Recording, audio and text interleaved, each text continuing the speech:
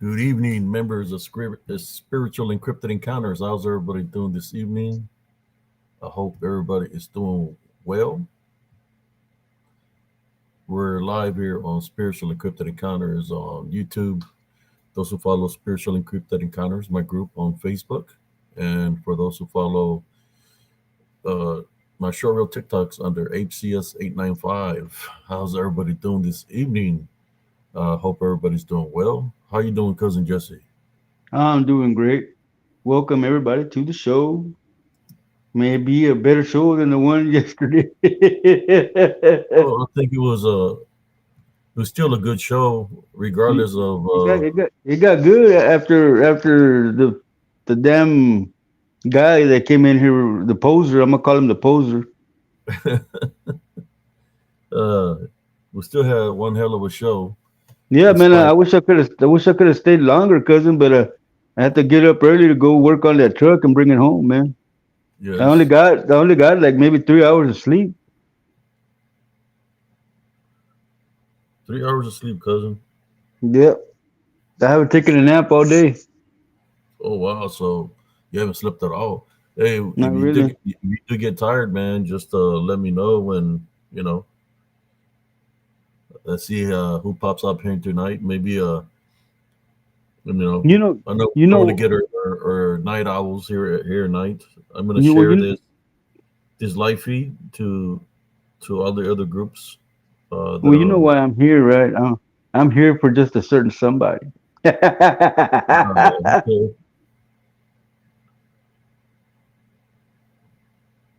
A I'm glad certain I got that, huh? who's this certain somebody cousin? Yeah, you know. Last name is Delgado. Delgado. Oh shit. Liz. First name is Liz. But don't get me saying that on live, man, because they're gonna come in clowning. Oh, we're live. I'm like that dude from last night. Didn't know we were live. Uh, Uh, yeah, that was crazy last night, yes, sir. Yes, sir. but it's All okay. right. That's what normally happens. When people are already defeated and they can't give up and they continue to play games. They're already defeated as it is, and they continue to make fools out of themselves. What's funny is he thinks he came in here and did something. That's what's funny, man. That's funny to me. He thinks he actually came in here and put us in our place.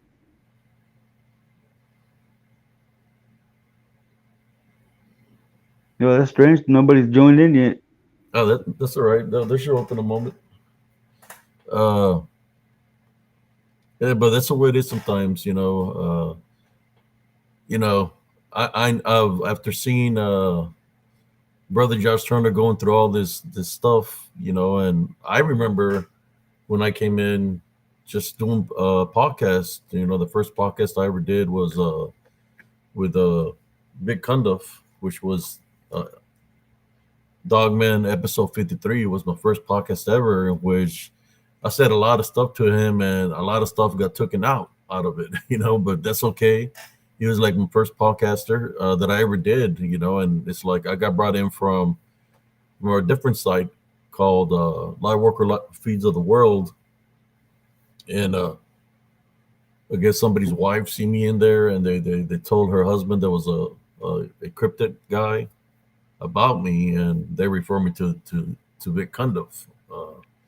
This is Welcome, like Taco. one of my first shows that I've ever did, and after that, you probably have Welcome, heard me Peace, in Fellow different Cubic Bean. podcasts that I've done with numerous people. I've Welcome to done a lot of visiting. podcasts, so you know, yeah. I know there's a lot of people like the guy that didn't know his left from his right last night. Uh, And he's yeah, no, always he never joined. it's kind of like he didn't know his left from his right. And to me, if somebody wants to doubt of what I'm saying, I can take you to the location of where all this activity happens. But as you see, he was just, with people that never would go boots on the ground to go investigate themselves, the locations and stuff like that. And they're only saying things, but they never been there and done that. then they don't know what the hell they're talking about. And we get a lot of that here in in the in the spiritual community, paranormal community, and cryptic community. You know, yeah, I know there's people that are Bigfoot hunters or cryptozoologists that get pissed off at me because I bring this spiritual aspect because I've been out there boots on the All right, ground. I real mean, my man. I was in the military for 10 years. Training at night, day, doesn't matter what kind of weather it was, raining or snowing, ice, freezing. I'll be out there training in the sand, in the heat. So I've been out there. I've really been out there, boots in the ground, to know what's really out there. So when if you get offended because I'm just speaking it my truth, well, it's my truth. Of what I've seen and what I witnessed while I served in the military, and when I go in my investigations. And if you don't like what I'm saying because it takes away from your narrative or your perspective or what you're trying to Hi, gain Yvette. and trying to do, that's on y'all. I'm going to continue to do my spiritual works, and I'm going to tell you why I say spiritual encrypted encounters, because my original site on Facebook got targeted for the cryptic community because I was bringing the spiritual aspect. So my profile and everything I had got erased, permanently deleted from Facebook. That's when I created Spiritual Encrypted Encounters, to bring the spiritual aspect of what cryptids really are. And I know I ruffled some lechusa feathers, some lechusa feathers within the cryptid community. Oh well, that's why y'all should have never targeted me like the way y'all did in the first place. I mean, Yeah, if Taco, you're he was taking the something. time to listen to what I have to bring to the table, then you would understand. But I understand. Tell you it's about dinero. It's about trying to keep the legend alive. To me, it's not about that. It's not about no legend or myth Hi, or Benny. hoax from the past. To me, it's about bringing the spiritual truth of what they really are, what's really out there, and why people are getting deceived spiritually. And there's a lot of people that are being deceived. That's all. That's why I'm bringing to the table the spiritual aspect of things. See, who do we got here tonight? We got Stellar Cubic. We got a new person, Taco 2K. Let's see, we got Stellar Cubic. Real Memes here. Navia's Angels in here. Okay.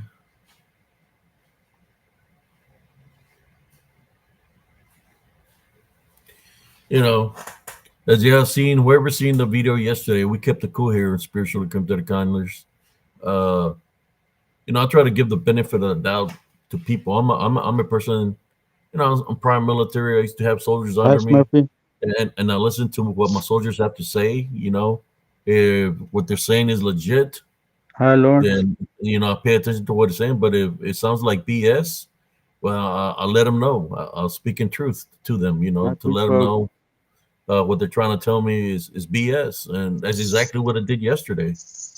You know, you ain't Well, gonna come in here and mess with spiritual encrypted encounters with a veteran and my cousin Jesse that's been through a lot in life. We can tell anybody's demeanor. It doesn't matter uh, who you are. We can tell your demeanor right off the bat. You gave yourself initially. I just let you speak because I knew that you're going to give away a lot of people. So it's like stealing candy from a kid, man. You know?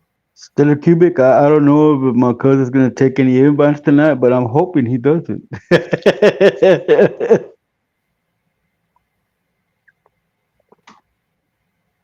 How you doing, Peace Frog? Welcome to the show. Hi, Lawrence. Welcome to the show. If I take an invite, it'll be Brother Josh Turner. If he decides to show up, if he decides to come in, I'll take Brother Josh Turner in because this fools, I'm saying fools, when you come and try to mess with spiritual encrypted encounters, uh, you're just gonna get ragged here, man. I'm being honest with you. We're gonna hurt you with the truth. and then the viewers are gonna talk about you. You know, everybody was talking about that guy yesterday, how he made a fool out of himself. Then I took a screenshot of somebody that was here taking screenshots where he came in with another fake profile. So, you know, when you say you're going to do this or that, I don't That believe you, man.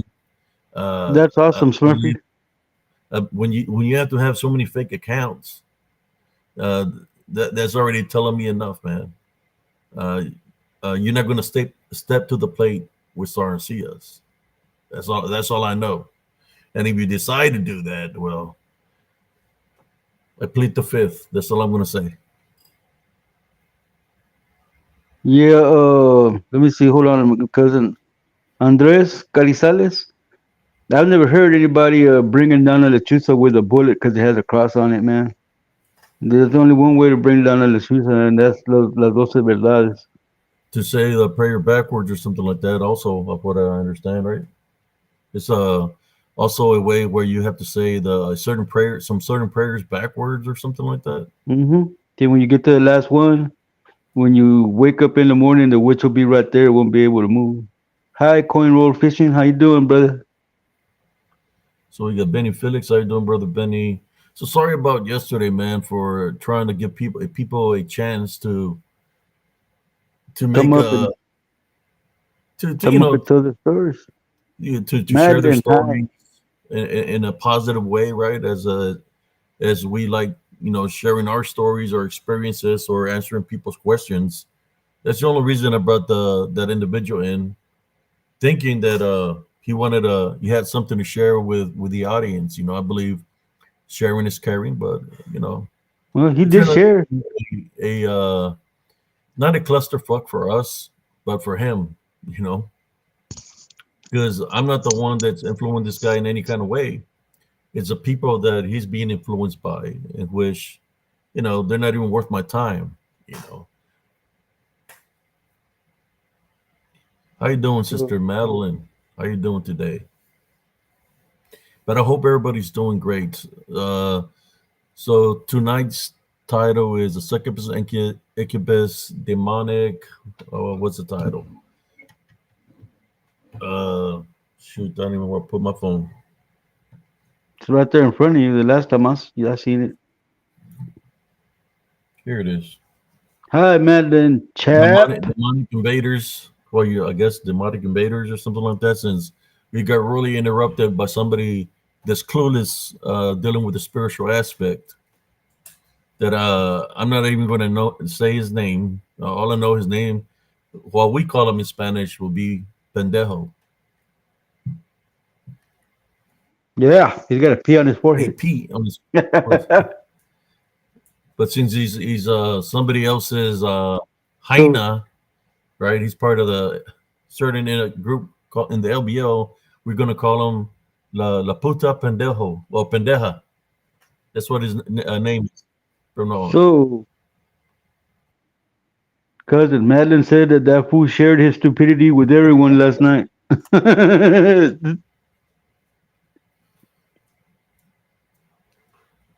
So tonight's title is the Succubus Incubus Demonic Spirit Energy Drainers. Because they like to drain energy while you sleep. And at time, even when you're awake, those are the ones that attach themselves to you. When you're out there investigating and you feel uh, like very lightheaded, that's what they do is drain energy. Yes, Madeline. Yes. I agree. He has no huevos. Yeah, but it's not with an O, Sister Madeline. It's with an A. Is the puto pendeja sin huevos.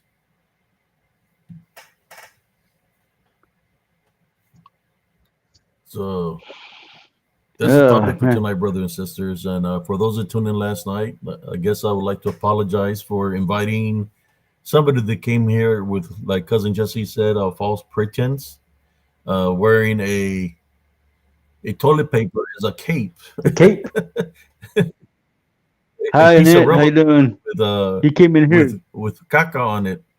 Uh, try He try was a two. He He was was a a tooth superhero. fairy. He was a superhero. He was cuckoo, man.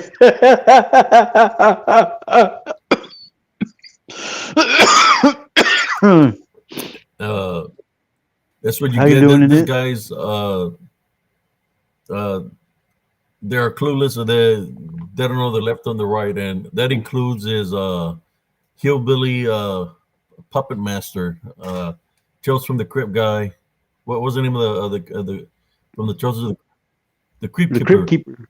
from Kentucky? That includes him. Uh, uh, that includes that Hi, fool right Ridge there. Runner. Him and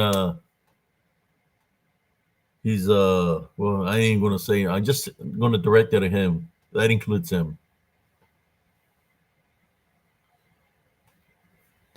Yeah, this these people continue to try to come at me in a negative way. Runner. As you've seen, I was doing YouTube, regular YouTube.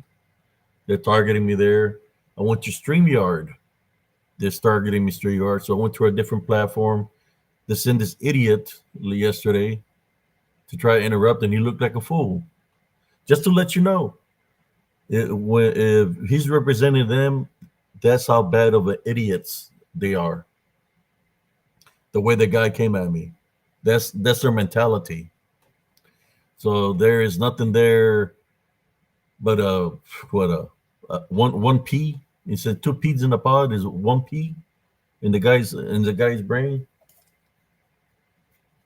See some of the comments here. We got Root Runner Jesse Cuckoo Man. He's cuckoo for Cocoa Cubs. Third burger and cheese. Hey y'all. Las pelotas de su papi en la boca. Yeah, that's right. Smurfy, I knew you were gonna come in. He did say that that's about the only thing we got out of him is he said that when he was growing up he would hear when he's going to sleep you would hear his dad calling his name all the time. Levanta la pierna. Said he would hear it right in his ear like this.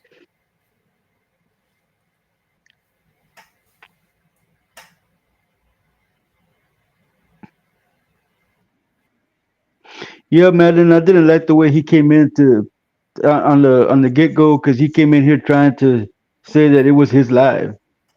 That did not set well with me. He was trying to take control of the show, and I wasn't trying to hear that. Yeah, we're just talking about what happened yesterday, why we're doing this show today, because we talked some but we didn't get to say everything that we were going to speak about. Then we got brother Josh Turner to come in, and I'll let us say whatever he wanted to say, like I always do. Uh, he comes in here, I let him say, but I'm doing a part two of what these beans are because I believe they've affected many families, many people.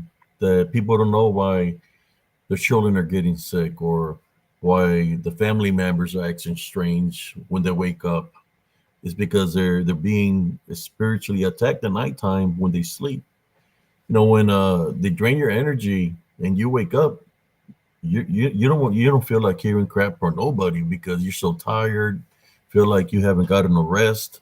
So it does affect you that especially if you got to go to work, that it affects you that in your work you're tired as hell at work and you come and try to get some sleep and then the succubus or the incubus tries to attack you. And imagine because that attaches themselves to you. So if you're at work while you're at work working, if you have a job that's physical, like I used to be an order filler when all these things were happening to me, I'll be tired as hell. And then it's like if it's there draining your energy, it's like isn't it just draining your energy is draining what gives you the adrenaline rush. It's just trying to weaken you to the fullest. Luckily when I went through this, I was young. I was like 32 years old when I was getting spiritually attacked by the succubus and the incubus.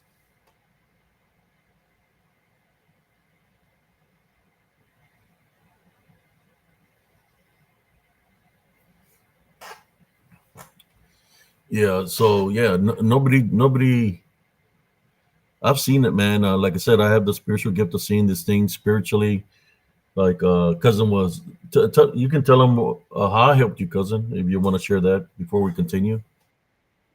Yeah, yeah. Tell him what you're going through. I was I was I was waking up like really really lethargic and without energy, and then I'd be like falling asleep during the day and waking up even more tired. So when cousin had that other show, Positive Spiritualist, I called him and I told him, "What? Do me a favor, cuz. What do you see on me?" And he saw that there were two that were bonded to me, and I asked him to remove them. So we prayed, and he took them off of me, and he told me not to accept them back. And been almost 10 years since that, Yeah, cousin. Thank 10 you. years. He was going through a lot, and he showed me. I told him to take me to where his room was, and he showed me the room. Right? You show me, or we just talked over the phone? No, you showed me. No, we were talking. I was on live with Yeah, you in my room. that's when I seen him. I was able to, and I saw you got some the probably a succubus incubus, and ever since then your life changed because you started trying to maintain the love foundation. And I was telling you, it comes to negative thoughts, but they were still trying to find a way in, right? Trying to attack. Yeah, they came back. What's some of the noises or activity that would happen when you was going through what you was going through? What were some of the activities that would happen, and what time would it happen? Would it happen throughout the day, or when, or they target you specifically, like at nighttime They would target me whenever I to went sleep? to sleep, and since I was low energy, they would target me during the day, target me at night. I remember one time I was out exercising, man, and they moved my mom's house to the that park where I was Yeah, walking, for the book. and I got spiritually attacked, man. And I knew I got spiritually attacked because I had plenty of energy. And when I walked in front of my mom's house, all of a sudden I had no energy. I went down to one knee. They attacked me real This bad, is man. when they And moved the house from San Francisco to the other side of town. to yeah, well, right there by the Pony Yeah, they League sold it, Park, right? which is yeah, which it's called a Veterans Oh, Park okay. now. And yeah, man, I got spiritually attacked there, and I recovered a little bit. And I went and sat down, and then finished my workout. And then I went back home, and I got attacked later on that night in my room. That's when I decided to call you. But yeah, man, they try to come back, man. I would hear like scratchings outside my window, knocking on my window, but I You ever just hear like voices, rebuked them. like voices calling your name, or talking a different language? No, not at that point. No, I mean I've heard voices calling my name, but I was younger than that when that was happening. I was in my teens when that was happening. I would hear somebody call my name, and I would also feel like somebody sit behind me on the bed when I was laying down. And for those that don't know, I'm going to tell you right now: the incubus is always taller than the succubus. Of what I witnessed, the incubus is pretty tall. So for the Hi, women that are Morgan. here, that if you think you're being targeted by incubus, I believe they have the ability to hold you down, grab you from the wrists, grab you from the ankles. When you're asleep. They can Yes, attack that Lawrence. way, uh, but they assist the succubus. They assist each other when they're targeting the target. You know, what do you think they show up? Is it because of spiritual openings, or is it possible that they might be sent through witchcraft and necromancy to try to affect people, or both? Because this, Yeah, I think it's both, cousin. I think it's both. If you got a spiritual opening, especially like if you have a lust or any kind of pornographic stuff that you're doing, they that's an opening. And they can also be sent by somebody that can control them, like a witch or a necromancer. do you think that liquor, as we seen yesterday, that's a spiritual opening, or drugs that could be a spiritual opening where they can attach. Locations where you might be at, like we're talking about strip Well, joints cause and bars and stuff like that. They could be there because they that's what they focus on. Where there might be lust or something like that, right? yeah, well, cousin, also, man, you sidetracked me. I was gonna Was say something. Yeah, everything is in life. Like if you smoke, that's a smoke offering to a demon. If you drink alcohol, that's a drink offering to a demon. If you do drugs, that's an offering to a demon. So everything that you do, you pay so for. It always, and that's why you want to do it over and over because that demon needs that ritual to make him feel stronger. so when people say go gift something in the woods tobacco, that's gifting something to the demons. Yeah, So that's an so when offering. people say they think that That's an they're offering. gifting fruit to a Sasquatch, but it's an That's an offering, right? offering. So if the Sasquatch is really a demon, they're giving an offering to the demon. And what happens? What can happen Yep. in your point of view, since you study certain things? What can happen if people give offerings? What happens when they stop giving Well, if offerings? you give an off, when you stop giving offerings, then that's when the demon decides, or whatever entity it is, decides to attack you spiritually and mentally. That's when they try to bind you because when you're giving them what they want, they already have you where they want you because you're doing what they want. And if you remember, cousin, these Nephilim, they all they want to do is be Be worshipped like they used to when they had their disembodied body. demonic Nephilim. Yes, all all they want is to be worshipped, and like they used to back when they were alive. So, like I said, everything that you do that you're not supposed to be doing is an offering to a demon. So when people go to the woods and they go knocking, thinking that a Bigfoot is going to knock back, what would that be considered as? As them trying to make a connection with them? Could it possibly be when they do the knocking that is possibly like a portal, like they're opening themselves up to those things to come at them because when they're knocked three times, we know what three represents, which is Yes, demonic sir. and demons, right? So if they do three knocks, that's in a sense of a way of a form of opening up a portal, or they're summoning, basically summoning the demon. They're They're summoning the summoning. demon. Yes, they're summoning. We're putting it Yes, all this. out Yes. there today, brothers and sisters. So, Yeah, that's a summoning, man. And you got to be careful what you're looking for because you might just find what you're looking for, and that's not always a good thing. There are so many things out there in the woods, man, that you really don't want to be a part of. Like I said, I've seen the spirit of the woods, man, when we did that ritual, and it's not a pretty sight.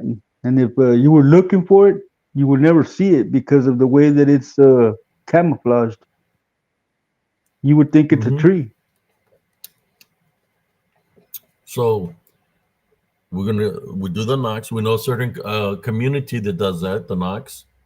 How about, well, the yells, when people yell or they're pretending to be or impersonate the sound of what they think might be a Bigfoot? Would that be an opening also?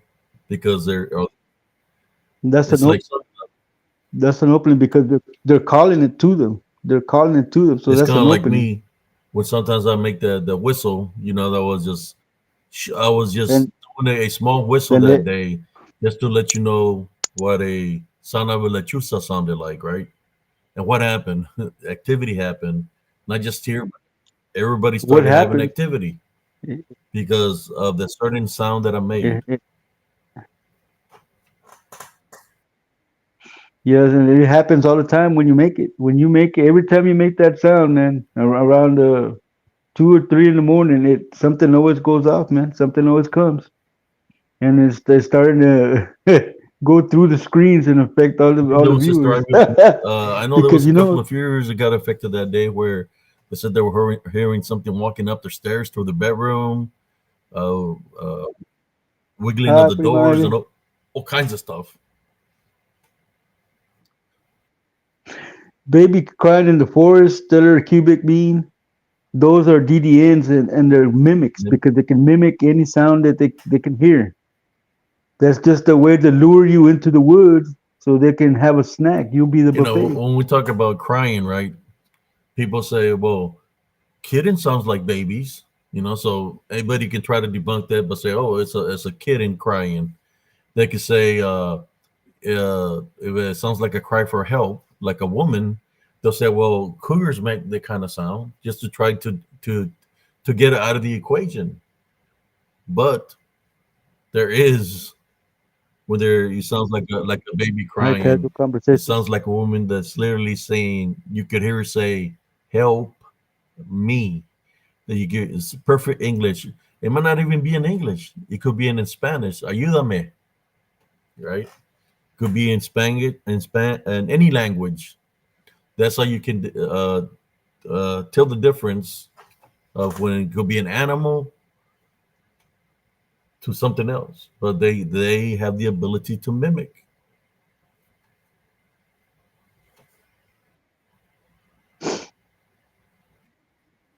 No, that's crazy, man. I remember most of the ceremonies we went to, man, and you always had to dress in white so that the spirits and cover your face, man, so the spirits wouldn't go in through your nose, Yeah, mouth, and eyes. they try, man. When I'm out there, they pass inches away from me. Sometimes I could be talking and I feel like a gust of wind going, trying to hit me trying to enter my body. So I start rebuking Jesus Christ's name for it to leave, and I go into prayer. Sometimes you can hear like air going in through your ears, up your nostrils, but it's the DDN. You know, they're trying to find a way into your foundation. You know, that's how they attack spiritualists through your senses.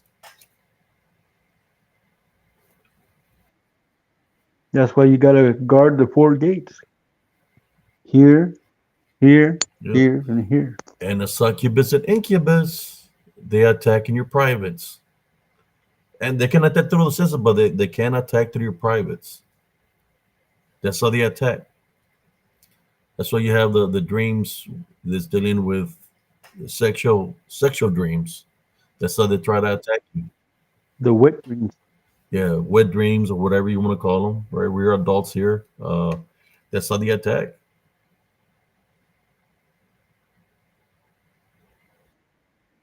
Yeah, they usually say "Save me, cubic stellar," because they want Come you to in. come Yeah, and can get attacked. That's what happened to Primo Abe now in that trailer park. yeah. Check out the show. This World's So Haunted, season 3, episode 2. Something is out there. It's not human. There was the episode I came on This Woods Are Haunted. That's what happened. If my sister would be here, I would send her a link, but I don't know. Maybe she'll show up. But she's the one that heard the woman crying for yelling for help. I was asleep in my room, uh, and she came in and opened the door, saying that she was worried, like because she could hear this woman yelling for help. So I went outside and I heard it, and that's when I went out there, because I heard the woman yelling for help. So I want to go help her. Being prior military, right, and a gentleman as I am, uh, that's what I'm supposed to do. That's for any man that's a gentleman that was raised the proper way to respect people. You go assist people, especially when they're in danger. You know, that's what we're supposed to do. Uh, Glitter Wars. Well, I'm sorry that you asked that question, but we're from the 60s and 80s, and when we were coming up, there was no there mental was there illness, was man. there was mental Mhm. illness. It was dealing with, well, the mental illness cousin that he's talking about. was the times of when they had those here. I think there was some in Texas, and I guess throughout the United States, they had those sanatoriums where the doctors was Welcome, doing man. the experiments on the people that they thought had a mental illness. So they would tamper with their brains and do experiments on them. So there was a lot of people that suffered in those sanatoriums, not just adults, children that got mistreated as human experiments in the sanatorium. That's why they hardly exist. There might be a couple, right? There might be a couple of state ones, but it used to be pretty bad. Where a lot of these locations, uh, A lot of people yeah, got lobotomized, lobotomized. and there's a lot of hauntings in there because a lot of people suffered. Some of the things that doctors don't want to do because they go to college to be doctors, and they just want to deal with medicine. They don't want to look into the spiritual aspect of things, so they just focused on their trade of what they learned, right?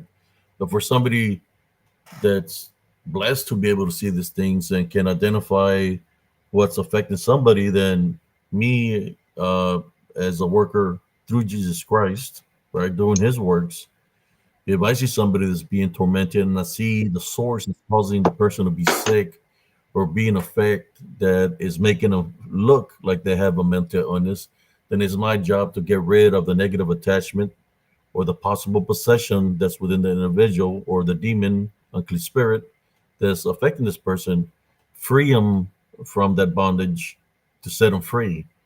Well, and once I do that, then the person becomes normal. All the things that were happening to them stopped. When they become normal, you try to find out what opening it used to enter the body. You know, some of those openings that they use could be what people call generational curses, something that could have happened a long time ago, or somebody might have been dabbling on something, or the path that they might be on. If they're living in sin, if they're messing, for example, being going with women, or guys with guys. Like relationship from relationship to relationship to relationship, being with different people, that can attract an attachment because you know what that individual is carrying with them, right? And I'm not just talking about physically, because it could be, uh, how should I say it, STDs the person might carry. We're talking about negative attachments because you don't know who they've been with, you don't know who that person has been with, and that's how this succubus incubus, uh, they try to attach themselves to you, because they're on people that have those openings. So once they already kind of finished training this people, and then they see you and say, "Oh, that one's got a lot of energy right there." He's like, that succubus is saying, "Ooh, runner looks mighty fine with all that energy. I'm going after runner." Yeah, that's how they jump, right? Talking, saying that she's gonna look like his ex-wife. Yeah, the succubus runner. You say you have bad neighbors about your ex-wife, or that she looks big. Whatever your desires are, brother, that's what they take. Whatever your desires are, or whatever your, how should I say, what you bring in spiritually to your soul, that's a spiritual opening. For those who like watching Pornhub like Runner, that's a spiritual opening. Any kind of porn, right? Any kind of porn, that's a spiritual. Man, Runner created Uh, Pornhub. He's the creator of Corn Pornhub. the cob, they're always talking about corn the cob. That's a spiritual opening. You already know what openings he's got. But besides leaving him, we're going to leave him out of this equation because, uh, I'm thinking that other individuals are pretending to be him. So I'm not going to talk about him.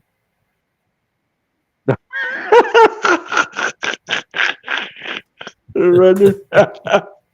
I'm just saying that that's how it can Hey, happen. Like, when I would go to the bar, brothers and sisters, right? When I would go, I was in the military.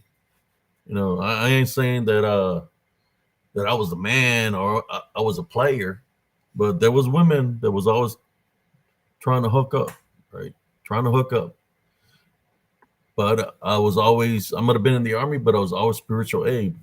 So what would happen? I'd be at the bar. I could literally see the succubus or incubus this woman had.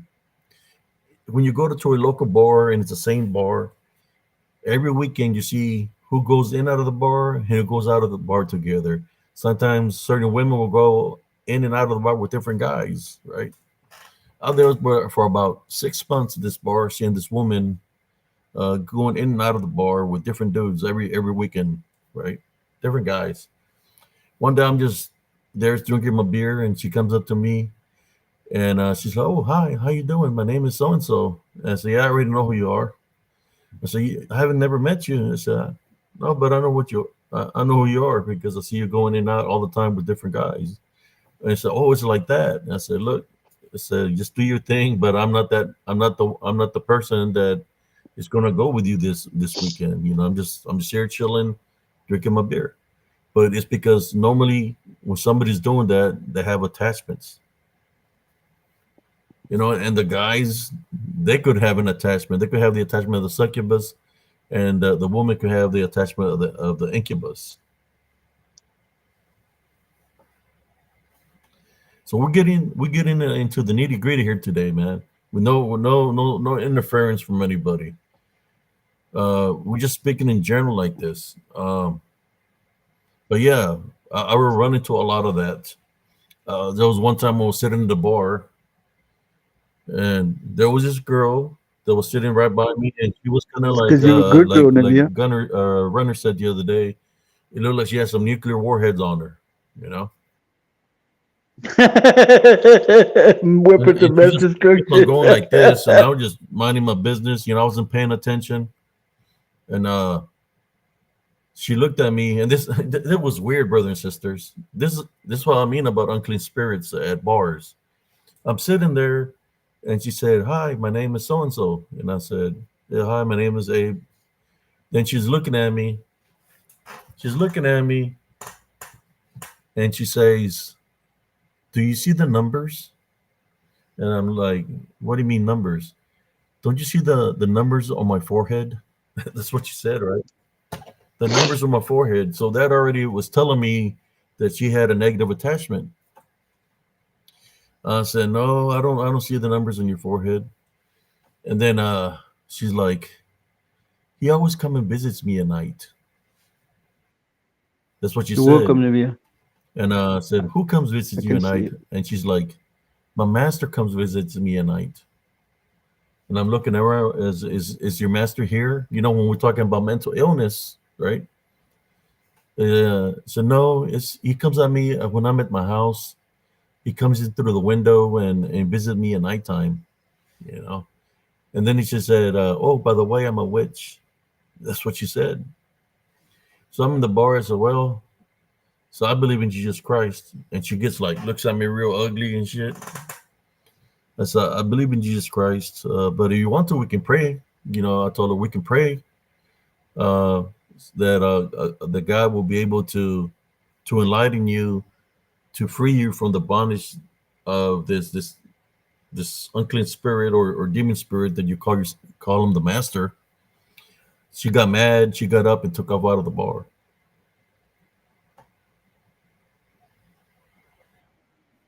She met her pimp.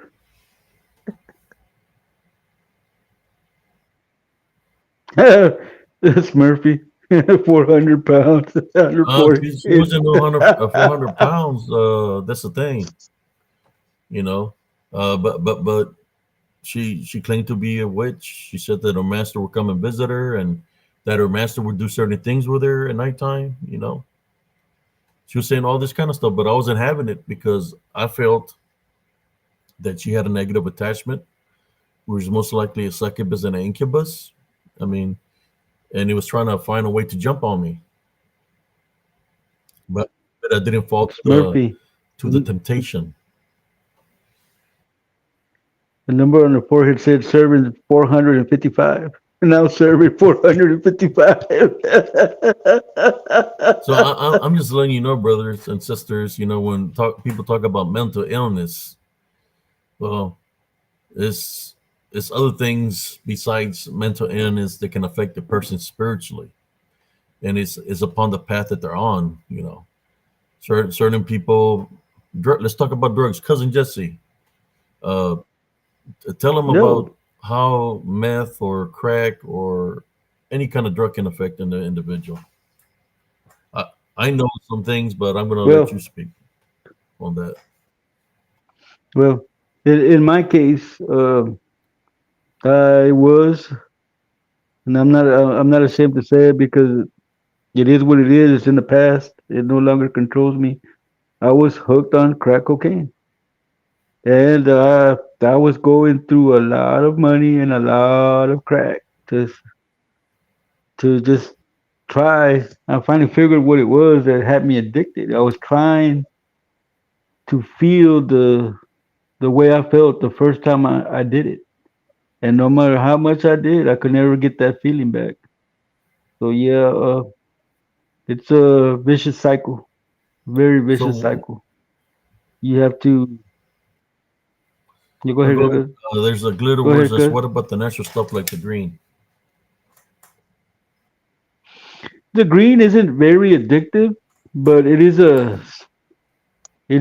spiritual opening because you get to go into the next plane. You know what I'm saying? You can like go into the like a open a portal when you smoke, depending on Your what you state of mind smoke, is not there. Is like you're and in you between. yeah you're in an altered state, so you can actually It's what do you call going that? like when the natives do the powwows with the pipe and The the tent and the yeah, teepees.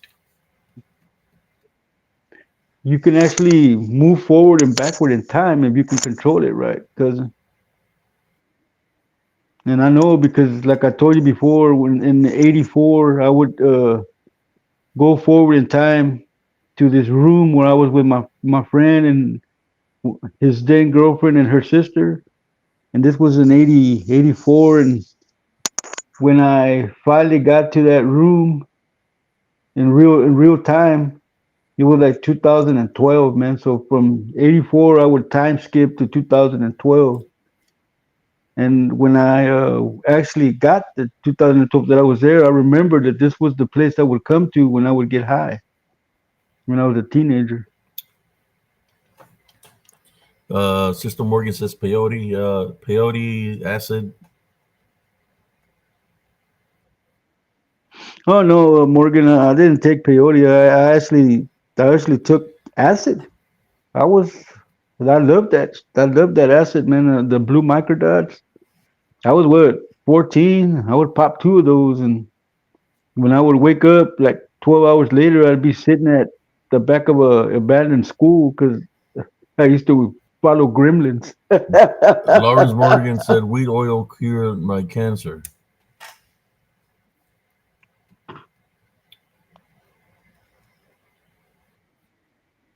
Oh no, Smurfy, I was a regular customer when it came to that. Cousin Abe knows I smoked a hell of a lot of weed. I always had weed, man. My eyes were always I always red. stayed away from drugs. He remembers. Stay away from a lot of. Hmm I said, hey, primo, pégale. And he's like, no, I'm good. I run. I said, so do I. I was running from my own thoughts. I was in cross country, so I wouldn't stay. I was staying away from all that, man. Especially from the little town of Ravenville, Texas. I mean, those already gunning for us, you know, physically, spiritually, and I had to stay as sober as I could to be able to face the enemy, you know. And cousin just remember because he was there. I have a picture of us when we were younger in I got that same yeah, picture, cousin. the home we were staying at, or which was my home. We I were actually, we both actually had hair and necks. Cause you were thin, cousin. We were all thin, man. But no, man, like cousin Abe knows me better than anybody, man. I used to smoke a lot of weed, drink a lot of beer, smoke a lot Smurfy of said I used to cigarettes. make LSD when I was in college.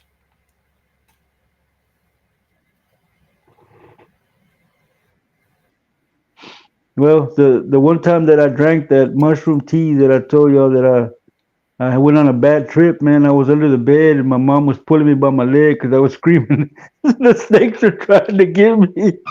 My mom was like, ¿Cuáles snakes, pendejo? Stellar Salte de Cubic ahí. Beam said, "Don't get me started about how cough medicine is a portal opener. I saw some wild shit drinking and eating that stuff on high doses. Yeah, it's gonna affect you a certain way if you're If not you drinking it overdo it, properly. you're not taking it like you're supposed to.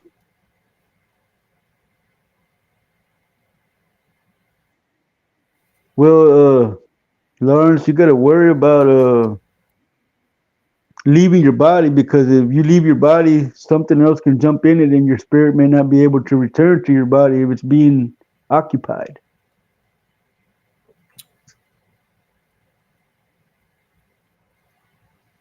See, it's Lauren said I ate so many mushrooms one time, my buddies had to tie me up. Hey man, sometimes you have to pay extra for that the tie up. Not me, man. I would wake up from my euphoria state, and sometimes I would be walking like on the other side of town, not knowing how the hell I got there. Yeah, I stayed away from all that kind of stuff, man. I remember when I used to work at Walmart, there were guys that I knew that would try to come buy the gold paint from the paint department. You know, they were underage and stuff because they were using the gold paint to sniff out of the bag, right? I think it was a gold paint. So there was a lot of dudes that I knew that would do that. They would spray the little bag and sniff the paint. And that's because them fools didn't know how to do it, cousin. You're supposed to put And you it can. in a Coke can. That way you don't get messy. Yeah, there's certain things that have to know how to do before you do them. If they were using a plastic bag or a sock, it was probably shoe glue. Yeah, I've seen people sniffing gasoline, man. I used to do that, man. I used to put a water hose to the back of my dad's station wagon and just sit back there. The only thing that sucks, man, is after you get high and stop doing it, you'll be burping gasoline fumes for about a week. I did all of that, cousin. There was the only thing I never did, cousin, is I never shot it in my veins. I never went crazy and just stuck it The in my chiva. veins.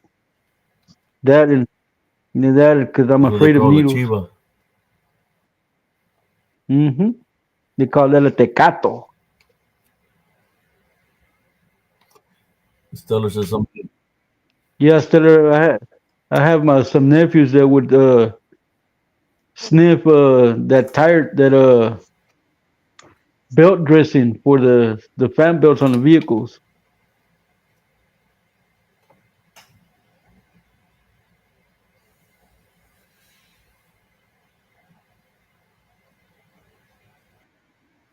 Yeah, I used to do that with another chavalo that used to hang out with me, man, and he would get so fucked up, man, that he would actually drink the paint. You see all that crystal clear all over his going into the back of his Uh, hair and everything, man. and okay, so we're talking about this. It's all these things that you just mentioned, spiritual openings. Yes, they are because that gives the you're not in your right sense of mind, and it gives the demons easier access to your body. That's why you go and do stuff that you don't know. Like I said, when I was on acid, I would wake up and I would be on the other side of town, not knowing how I get there, not knowing what I had done. It was like you be coming from a blackout. So when certain people act a certain way, like within the cryptic community, and they start blaming everybody else but themselves. Do you think they might be doing something in that nature, like addicted to something that's changing It, their demeanor? cousin, everything is a choice, cousin. That's why God Yeah. gave us free will. If you choose to do that, then you're choosing to have your body invaded by a demon, and that's your choice. So you have to, like I say, we live and die by the decisions we make.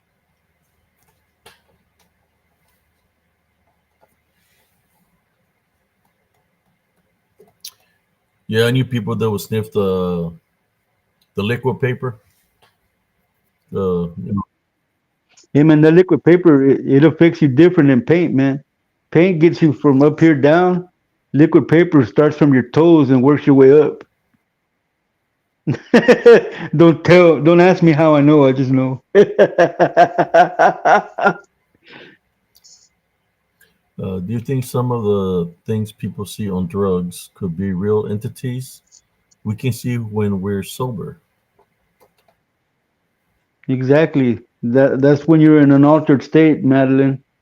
When you're high, you're in an altered state, so you can see what usually you What was can't the name of see. that movie back in the So what day? you see when There you're was a high, movie. I think it had what's the name?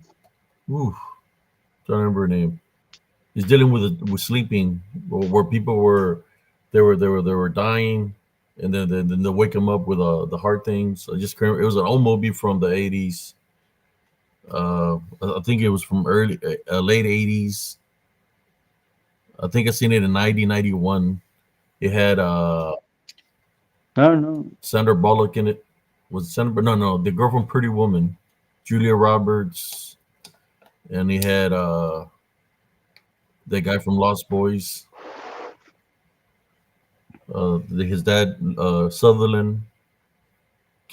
What's his name? Kiefer Keith Sutherland. Sutherland.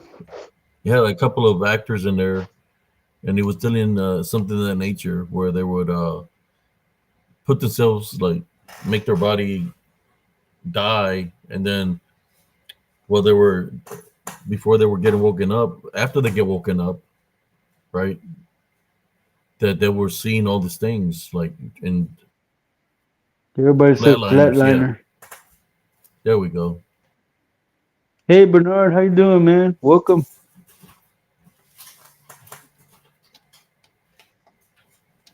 Yeah, I was in out there in Operation Desert Storm when I seen that movie. I seen that movie out there, and the other one when somebody said peyote, you know the movie Young Guns. I was out there and they had that movie Young Guns. I seen Young Guns and I seen the first Friday out there when I was in Operation Desert Storm. Young Guns when he was smoking the he was doing that peyote and he says I'm in the spirit world asshole. Yeah, that was crazy, right?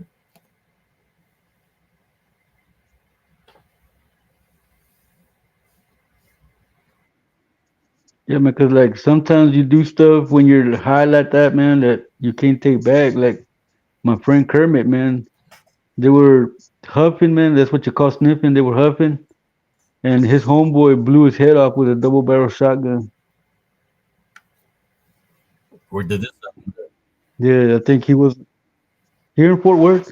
Uh, I think Kermit was like 13 when he died, man, because his homeboy blew his head off with a shotgun while they were sniffing paint. wow. So yeah, like I said, sometimes when you're in that altered state, anything can take a hold of you, man. He said he shot him in the head because he looked like a demon.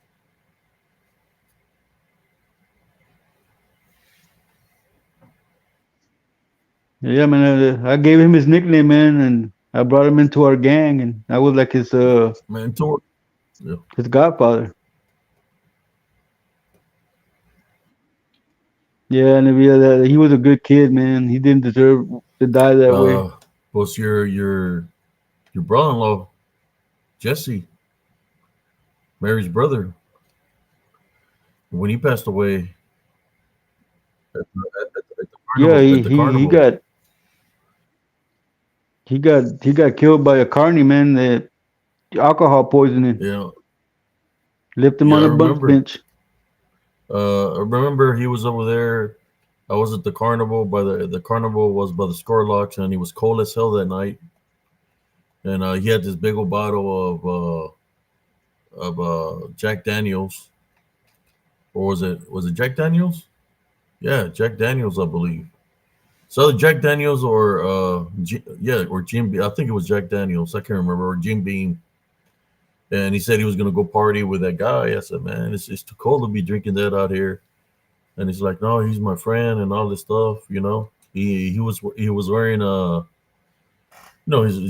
he would wear dicky pants, right, and his little jacket.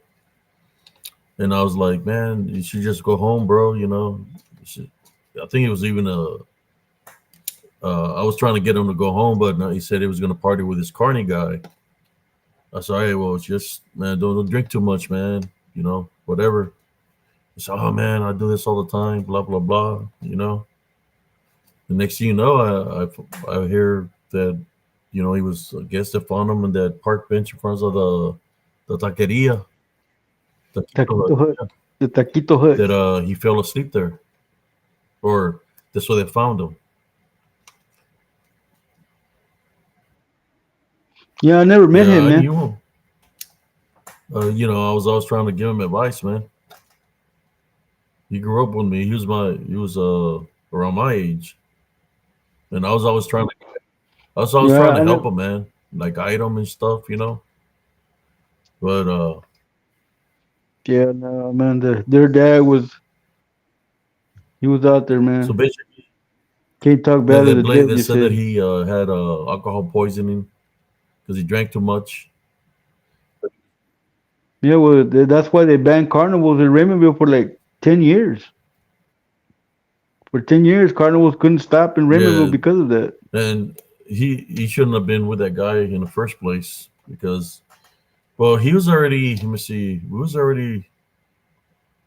Was he in junior high or in high school? No, he's already in high school when this happened. I, I don't know, man, because I didn't know him, man. I never met him. The only one I met was his sister, and I still blame your brother for that shit, man. Because it was a $5 bet to see who could conquer her first. Oh, Damn that Jack. they fight. To this day, I still don't know if I won or lost that bet.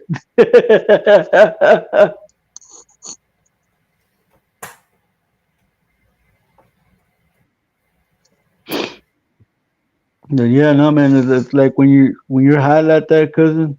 Especially like when you're on cocaine, you feel invincible, like nothing can touch you, and everything around you it moves in slow motion. Or at least that's the way it was for me.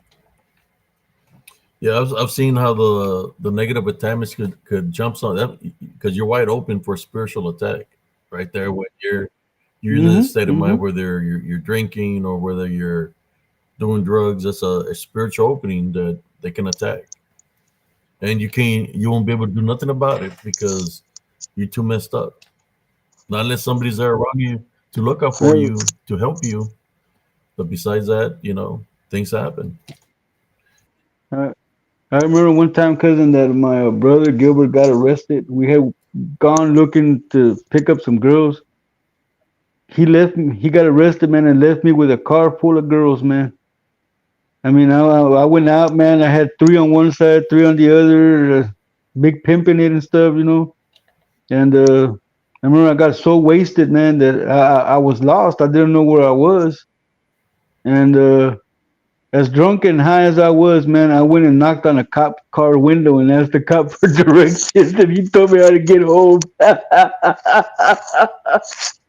I was out of it, man. That's something I would never do sober, man. Just ask a cop for anything. Yeah, I would see we in the corner store when I was growing up. There was guys that be outside the store and they'd be shooting up with a needle, Tecatos, and they'll be tecatos. all high on that corner.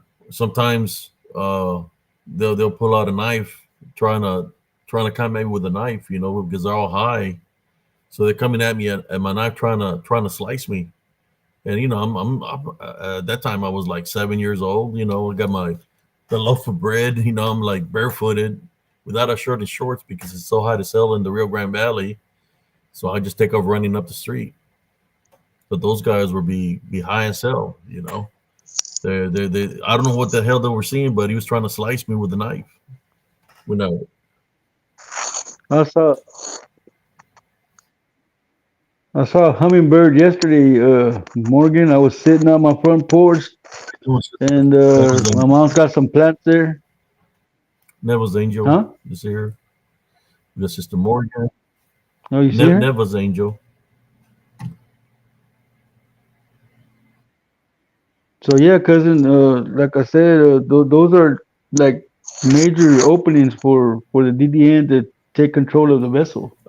Even somebody with a mental illness like what do you call them? Los que están los como what was the guy name that used to live up the street? Nunai, remember Nunai?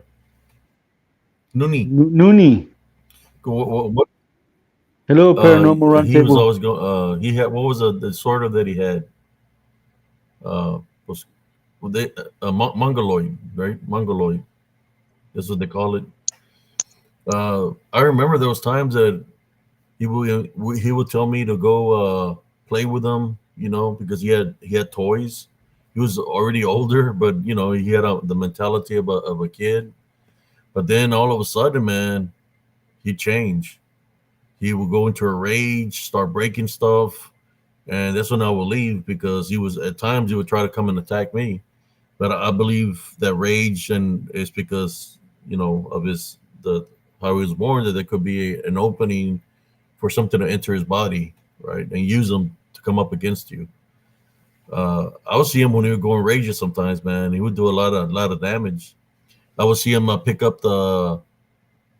They had a TV in there. He went in a rage one time, picked up a TV, slammed it on the ground, and was trying to go after Don Benjamin and his mom. Yeah, Down syndrome, where he change. You would change as an individual. He was always looking at me and she's like, "Hey," and I look at him. I said, "What's up tonight?" He'd be like, "It's like, You yeah," and always I'm do like, that. "Nanai, why are you doing that to me?" Hey, and he laughed. And I was like, "Nanai, what are you doing?" He'd be telling me all the things that he's got and stuff. When he wasn't like that, but then all of a sudden, when you go on the rage mode, man, I stay away from him. He's like out of control.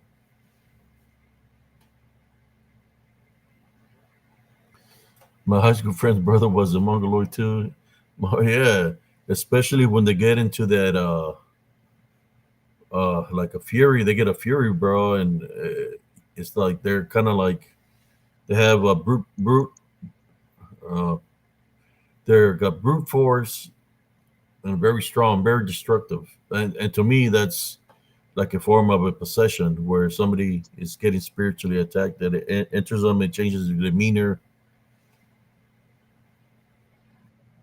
Yeah, he was a good guy when he was joking around, but when he was mad, man, you better stand clear. Every time I go to the store, hey, he'll go, make that noise with his tongue. You remember that, cousin Jesse? Yeah, I used to laugh every time you'd call him and he'd like, and then again I was always high, man, so I would laugh like crazy every time he did that.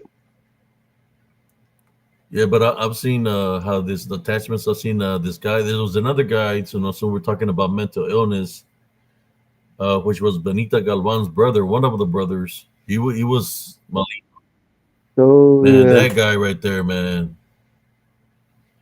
He had a lot of unclean spirits attached to him. I don't know what was his mental illness, but you could see him, man. You could see them moving through his body, dude. The unclean spirits, You you could say that he had the the legion in legion. him. So he was demon. Yes, because there was more than yes. So how do you know that There was more than he five was that he possessed, had, cousin? man. Because he would stand by the door and he'd be looking at me all crazy, and he'll be like butt naked, right? When I'm coming from junior high, and then I could see all the black things moving through his body, through his face, like the dark shadows just moving all throughout his body. And he'd just be standing there looking at me all crazy on the doorway. So how do you know he had the legion in him, cousin? Because I could see that he had more than one spirit in him, man. He So, had like so four what or was his five case? spirits in him, What man. was wrong with him? Well, I think he had Down syndrome as well, man. But when they get possessed like that, man, they don't know what's going on, dude. And the demons that have them possessed make them like that, so because they're in Of full the control vessel. of the vessel. I don't even know whatever happened to the guy, man. Hi, Plymouth Pugwaji. Yeah, man, that's why they're like that, man, because the demon already destroyed the soul and has full control of the vessel. Hyperschmexual.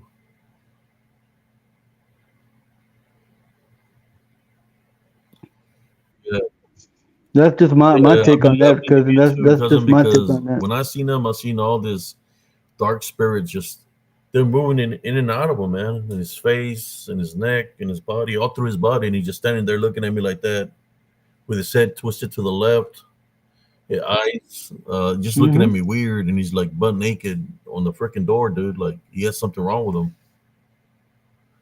He would do that every time. Every time I pass going home from school, he'd be standing there by the door like that, man. Like he got something in him.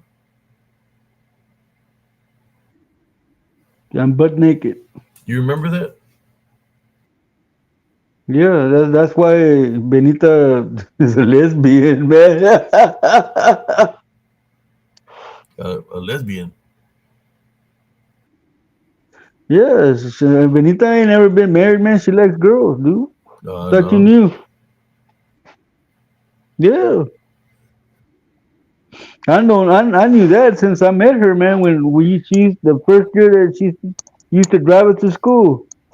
I knew that she liked girls, man. I don't know how you didn't know. You knew her longer than I Oh, did. man, me, I don't. I never really paid attention to a lot of things. I was just focused on a lot of other things. I never paid attention. Cousin, and I was high half the time. I already knew. Okay, see, hello, just got here and already pissed in my pants over Smart Freeze comment. Neva's Angel, oh yes, they are. My ex-wife was a special needs teacher. They all were like hypersexual. That's hypersexual. So what were we talking about before we got it? I mean, we're getting into my man because somebody said something about mental illness. So yeah, we can talk about this. Because there's part of it. Does somebody with a mental illness, or how about this one? Here's a different one. Throwing you. Yes, Navia. And How they were about very happy. somebody that has dementia? Well, if you're talking dementia, man, my Your father had father. dementia. And yes, before he passed away, man, and he didn't even know who he was half the freaking time, man. He would come to me and ask me what Oh his name wow. was. And I would tell him, Dad, you're named like me. I'm named after you. Your name is Jesus Carvajal. And he goes, Ah, sí, verdad. And then he was labeled what they call a wanderer because he would escape from the house, man. And then he would forget where he was, and we didn't know where he was, man. We had to run around all Fort Worth looking for him until we found him, man. So I had to start following him around, man. When he would leave the house, he would see me follow him and turn around and yell at me to leave him alone, that he wanted to be by himself. So I would start hiding behind trees and cars and stuff like that, man. And I would always notice when he would forget because he would stand up and look around, and I knew he didn't know where he was. So I would pop out of somewhere, and he would say, "Do you know where I am?" I go, "Dad, it's me." Ah, mijo, ¿cómo estás? What are you doing? I go, pues aquí iba caminando para la casa. Oh, vas para la casa, and I would be like, "Sí, véngase," and I would bring him back to the house, man. But that right there, man, that's also a form of a to me that was a form of a possession, man, because because there's some all the stuff he did. patients that get violent, man. Well, he would get violent, They dude. He would get violent. because think about it, dementia.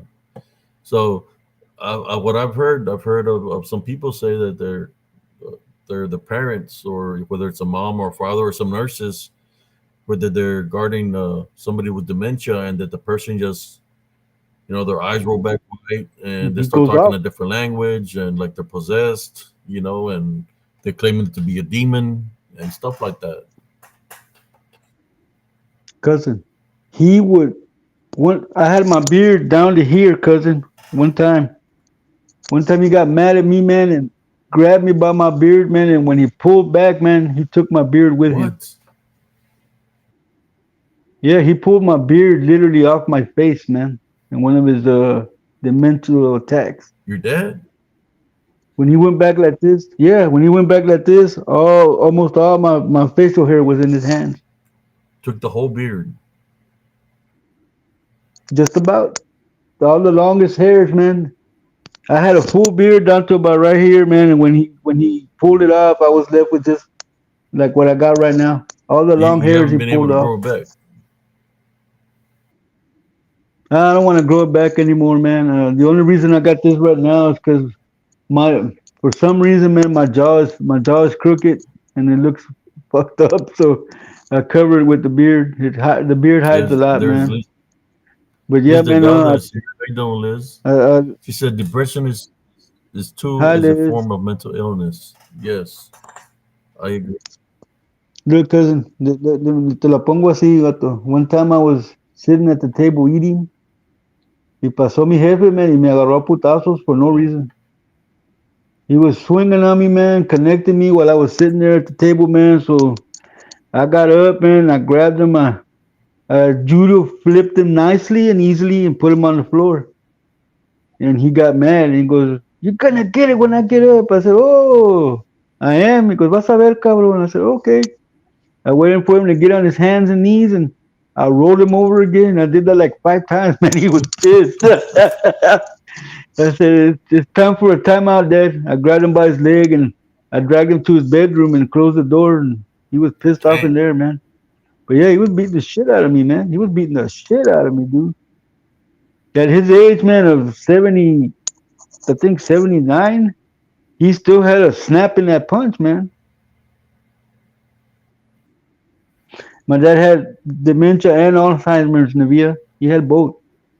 But that's because he tore his soul in half when he was doing the palero thing. Alzheimer's. Neva's Angel said my daddy had Alzheimer's. He would wander later on his illness. Hard to deal with. He didn't remember my mom, but he remembered me. It literally makes the brain into mush. Yeah, my dad Sorry to hear that. forgot about my he forgot about my sister. He forgot about my other brothers, but he always remembered me. I remember one time my brother Gilbert came over and my How you doing, brother? my my dad didn't know who he was. Oh, Joe Breezy, that's my Liz.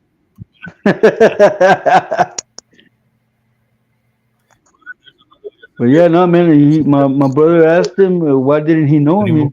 me. He said he didn't have, There's another huh? Liz in here, Liz Pinkfeather.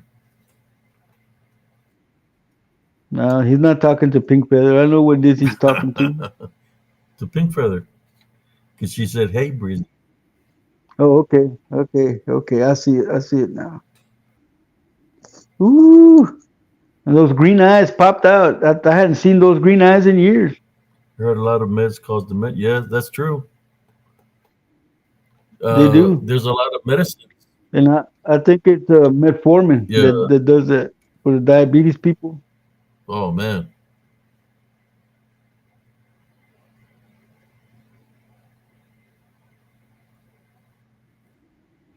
Yeah, Navia, one time I took him to the hospital in the ambulance, and when we got to the hospital, they were taking his clothes off to see what was wrong with him. He was it made me cry. I had to go out in the hallway and cry. I never cry, but he was yelling at me.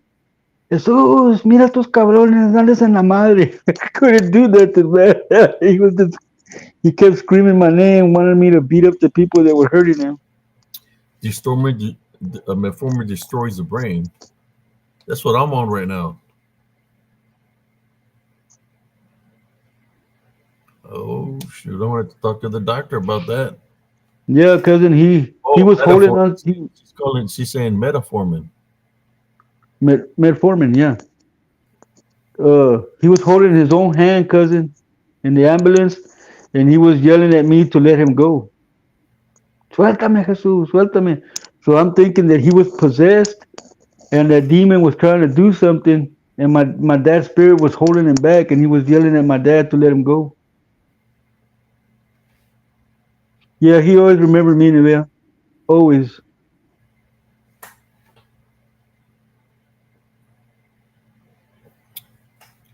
Yeah, they got me on that right now. The Hi, metformin, Liz. Hey, man, you know that thing doesn't dissolve, right, man?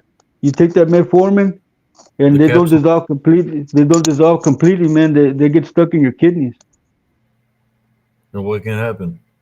You can get a kidney failure. Just let I'm you gonna know, man.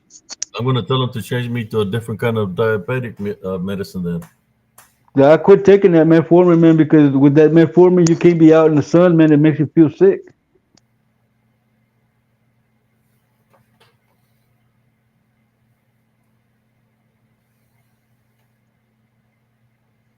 I know all about that, the man. lower I any took all them. cholesterol drug will eat your brain up. I'm just taking like a half pill of cholesterol medicine at nighttime. Half a pill.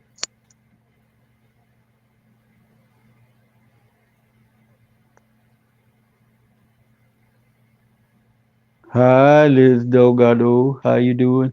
I tell you what, cousin, my dad was a good mechanic, right? One time I was working on one of my cars, man, and he came over when he was already had the dementia and the Alzheimer's, and I was having trouble with the last spark plug by the firewall, and he came up. He goes, "Let me do it." Man, he broke that spark plug in half, man, and then said, "Bye, I gotta go." I had to batallar to sacar el último spark plug that he broke in half. Yeah, last time I went to do my numbers are real high, man. Shoot, what were they? 11.9, Mine were 12, 11.9, man. My or something. ACL, my ECU, whatever they call it, it was high, man. It was like Or at 12.9, or I 11. can't remember.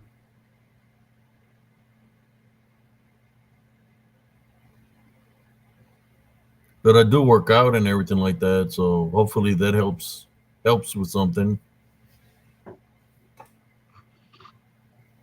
Somebody said the brain is all cholesterol.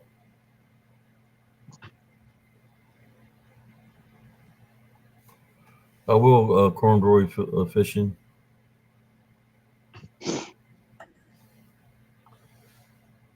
Uh, but I know one thing. Yeah, it's A1C, Smurfy. A1C. Mine was like 12 something, man. The last Yeah, time I checked it. yeah. Since we're talking about this, there's a medicine. There's two medicines that they had me on from VA that was not good. That you could say, well, it was dealing with epilepsy. When I was in the army, I got a blow to the head, right? So after the blow to the head, I started having problems, and they diagnosed me with epilepsy. I'll be Uh, back. but the medicines that are dangerous, brothers and sisters, that I know of.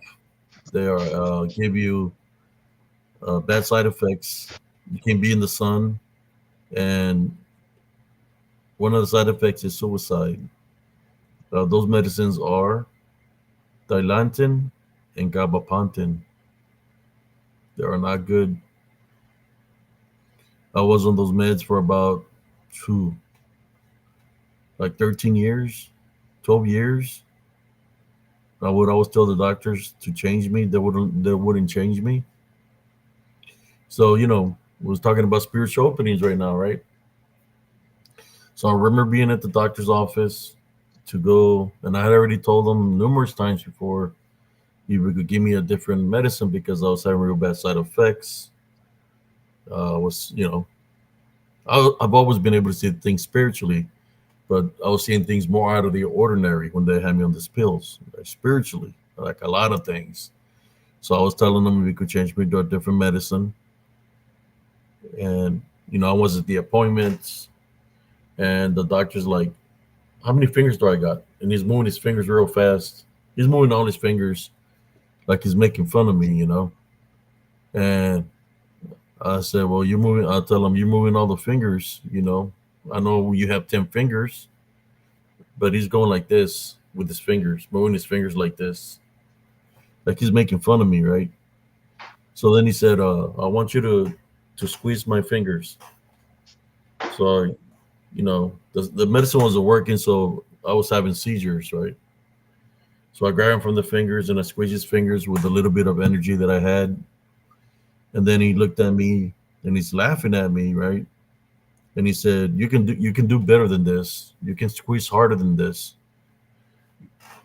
So I squeezed harder, right? I squeezed harder, and I don't remember nothing. You know, all I know is when I came to, I'll say it like that. When I came to, the doctor's fingers were bent back like this in my hands, like literally bent back. This guy was like 6'5". I was sitting down on the chair. His fingers are bent backwards, and I wake up. I'm like,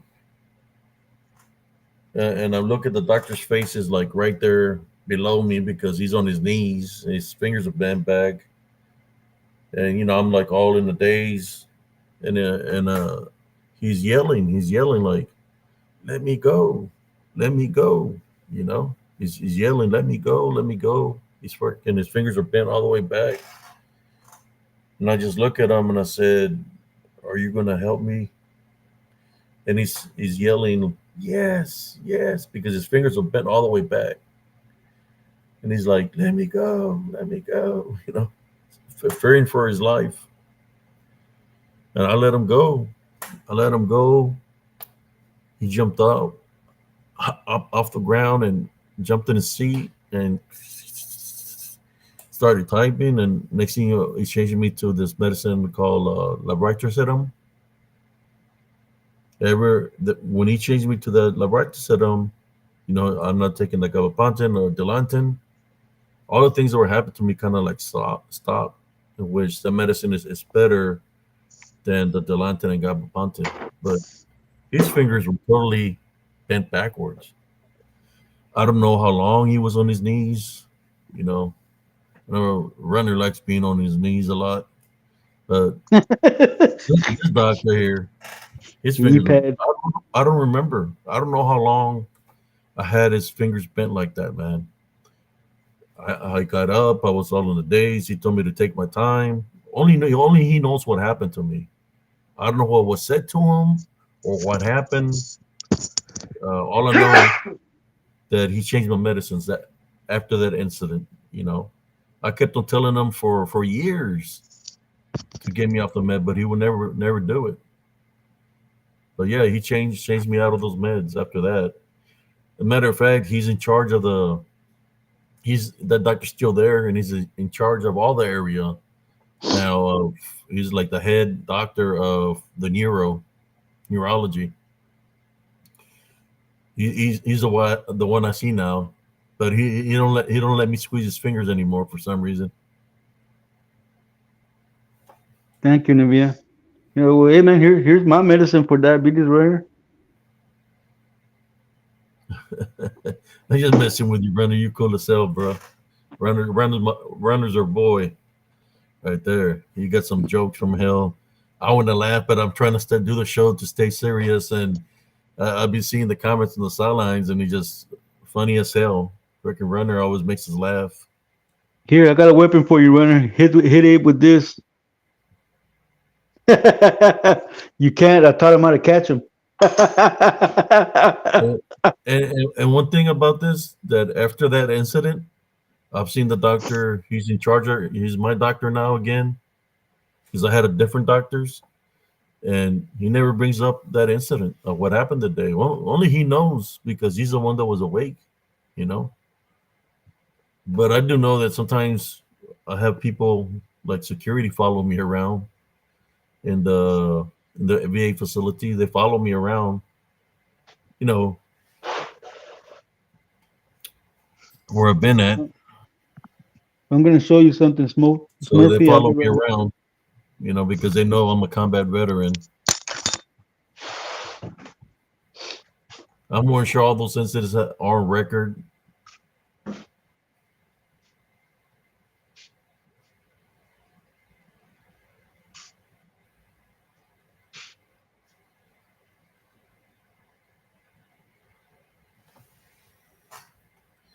I just wanted to share that with y'all. The spiritual opening I had was, I was literally telling the guy to get me off of it, that I was going through a lot of things, seeing a lot of things. That's around the time frame when I was seeing a lot of things in Elms Grove. So a lot of things were happening in Elms Grove. But even when the medicine stopped, I still, I've always been to be able to see things spiritually. So that gift has always been with me. It's just things were getting out of control when they had me on the medicine, which I felt it was a spiritual opening.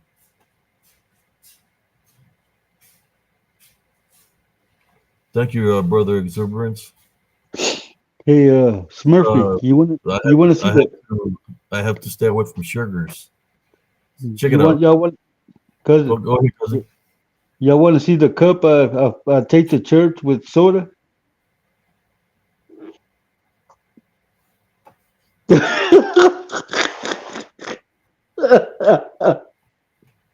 I fill this bad boy up when I go to church, man, and I drink like half of it while I'm in church.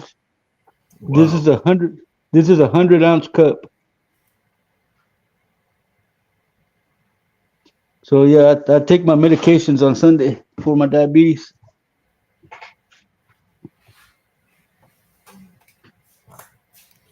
Plymouth Pugweed says Murphy is my medicine. This Murphy said, "Good Lord."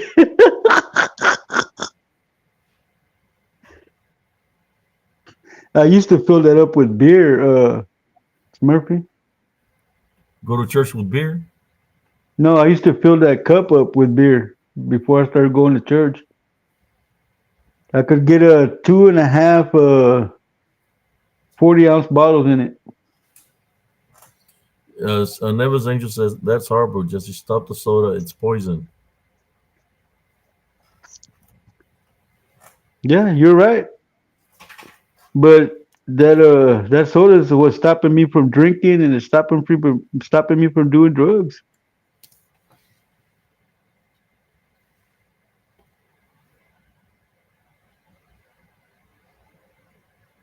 He said, "Yeah, that's bad for you, bro. They put nanoparticles in the damn soda now."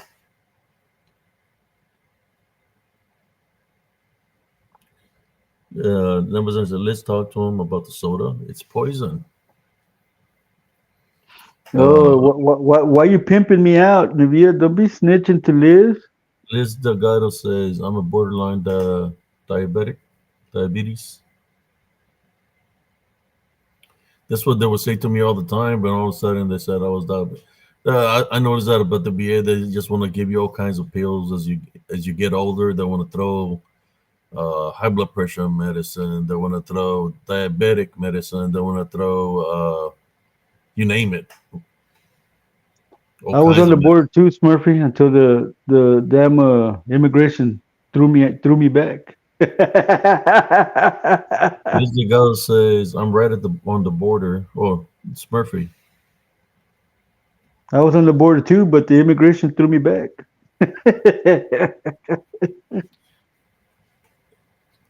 So let's talk about more things, other things that I remember that I can remember that could be a spiritual opening. Other things, and I'm thinking right now, believe it or not, one of the places I did not like going to in a Catholic church was talking to the priest because that's where when you were trying to get your first communion, right, you had to be able to know how to say the Our Father, the deliverance prayer, and they will make you say the Hail Mary, prayer, and they ask you a couple of questions before you got your first communion and stuff like that. But for some reason, in that area of when or all the kids were going that were going to get their first communion, I could sense a lot of negativity there, man. Like there was negative attachments there in that room. I could sense them, and that was like the creepiest place for me would be that, or for me was creepy because there's so many kids that will go in there and they're supposed to tell the sins to the because I ask you about if you got any sins to the father, and it was I could feel a lot of activity in there. It was crazy. Yeah, I didn't like the confessionals, man.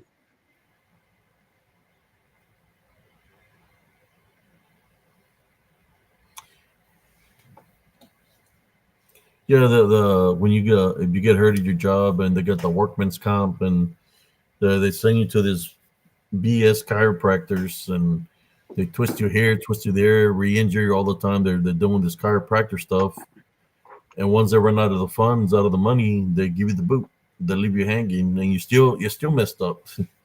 That it takes time for you to heal.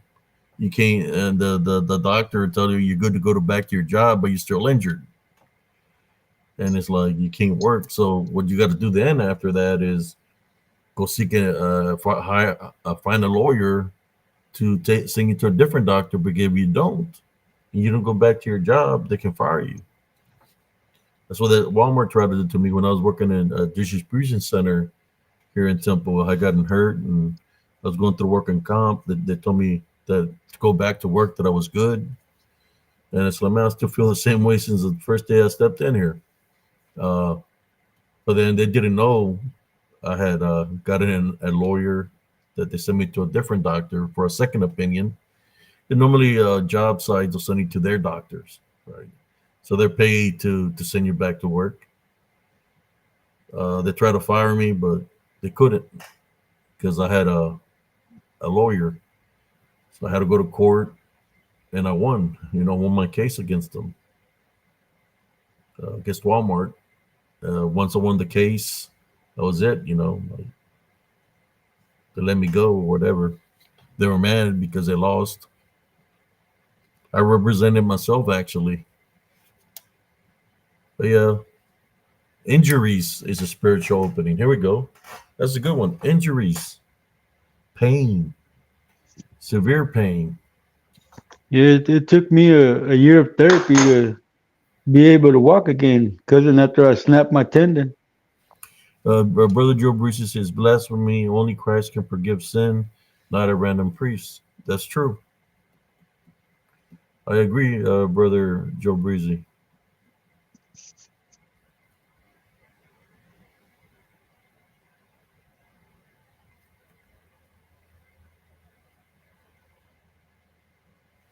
The kid in Catholic school was like, but who is this guy in a robe? Like, why is he special? LOL.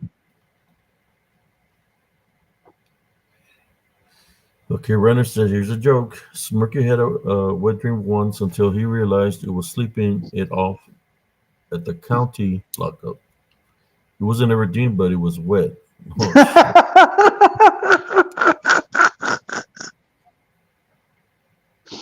shit. uh, well, yeah, cousin, like I was saying, when I snapped my tendon, they had me, I think it was like almost 15 years taking the hydrocodones, man, the opiates. And I was hooked on that, man. I was hooked. You know what? How I got unhooked off of that? I went to church with our tia Sylvia, and there was a visiting pastor that came to the church. And when he asked if anybody had pain of any kind to come forward, so tia told me to go to the front, and he laid hands on me, man. And that's how I stopped taking those pills. I haven't touched those pills in about 10 years or more. The best way to heal from a herniated disc or disc that where you're missing the fluid in between them is stay active. That's why I work out. I miss. I don't even know how much fluid am I missing. I'm back in like 20 years ago. I was missing like fluid out of like 4 or 5 discs, like the gap in between.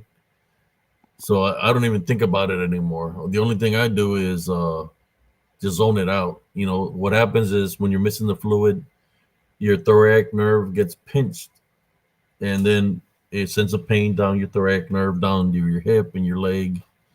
So meditation is a good thing. Stretching, doing some stretches.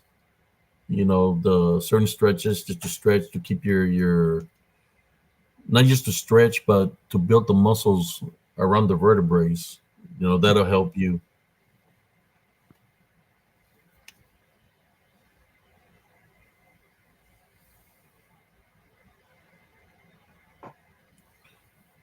Oh, Yes.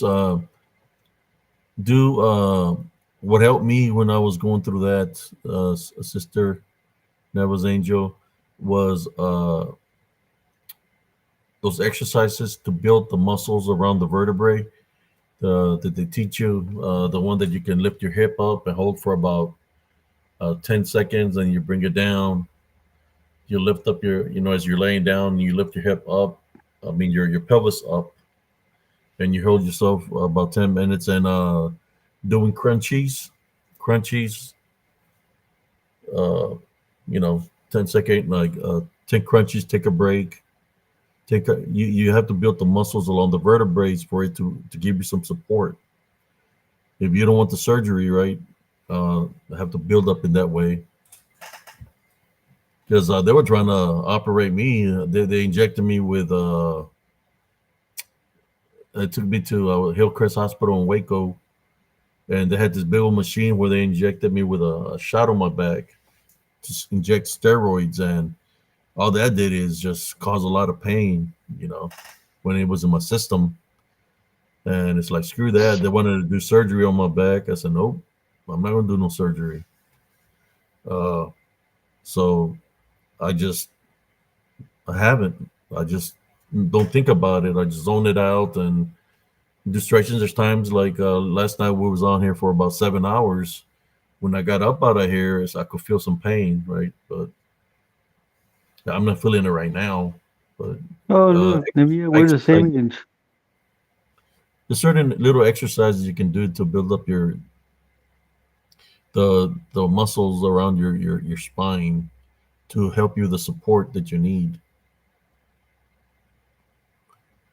Well, sorry to hear that, Sister Neva's Angel, that you had it since you were 18. I had my injury when I was like around 17, 18 also. I fell off a ladder. I was working at a Walmart, and I was on top of the ladder, one of those tall ladders, and I fell on the top ladder of the step, and I started the top step. They broke. I broke like 6 or 7 of them as I was falling down, and I went down all the way down to the bottom step, but I broke like 6 or 7 steps with my buttocks. And cousin Jesse knows I was skinny because I was in cross country, but man, that hurt me. It compressed me. It hurt me, but even like that, it didn't stop me from joining the military. I still went in. I didn't tell nobody at the MEPS that I was in an accident or nothing. I just sucked it up. When I was Good at night, the Spiller. when I was in basic, I had the injury that certain exercises were hurting me, but I just meditate, zone it out, even though I was in pain. They sent me in a detail to shovel coal. When I was shoveling coal, my back locked up on me, and I couldn't stand up. and the drill sergeant that was there was trying to get on me and get somebody else to do it. And I was just telling them that my back locked up on me or whatever. But when you're in basic, you're not trying to get hurt. You're trying to make it to the regular duty station.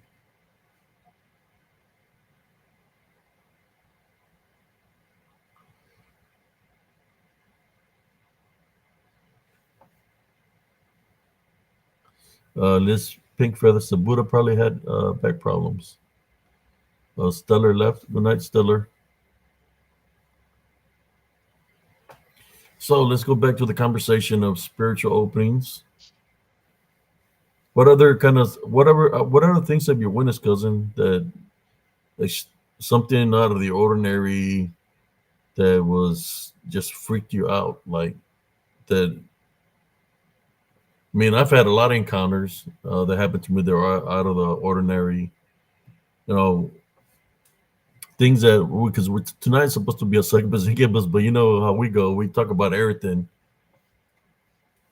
What's up, Elastic Machinery?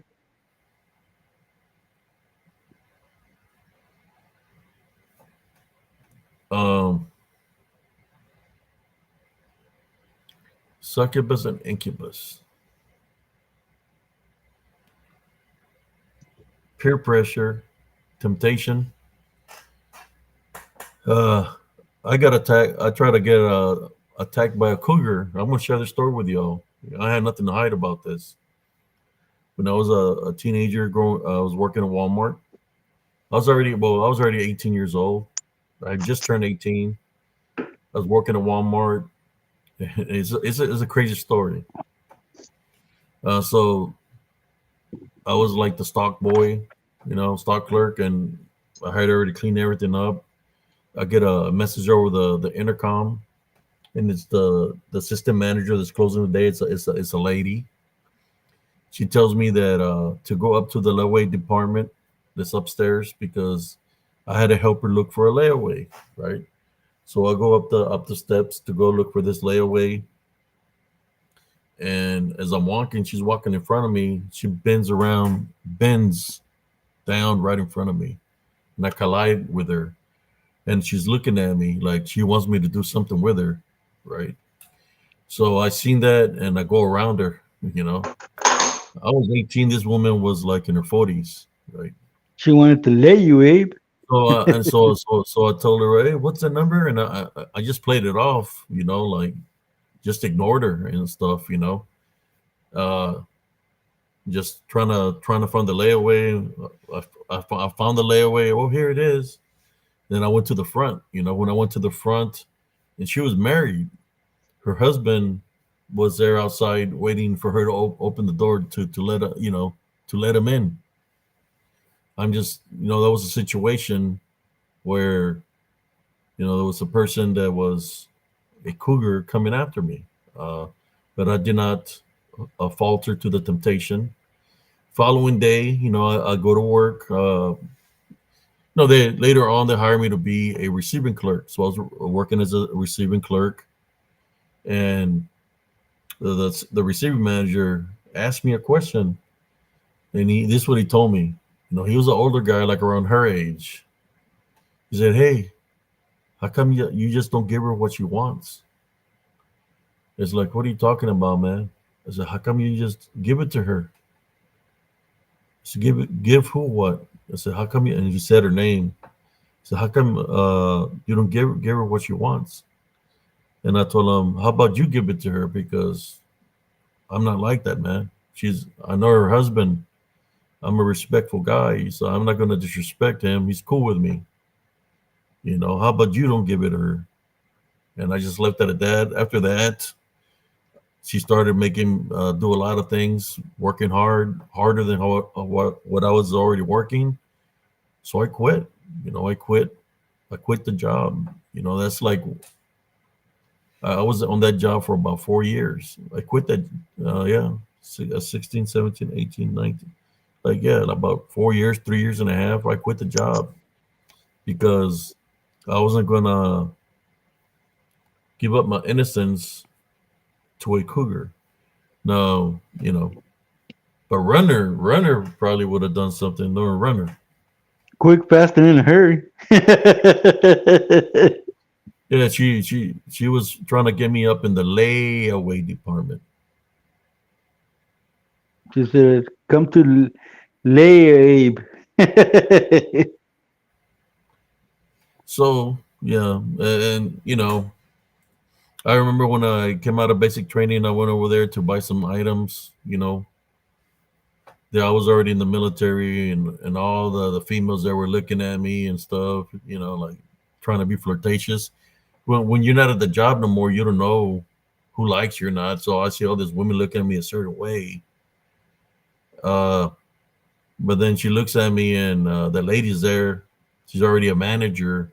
She said, "What do you think about the store?" And I'm looking around. I said, "Well, to be honest with you, it looks like shit." I went to go pay for my stuff, and I left. uh, Hold on, cousin. Madeline, my first paranormal experience encounter. I was I believe I was 4. We were living in Chicago with my uncle Joe, and we were sleeping in the living room, and I had to go to the bathroom. I walked through the kitchen to go to the bathroom. I went to the bathroom. I came back to the kitchen, and my little brother Joe was standing in the kitchen. And he told me, "Hey, let's go play in the basement." And I said, "No, man, I'm sleepy. I want to go back to sleep." He said, "Come on, let's go into the basement." So I said, "Okay, but you go first." So I let him walk in front of me. I went down 2 steps, turned around, and went back to the living room. And when I got to the living room, my brother Joe was asleep in the living room. That was my first paranormal uh, thing that I ever seen. So I hope that answered your question. Sorry, Abe. That's all right. I was just looking at I the just wanted to comments. answer a question because she wanted me to. She asked me when was my earliest paranormal experience. I was 4.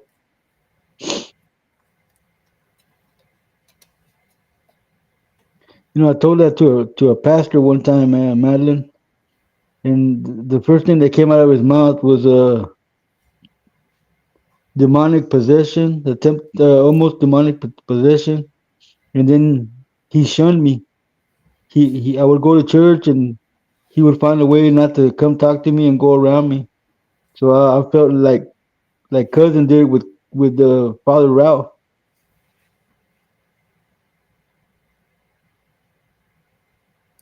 You don't understand if you were to go to our hometown. Our town Uh, is uh, is there's a lot of limestone. So because it's near the ocean, so that limestone, it brings a lot of paranormal activity. But besides the limestone, you have a lot of witches and warlocks, a lot of brujeria. So now Santa Muerte lo mismo es a forma of brujeria. Madeline, I don't know if my cousins still live in Chicago, but my little brother was born over there. We stayed in Joliet, Illinois. Yeah, I remember that house.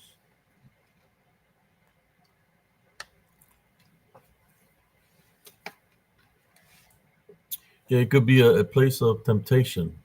I mean, I was in a, I always had females trying to come after me, man, but I would ignore them. I would just act stupid, like don't give them no time or day because the freaking managers was always looking in the cameras. So if they see that you're not helping out the customer or they see you talking to somebody, they'll call you to the back office and they'll get on your, they get you in trouble. I didn't want to lose my job. So man, Oh, you another were place, popular, cousin. You another were another popular. place. I was what?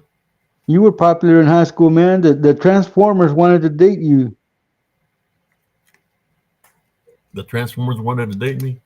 Yeah, you remember the Transformers, the girls that were in our weightlifting class that could squat over 500 pounds. Yeah.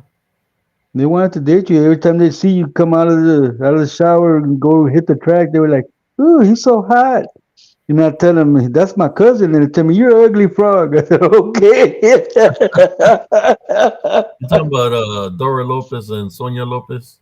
Yeah, they were like really into you, man. But you never gave them the time of day. They go out of their way, man, to make you notice them, and you were just like not even trying to look at them or nothing, man. They'd be talking behind your back about how good you looked and whatnot. And I'm trying to meet them and tell them that's my cousin, and they called me an ugly frog, man. Like, ain't that some bull? I don't know. I was going through a lot. They gotta understand, I had just lost my mother, so my mindset wasn't on too much on the females. It was just about trying to survive. Elastic machinery, they wanted to squat aim. No elastic machine. I They knew, I wanted to. knew, yeah. I never seen them like that. I knew who they They wanted. were. They wanted to squat on Abe. Elastic machinery. They're on my friends list. I know the guys that got married too. One of them. Yeah, they're on my friends list. I knew them since I was in elementary. So when you get to know somebody for a long time, you don't see them that way. Yeah, I know how that is. But yeah, I was just trying to. I mean, I was in track and I was popular where I was always getting numbers from girls from all throughout the Rio Grande Valley and stuff like that. And girls would come pick me up, take me to the movies, stuff like How, that. how old were you when you lost your mom, cousin? Nevia Angel wants to know how old you were when I was when you 15 lost years your mom. old. 15. I was What's 15 years funny? old. My sister What's was funny, Hooper? 14. My other sister was 12 or 13. Then one of my brothers was 11, which was Robert. And then everybody, the other younger ones was 5 and 3. So they really didn't get to know her. Yes, Murphy. I told him you shall not pass. So you know what happens, right? When you're going through something, sometimes people try to see they see you that you're down, going through some things that want to come at you in a negative way. So I have people that there was females I guess that liked me, and I never gave them the time of day because my mind was somewhere else. And I remember one time I was standing by the wall, and this guy comes telling me he wanted to talk to me. He's standing in the grass. He's a little short Mexican guy. I was I guess a freshman, and he's telling me that he's gonna kick my ass. I was like, "What are you talking about? Why you want to fight me?" And he's like, "Because you're talking to this girl that I like." I said, "Who are you talking about?" So that girl over there, which was I think her name was Everina. I said, "Man, I've been knowing her since I was a kid. I know her sisters and everything." I said, I'm not interested in her. So you can have her, man. You know, that's what I told her. She's just my friend. Then he said that he wants to fight me still. It's all right. Let's do it. I got ready to fight, and then he just chickened out. I confronted him about it one day, and now that I'm older, and he apologized to me. He told me he was sorry. But yeah, it's like when you're going through something, it's something I was trying to the peer pressure, right? Drugs. So we're talking about drugs, liquor. There's things that you can do to forget about things, but at the same time, it can be a spiritual opening. Yes, sir. Yes, sir. Sure can. And I know more most because I started drinking and doing stuff I I wasn't can put supposed a to picture since I to was show young. y'all how we were when we were younger. Oh, I'll you get it got to. it? You got it right there? I got it on my phone. Look, Liz, you're gonna see what 17-year-old Jesse looked like.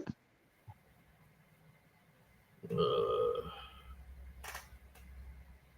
let me find it real quick. No elastic machinery. I would not tell her if you're feeling froggy jump because she could bench press me, man. She could lift some weight. They're called the Transformers for a reason. They were Roll out. strong, man. But you know, they were my friends. I knew them since we were kids. You know, I just never paid attention. They was always trying to give me a ride for a reason.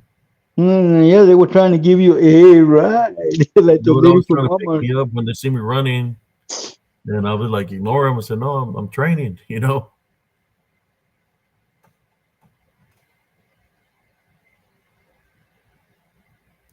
Cassie Castle. He said I was a believer in a Christian cult, elastic machinery.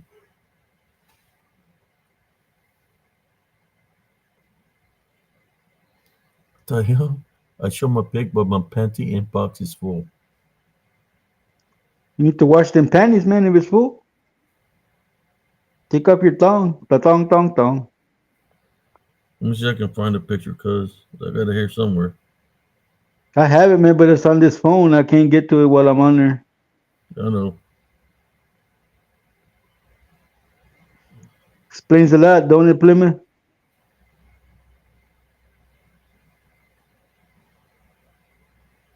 You're not an old lady, Navia. You're about as you, me, and you are the same age. I still feel like I'm 20 years old.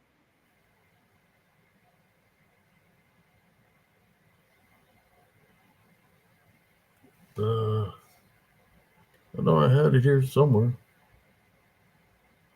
See if I can find it real quick. Murphy.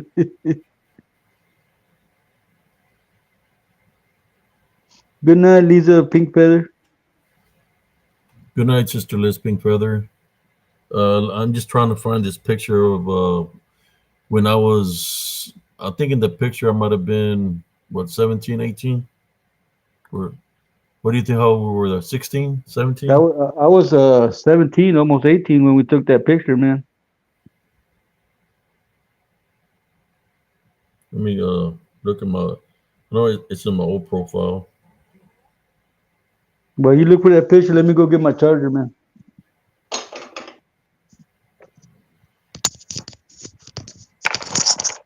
Let me find a picture, y'all.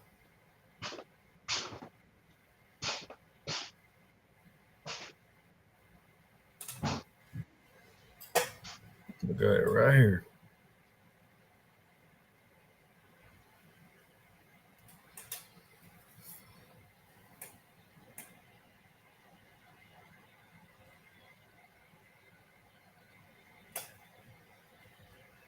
Let me make it bigger so y'all be able to see it better.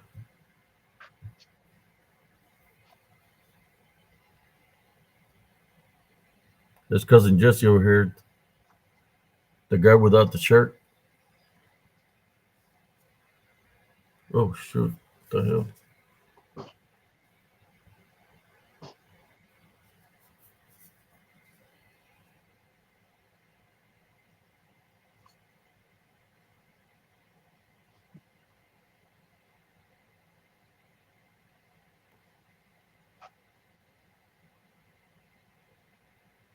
I'm over here with a. I'm right here. That's me right here. Cousin Jesse's right here. We were younger back in the. That's way back in the day.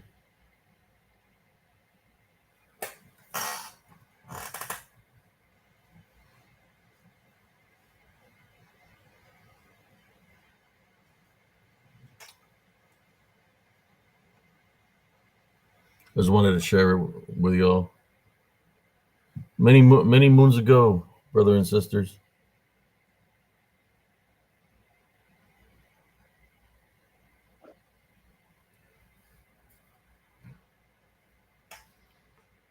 Which one is Jesse?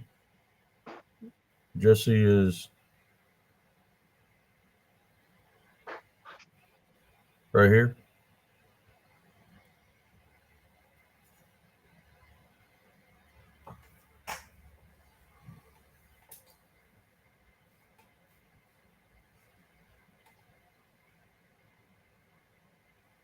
Yeah, my that's my little. The ones in the bottom is my little brother and sister. There's the one that was 5, and my little sister was 3.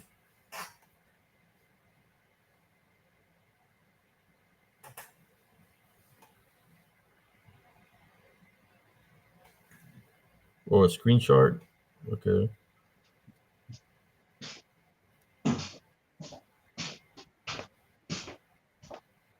Oh shit.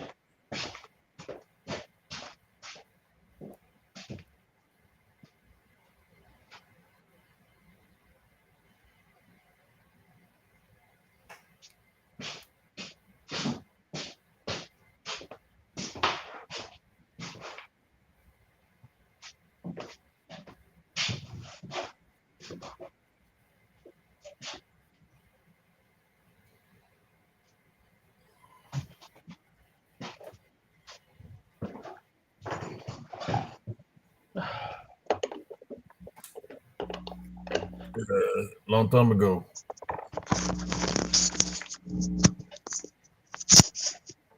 I see you I found just, it, cousin. yeah, I just barely come off of work. I was tired as hell.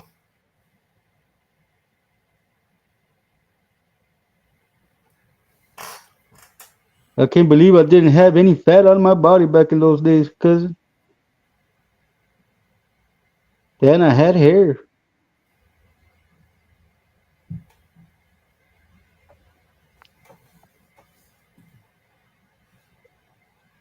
Look, cousin. This is the only picture I got of me and him when we actually got along. Look. Oh, you and That's me, Chucky's. me and my me and my bird Joe. I remember that picture, man.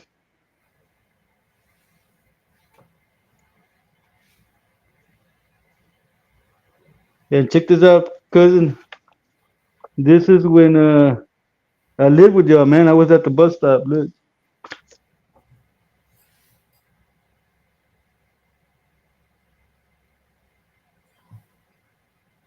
At the bus Waiting stop for the right there by the yeah, I church. was at the yeah in front of the parish hall. Yeah. I have another one, man. When I'm at the parking at the high school, but I couldn't Run- find it. Runner said, Jesse, you still got hair, bro. It's on your back. LOL. I wish it was on my back, man. Who are you laughing at, Nabil? Yeah.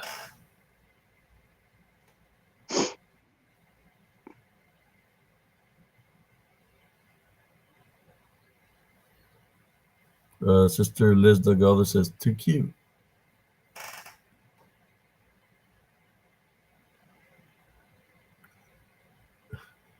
So Runner said something about hairs on your back. I don't have No. hair on my back. I just have long If you hair got now, hair, man. bro, it's just on your back. LOL. I just have long hair, running. Look.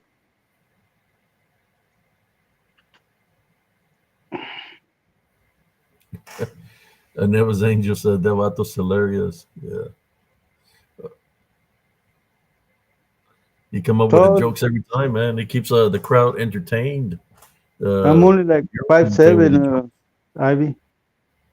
I'm about 5'7" or 5'6.5", somewhere around there. I could get 5'8" if I wear some high heel boots.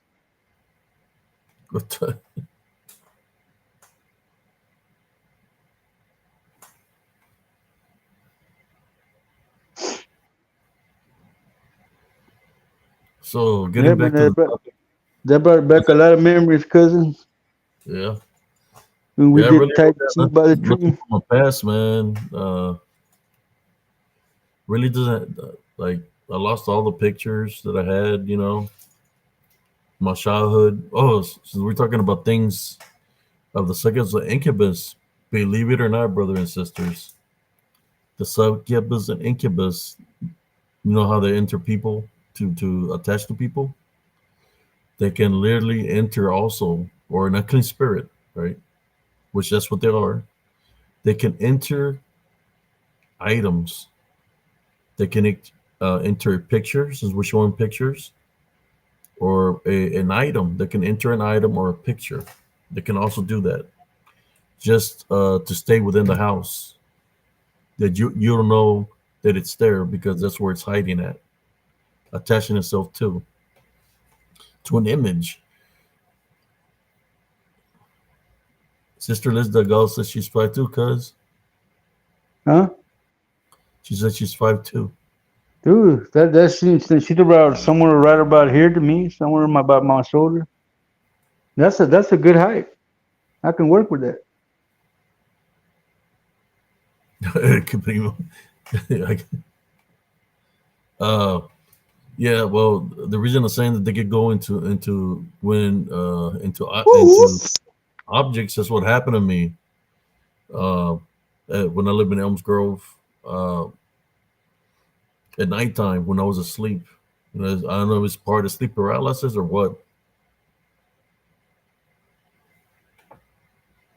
And at nighttime, my son was like around 5 years old, and I could feel somebody jumping on the bed, and they would land on me. You know, like hit me while I'm asleep, and I wake up, and I thought it was my son, and I said, "Son, stop jumping around. You know, why are you jumping in the bed?"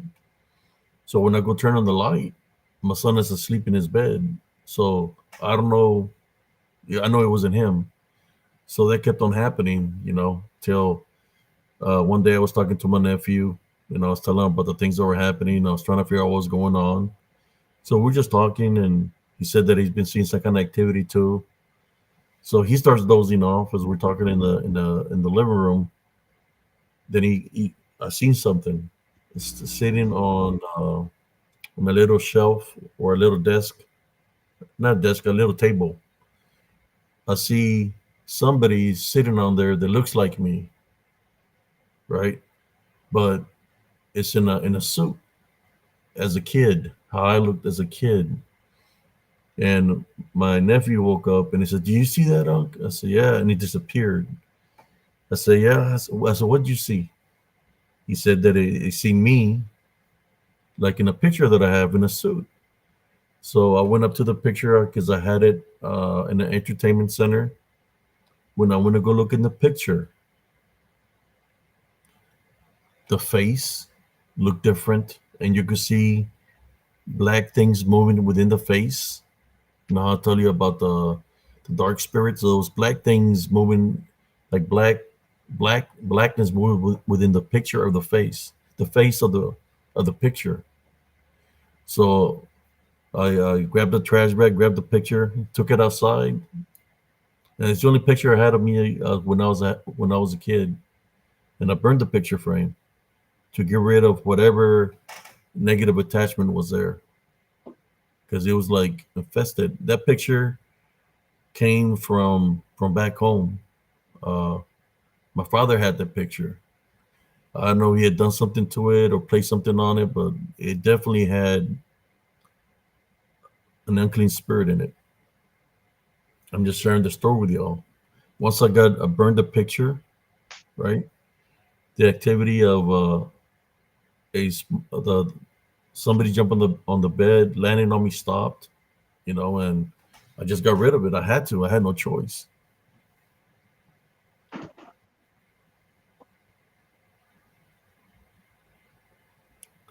So the most dangerous spirits I've heard, the most hostile. Oh, Neva's angel said her ex fiance was 6'7". It's because she wanted to climb a tree.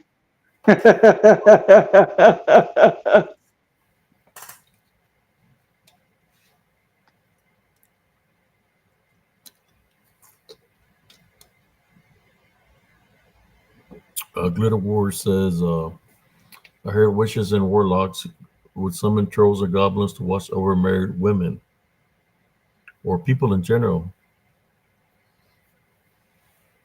They're familiars to go spy, especially when somebody has a spiritual head on somebody. Oh, yeah. Not just pictures, mirrors. Phone screens, TV screens.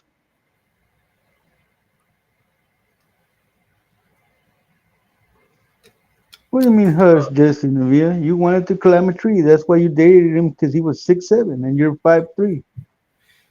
But how tall is Sister Neva's angel? Maybe she's tall too. She's 5'3". She's 5'3". She's 5'3" because Liz is 5'2". Whoa. But you were somebody that's 6'7"? Yeah, she wanted to climb a tree. Well, so long they No, were in love. no, Smurfy, don't go there, Smurfy. Got struck on a branch. What the hell?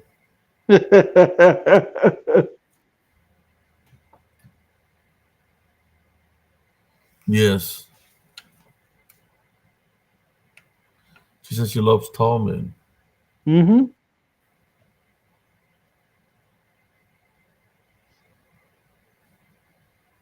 I'm short. Cousin Abe's taller than me.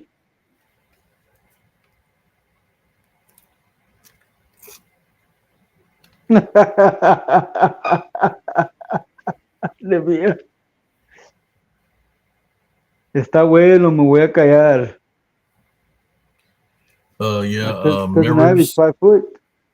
They can attach themselves to mirrors. Man, let's talk about, because I did say how to protect yourself from them, right? So we're gonna talk about the protections that you can do and how to get rid of them out of your house. You know, of course, you'll know that to protect your home, you will have to cleanse your home, in which you will have to go from room to room. If you have holy water or anointing oil, you can pray throughout the house. Uh, place 70 crosses on the doorways, on the windows. Uh, Wherever your spirit is sensing something's there, you keep on praying, telling it to leave, tell it to leave, that it's not welcome there. You have to cleanse your home that way, to get rid of the negative attachment or unclean spirits that are in your home. Sometimes you have to type on a rebuke in Jesus Christ's name or call upon the heavenly angels to cleanse your home, through the Holy Spirit. Uh, other things that I found, that is very useful. That would be the number one thing to do, was to cleanse your home, to get rid of whatever's in there. Then of course there's extra protection that you can have on you or within your home, which y'all know, because I'll talk about this, is a selenite, the black tourmaline that protects you. The selenite brings you guardian angels and angels, and the black tourmaline, or get rid of any negative energies or unclean spirits. But the number one thing is to protect your home, and that's how you're able to get rid of a negative energy. Sometimes you might have to do the same procedure 2 or 3 times, because maybe they have a stronghold. So you gotta. It's kind of like, normally when they have a stronghold in your house, is always a room that's the darkest, because that's where they hide. Or there's a room where you feel a certain way and that you feel like there's something there. Well, if that's the location in your house, that's the location you're going to go and fight spiritually, and take authority over it, and tell it to leave your house, right? So you'll be able to see a difference, because once you do this procedures that I'm telling you, your house is going to feel different. Wherever it was, this unclean spirits war, that room's not going to be dark anymore. It's going to be lighter. You're going to you're actually going to be able to see light in the room, because that means that's just when you're going to know that the negative energy that was there has left your home. Yes. No, crystals are not evil. What do you think of sage? Sage, my great great grandmother used to do sage. Oh, okay. You want to do sage? You can smoke out your living room. My grandmother used to smoke out her living room. My great great grandmother. I remember one time, uh, when I had come back from Mexico, my mom was worried about me because of everything that I got exposed to in Mexico, and she said that certain things were happening around me, that she was worried about me. So she took me to my great great grandmother. So she pulled out the sage, smoked out the living room. The whole living room was smoked. Like, I'm not talking about, there was nothing but smoke. And she said, "Whatever is around," she said my name. Identify yourself, right? When she said that, through the smoke, right beside me, what I call DDN, or people want to call lycanthrope, their spiritual or spirits were right beside me. They took the form through the smoke. They opened up their jaws and closed them. They're taller than me. They were standing right beside me, and my great great grandmother took authority over them and told them to leave me alone. She told them to leave her house, and then they were not welcome there. So you could see this DDN or wolf-like creatures that were in spirit form walk out of the house. You could see their form because of the sage of the smoke, and they left. But those were the things that was causing chaos and havoc for me. The same things that I witnessed with the curandera in Mexico. Yeah, I got Palo Santo right here. I just haven't lit it up in a while. Palo Santo.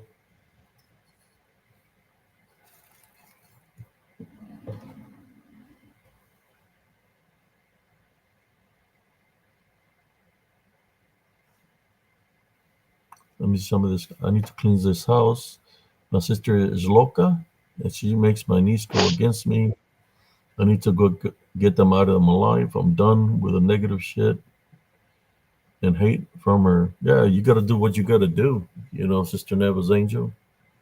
You got to protect your vessel, your foundation. If these people are doing bad, you got to distance yourself away from them. If especially if it's your home. If it's your home, or just got to distance yourself away from them. I mean, it's important to maintain your love foundation, but if they keep on coming at you in a negative way, trying to hurt you, then it's not good to be in that kind of environment.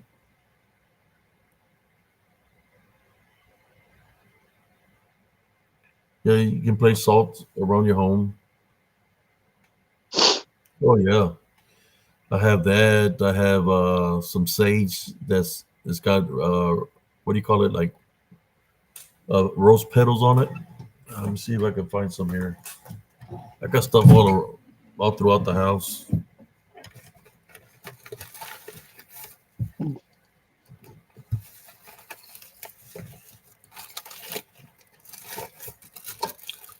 I think that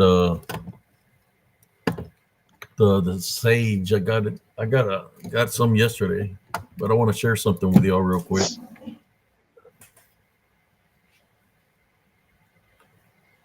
It's a amethyst point.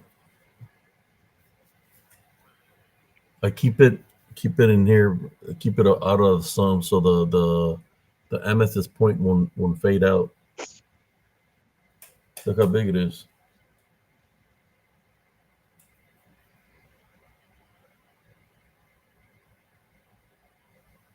I mean, if intruder comes, you could probably knock the hell out of him with it too.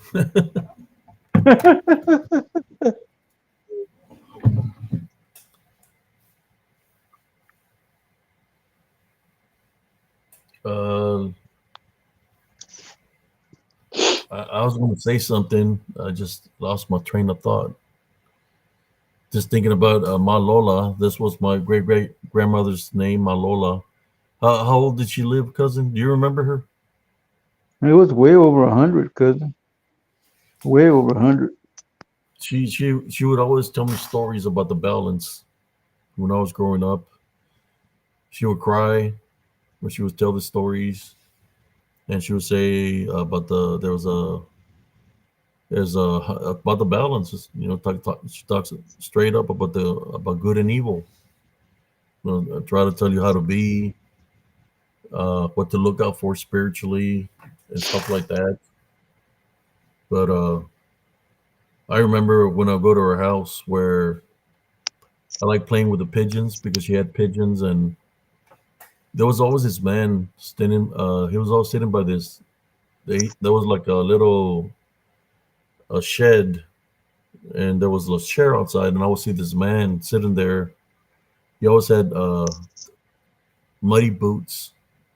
He had this thick jeans, like the old jeans from back in the day, and he had the shirt, and he would just be sitting there, and I'll be trying to talk. I'll be talking to him, but he would never say nothing to me. And I remember my grandmother was she asked me and said, "Why do you like coming over here? You know, how you like coming visiting me all the time?" I said, "Well, so when I come here, I like to play with my cousins. I like to play with the pigeons, the chickens." Then I was like talking to the man that's sitting out there on the chair. Then my mom looks at me and she tells me to shut up.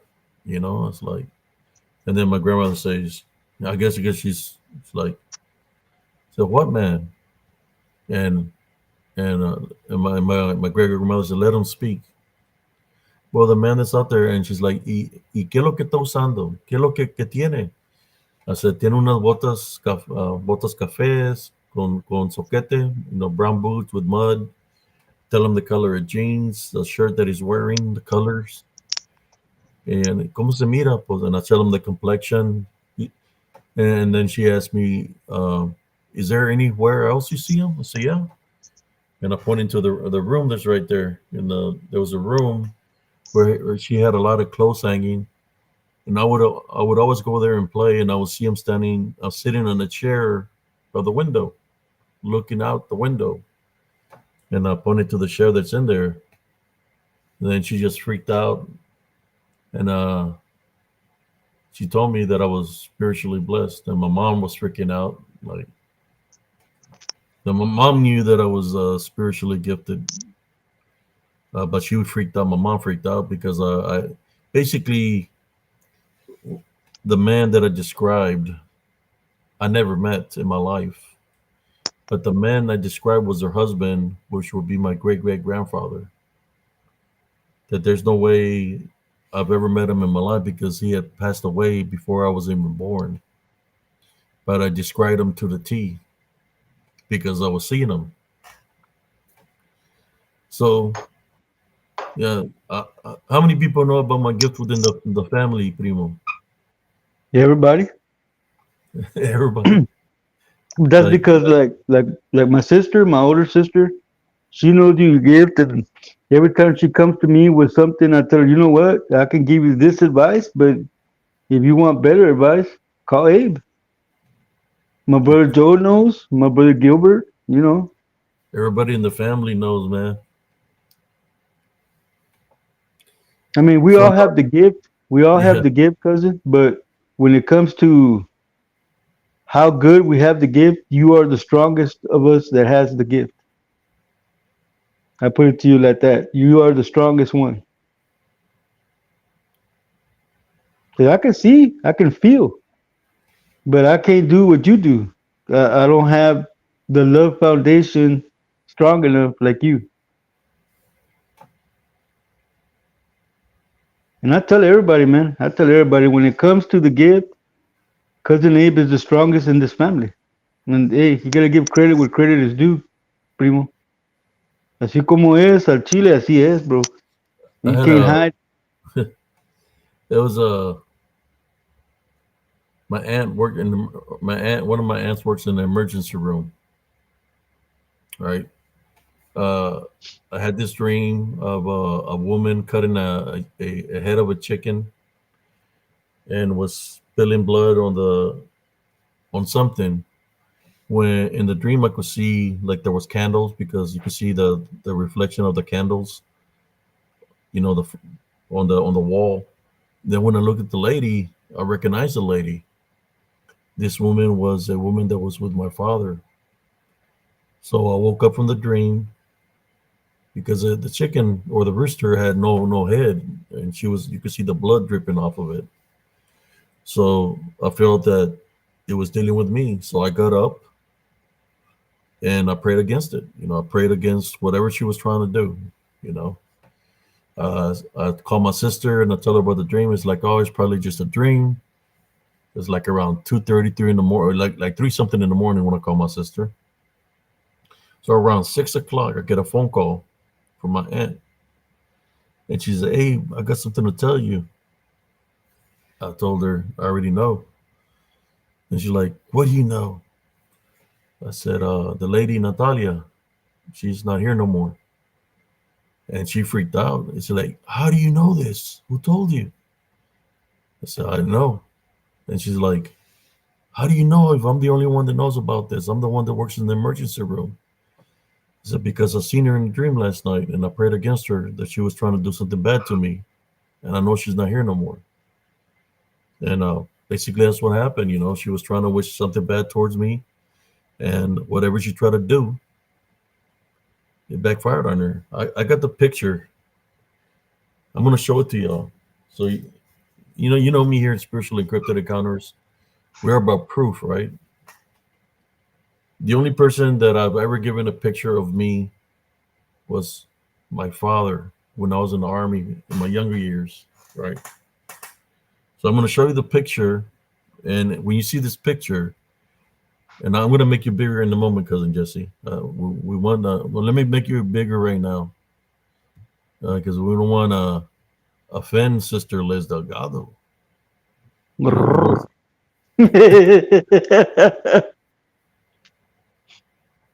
I'm going to show you the picture, guys. Just remember the key word: blood from a rooster or chicken, whatever she killed. It looked like a rooster, like a brown rooster. So let me see. I can find the picture now. Let me see. I can find. I know it's here somewhere. Let me find it real quick. Go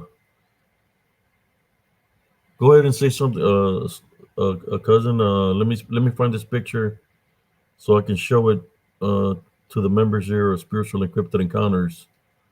Okay, so we have come to the portion of the show where Jesse says, questions, comments, anything I can answer for you? Please speak up. I will do my best to answer your questions.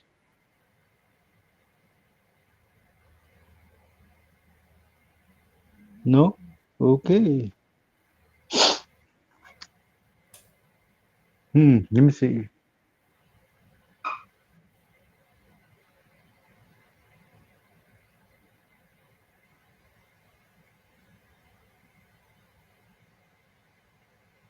Yes, Glitter Wars?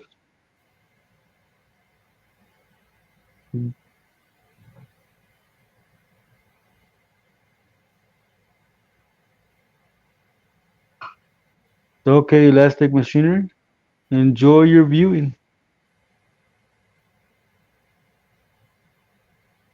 Let me get to this picture real quick. I got so many pictures, man, that it takes a while for me to, how I like working on the videos and stuff like that. And let me see, I can find a picture real quick. Let Uh, me go back.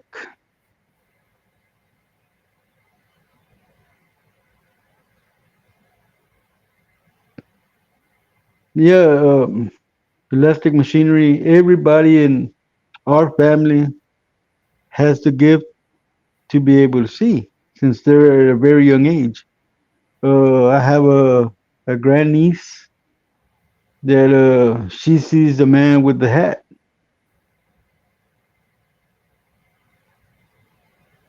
my son has that ability too.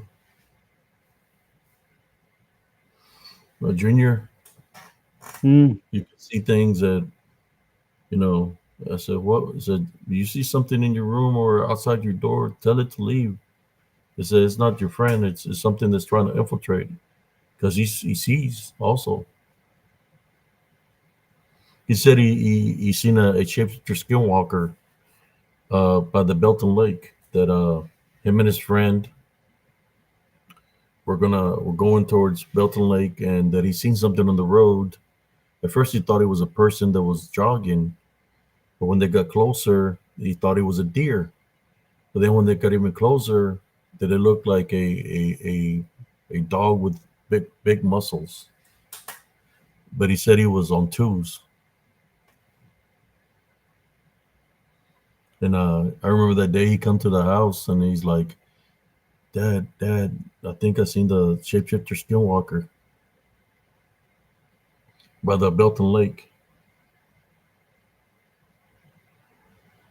Uh, Elastic machinery. When was the last paranormal moment of great significance that I experienced?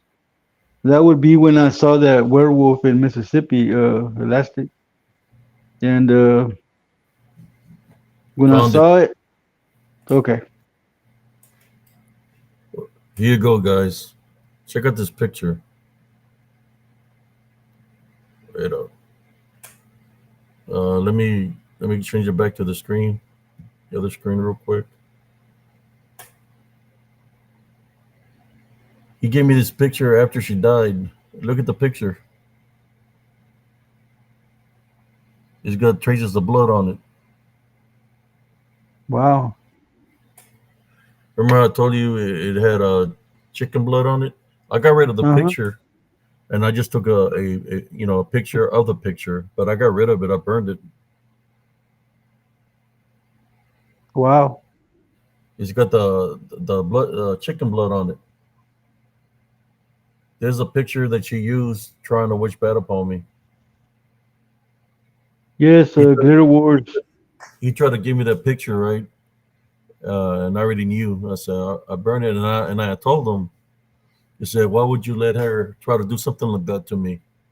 Because I already knew when I seen the picture that there was a blood from the chicken that I seen in the drink. And he said, you know how brujit. This is what he said. He said, you know how brujitas or little witches are. They're always trying to do something. But that's a picture. See how y'all can see Glitter it Wars. better. Vampires do exist, Glitter Wars. Just so you know. So do werewolves. But the werewolves are not what they seem to be. There's the chicken blood. You see it? That's The, it, cousin. she used that picture because she was trying to do something to me. It backfired, and she died of a brain aneurysm.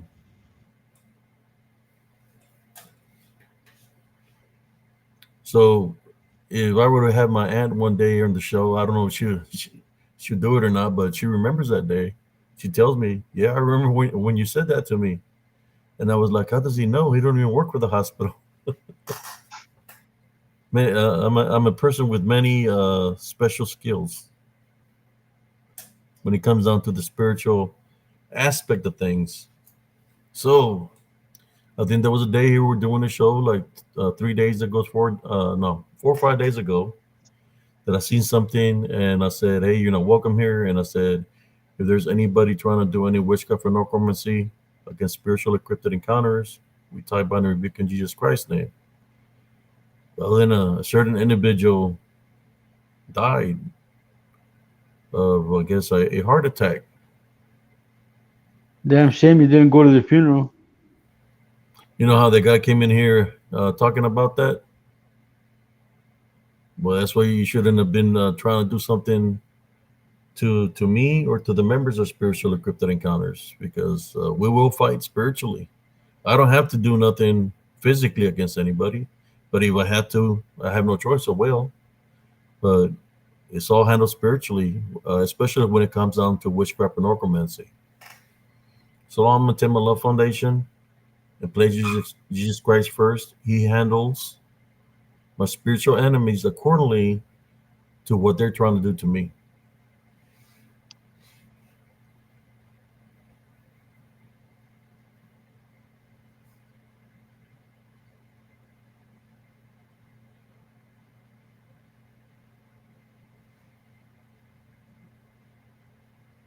Oh yeah. Well, when they found her, she wasn't the only one they found. She was dead when they found her in the house. They found my dad right beside her. What you He was talking about, unconscious. elastic machinery? He was unconscious. They had to take him to the emergency room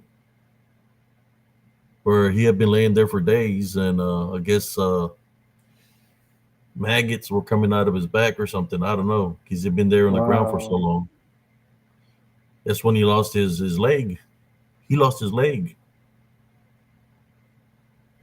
because he had lost his toe already. After that, he lost his la pierna. They took off his leg.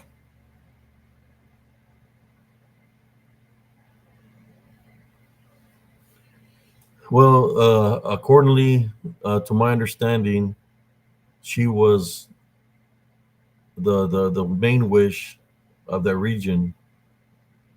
As people cross over, to certain people that become in charge of the territory. So she was the original witch, The and leader of the coven. I've always had a spiritual hit on me because of what happened a long time ago. So yeah, they keep on coming at me. It never fails. Even when I go out, they show themselves to me. They're dressed all in black. They could be at the dance. They'll say certain things to me, and I already know where they're coming from. I just ignore them, and in my mind is like, well, so long. There was one that tried to do something to me.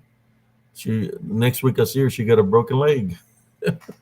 you know, it's like I said, accordingly to the threat that they're trying to do to me.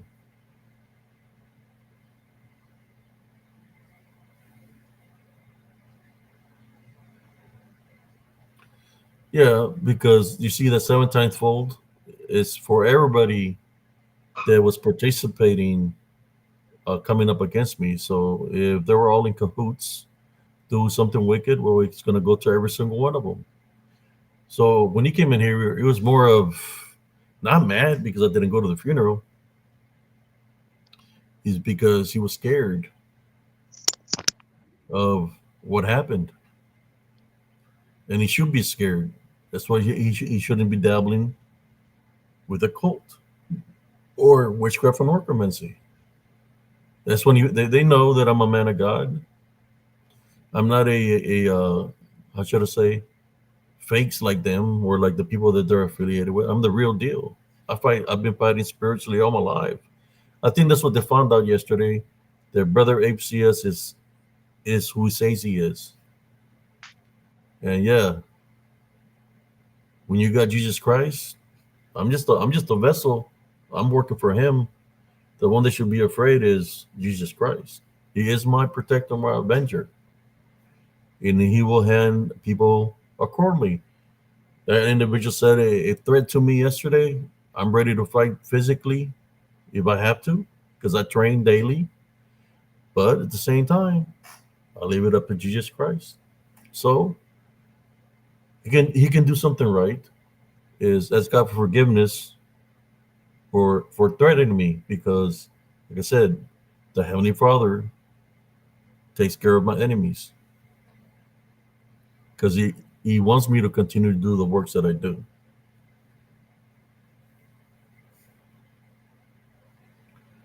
Yes, We are 3 minutes into the witching, into the demonic hour, cousin. 3 minutes into the when we've been Demonic. live for 2 hours and 43 minutes. I hope you're all enjoying this. Me, I like saying stories and I like sharing pictures, of what I'm talking about. I have the spiritual gift. I know who my enemies are when they're attempting to do something. How? Through the spiritual gift of discernment, the Heavenly Father shows me. So all I do is get up and pray against what they're doing at the time that they're doing it. Just when I'm doing lives here, that people come in with fake profiles, they're doing something. I'm able to see spiritually what's around me. If I see something that doesn't belong in here, I say, hey, welcome here, leave. I take authority, and he has to go back to the sender. Who are you asking, Glitter Wars? Who's that? Yes, I think he's talking about me, maybe. Thank you, Sister Never's Angel. I believe that because of my grandmother, of his mother, what I found out what she was a supposedly a very dark witch. The only reason I found out is because, well, I remember certain things happening, but I found out through my cousins that were older than me on that side of the family. They were like 30 years older than me. We were in the hearse taking her body to the cemetery, and my older cousins were singing hi ho, the wicked witch is dead." That's what they were singing. And I was like, "Hey, why are you disrespecting her like that?" And they're like, "Hey, tell her about her," And I guess they knew. That's probably one of the reasons that they never come over and visit. Stay away from He her. was he was talking to you, Abe. Yeah, that's what I'm saying. Yes, I believe he was. I mean, who's gonna let a we call her a little witch? What does that make him? If he called her a little witch and she's supposed to be the original witch of the area, what does that make him? It means that he's somewhere spiritually there, right? Like a brujo or a warlock, right? That has got more power than her. We've battled spiritually for reals. We've battled spiritually. I've had people that are affiliated with paleros come up to me and they tell me that I'm a brujo. I said, "Look, I think you got me mistaken." I said, "Maybe you're saying that because of the people that were in my family that might have been doing something like that. I'm not a brujo, so I believe in Jesus Christ." The reason he says that because they probably try to do something against me and it backfired on them. Normally, that's what somebody says. But that's what happens when you're protected by the Heavenly Father. No, that wasn't. Well, I'm more sure she probably did try a couple of times attack me, but the this other woman was a lady that had got in with my father, so she wasn't my grandmother. But my grandmother, she was. Everybody would come to her. To mine, and I remember a lot of people coming to her house. She was, I guess, I remember she would make me read the Bible to her in Spanish, and then she looked at me one day, and there was a verse about how if you repent for your sins, that God will forgive you for what you've done on this earth. Then she looked at me and she gave me a smile and she said, "Will I get forgiven for my sins?" And I said, "Yes, you can. If you ask God for forgiveness and true faith and believe in Jesus Christ." And it stayed at that, man. Yeah. Sister Neva says my dad's mom practiced with brujas. She was 97 when she died. I stopped speaking to her after Grandpa passed. I was loved by my tata, but she hated us. She weren't my dad's kids.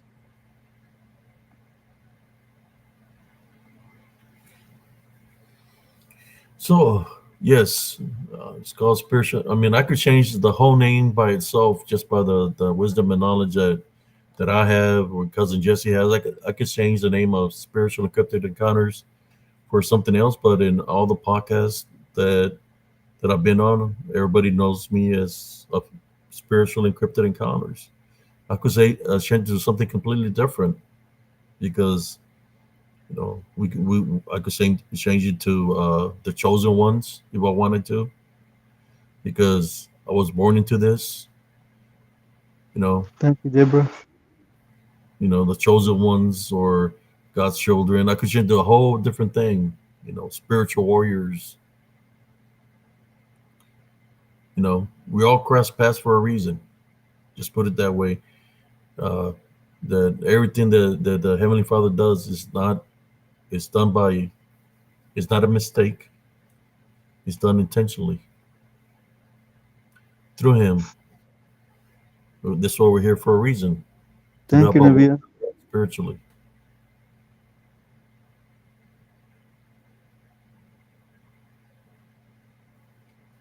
That's right, Sister Deborah.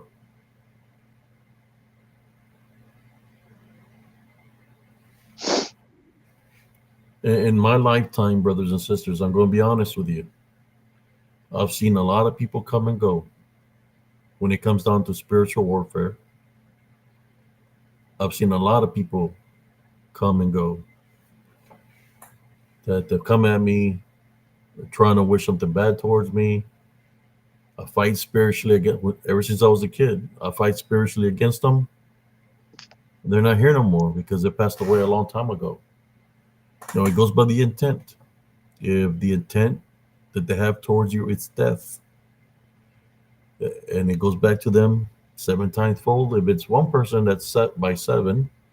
But if it's the numbers of people, 10 people, that's 70, 20 people, 140.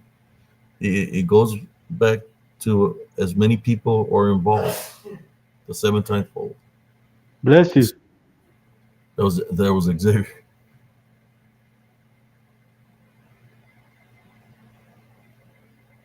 Hey, cousin, you seem to be on a lag, man. Your mouth moves, but the sound comes afterward. Let me fix this. How about there? Let me see. Talk. Hello. Yeah, you're still a little bit of a lag, but it's okay. It's not as bad as it was. How How you you doing, brother doing? Josh Turner? There's brother Josh Turner. Are you ready to tag in for the second shift? We can add you. We have to tag in. How you doing, brother Josh Turner? I can always shoot you a link, brother. We're getting deep here tonight, talking about things of the balance, the succubus, incubus. Just talking about everything in perspective, man. About spiritual warfare. I know you got some stories, brother Josh, of how these people that infiltrated your home because they were pretending to be your friends, that they could possibly try to do something. Uh, you want me to shoot you a link, brother Josh? You said sure. All right, let's do this. Okay.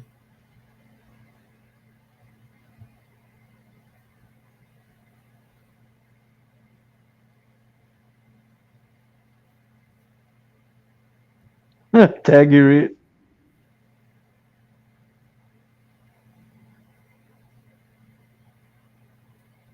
Okay, here we go.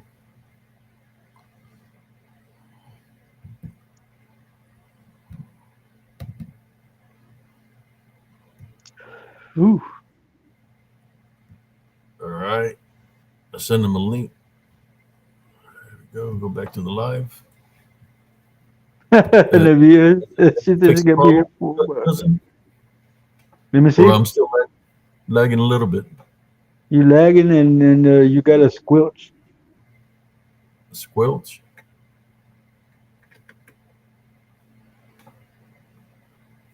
Let Tech me do some. support. That up.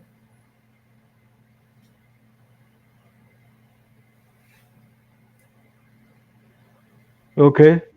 Now talk. Hello. Yeah, that's good. That's good. It's sometimes, brothers and sisters, when you're trying to send a message or post out a message, things come and try to interrupt the message. Just letting you know. Just waiting for brother Josh Turner here to pop in. He he he Send him a fixed it, link. Nivea. He fixed it. Well, maybe I I'm can still gonna look at the chat. And when he pops up, I'll just add him up. I'm gonna hang on until at least we do 3 hours live, and then I'm gonna get off, cousin. All right, cousin. I I I am really appreciate sleepy you, as Kimo. hell. No, you know you can't let down your fans, man. My fans or one fan. Your fan. I think a sister, is she still here? I have Or no idea. I see 49 viewers right now. I hope you've had an interesting night. Me, I'm the type of person that when I say something, I like one of these days, brothers and sisters, if I ever do go back home, I'm gonna try to go to that house where I grew up, but I don't really want to because I know there's a lot of things there in the spiritual aspect. Possibly open portals and stuff like that. So it's kind of like I try to stay away from there because where the empty lot is. That's where my grandmother used to live. So there was a lot of things that happened there.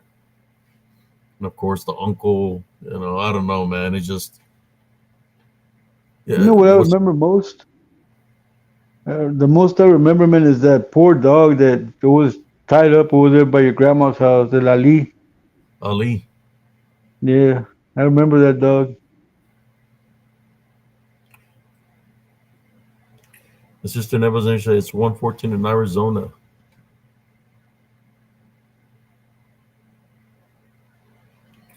He said, if you don't feel like going, do not go.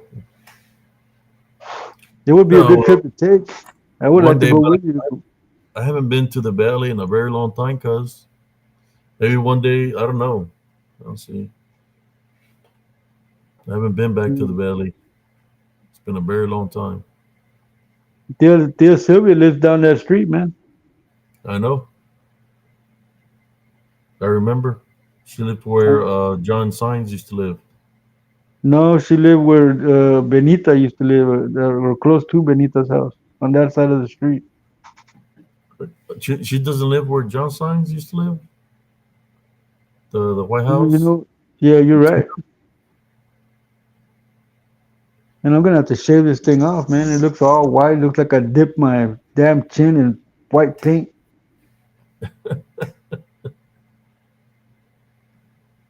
Yeah, yeah. I'm wearing the cool cat, the cool one today. It I looks think I nice, said, man. But that would be yeah, good, man, if we both show up back together back at your house, man. That would be cool, man. What's up, yeah. Taco? Trying to see if brother Josh Turner. I sent him the link, He's probably getting ready.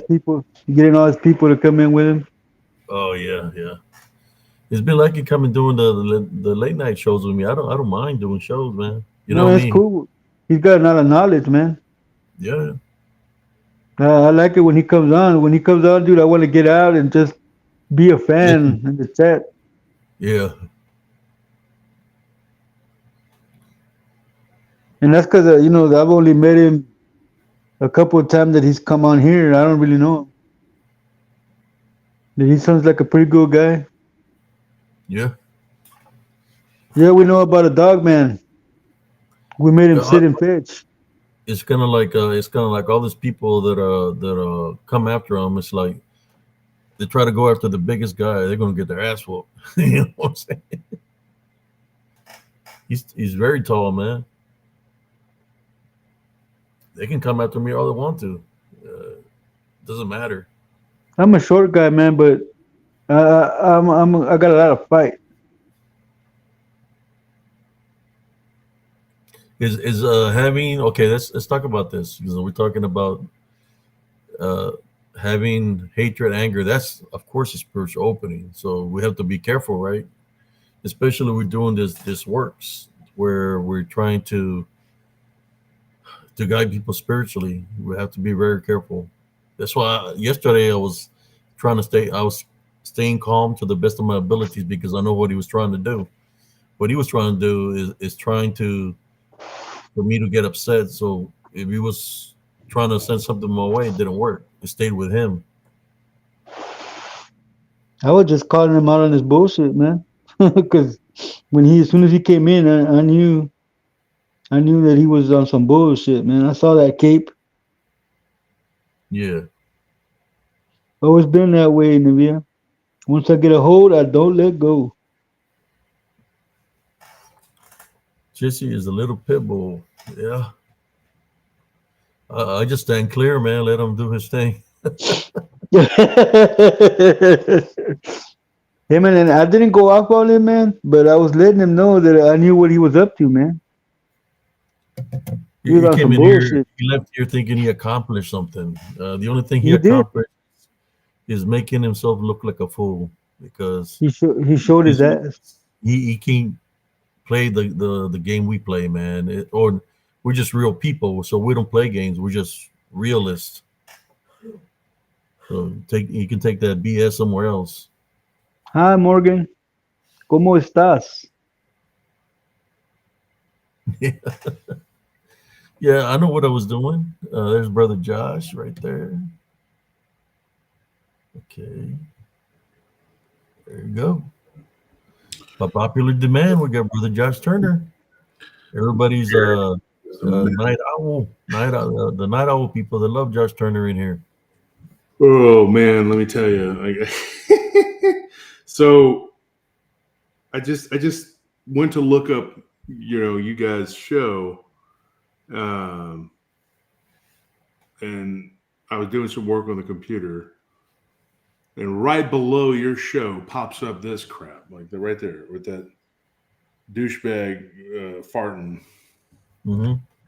and it popped up right below your show,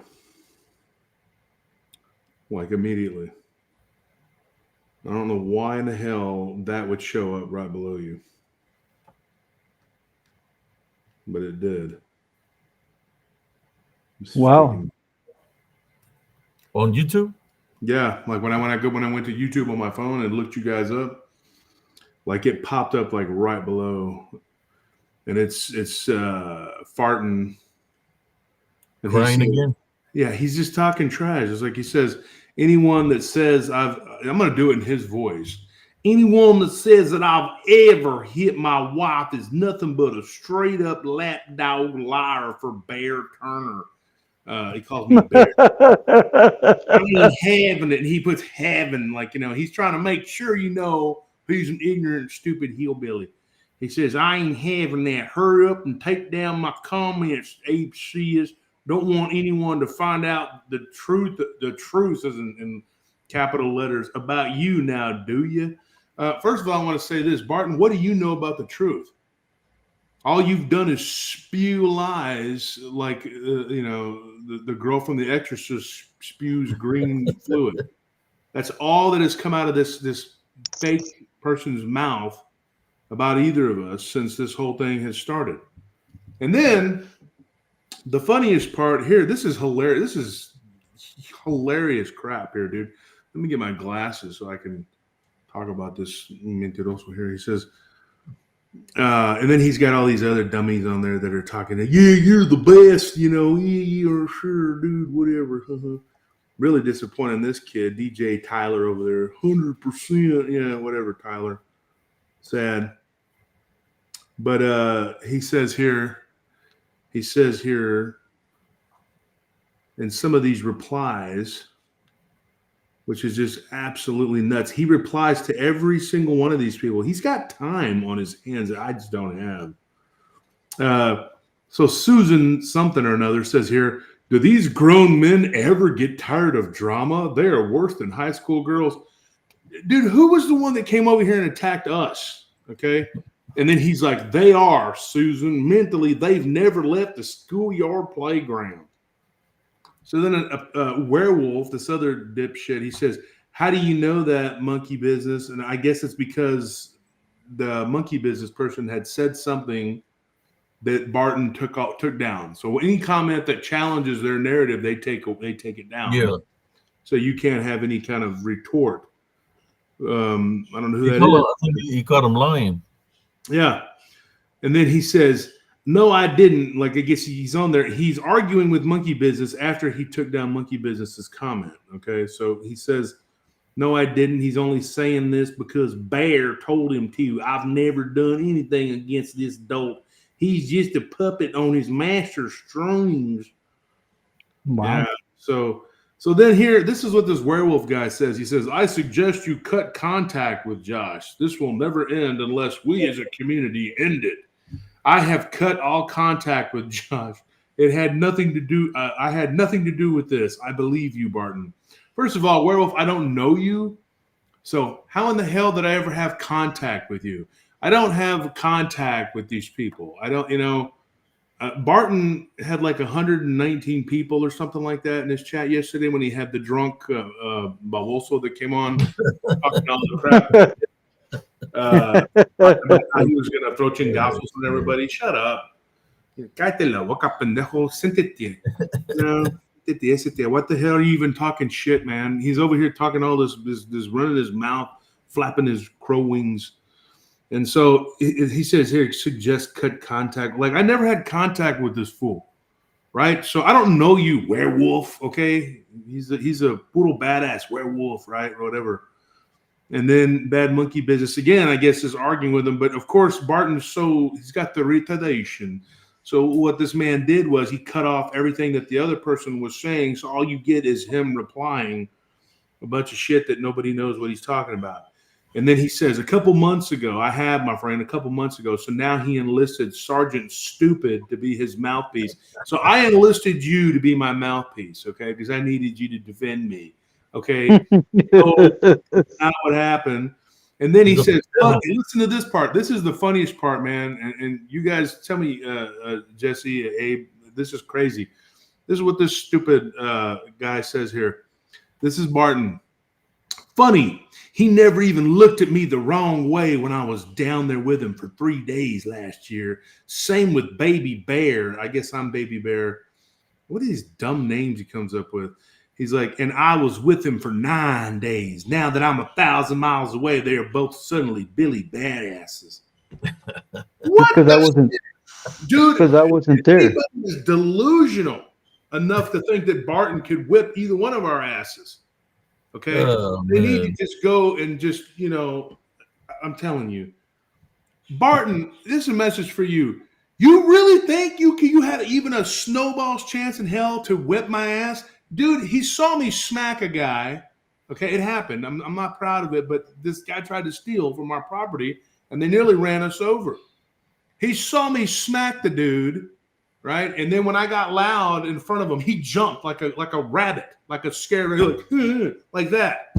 This dude jumped. He was in the seat next to me, and I was yelling because I was pissed off at what just happened. Told the guy, I look over, and this guy jumps and like this, like I'm gonna hit him or something. And I told him straight up. He was straight up. You turn around, showing his ass. He's a little skinny, scrawny, beady-eyed little coward. Barton, dude, if I slapped you like that, you would go unconscious and never wake up, dude. Stop kidding yourself. You're a scrawny little old man, okay, who's wielding a 10-pound sword. Joe from Helbin Holler was telling me that sword is too heavy to be wielding. Like, he's going to hurt himself with it because Joe used to, work with weaponry. So I have a friend. He's from Japan, and I've known him for years. He's from Osaka. His name is Takaru. And he builds swords, like really powerful swords. So years ago, about 10 years ago, I've known this guy for 20-something years. He's one of my friends. He sent me a sword that was like, I think it was 7-8 pounds, something like that. And it was a really big samurai sword because I thought, big sword, I could go out, whatever. So I went out there and I tried messing around with it. Dude, that sword was too heavy for me, even as strong as I am, and I could bench like 160 pounds. This little twerp, this scrawny little dude, he thinks that 10-pound sword, he's going to cut himself in half with it is what he's going to do. And you're going to hear about this tragedy in the LBL, and then there'll be another funeral that we didn't go to because it's going to be Barton having cut his dick off and bled to death. He's playing with his sword. He's going to cut off his short sword? Yeah, he's going to cut off his little Vienna there. He's going to cut off his short sword? The way he says it, like, funny, he never even looked at me the wrong way. Why would we? We thought we were all friends at that time. We didn't know you were a backstabbing, lying sack of shit. This guy. And then he says, same with Baby Bear. Talking all this shit, dude. This little puffed up little rooster. Oh, man, we start calling him Guile. He thinks he's a rooster, man. He thinks he's somebody, bro. I'm telling you. Like, you remember the cartoon where there was a rooster that thought it was a Playboy with the glasses? the cartoon? Yeah. He's always after the chicks. Yeah. That's him. Yeah, that's him, but he's not after chicks, he's after the meth. This dude. I don't know, man. He kind of looked like that chicken hawk. I thought chicken. A little chicken hawk, yeah. And then this Tales from the Crypt. The Crypt Keeper. Yeah, there you go. with his scraggly ass hair. When you get to a certain age, don't What's have up, long. Dominique?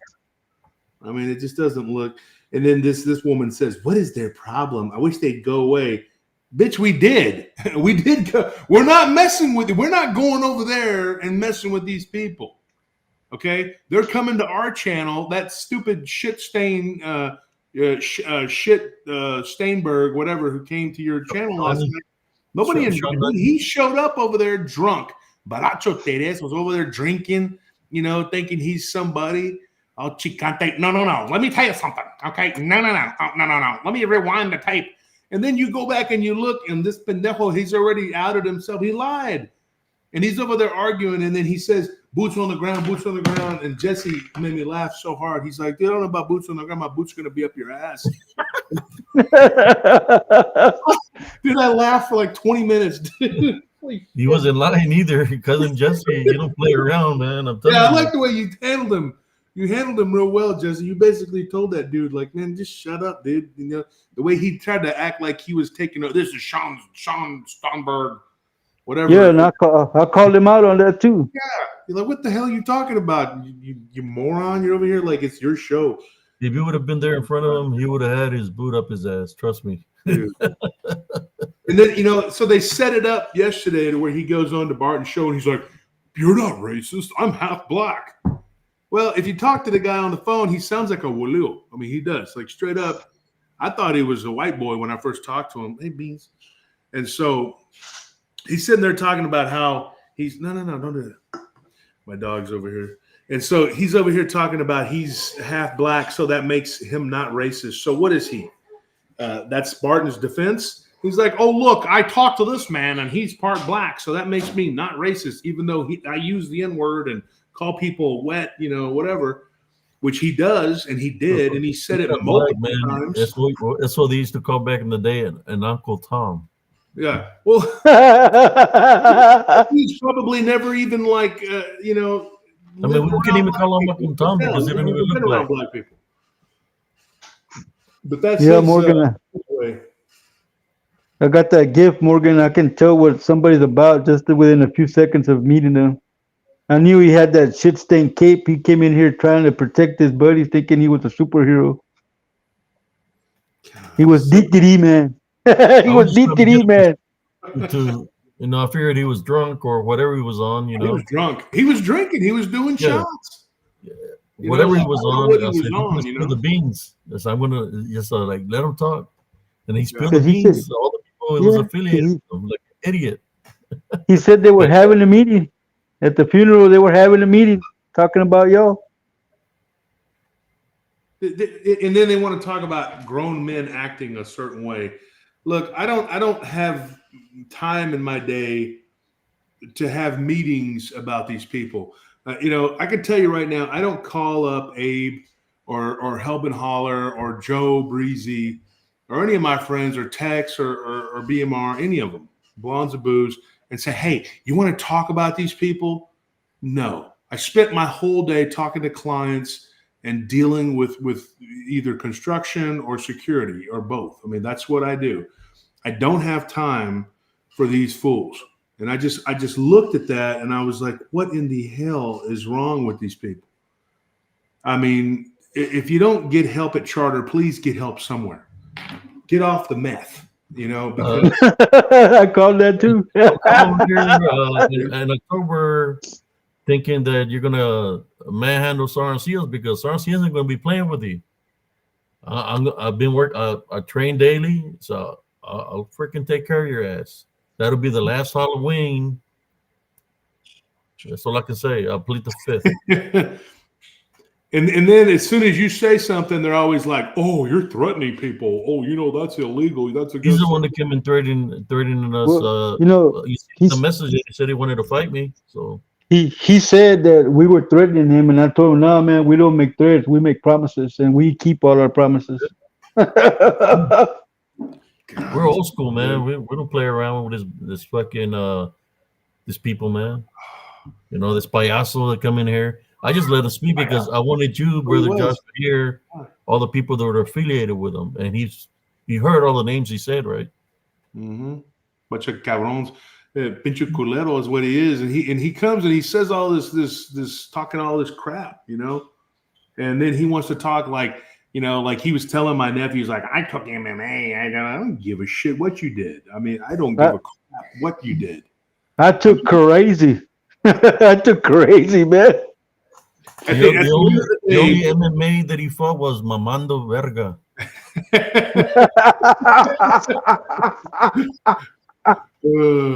You know, if you ask Barton, he's pretty good at it.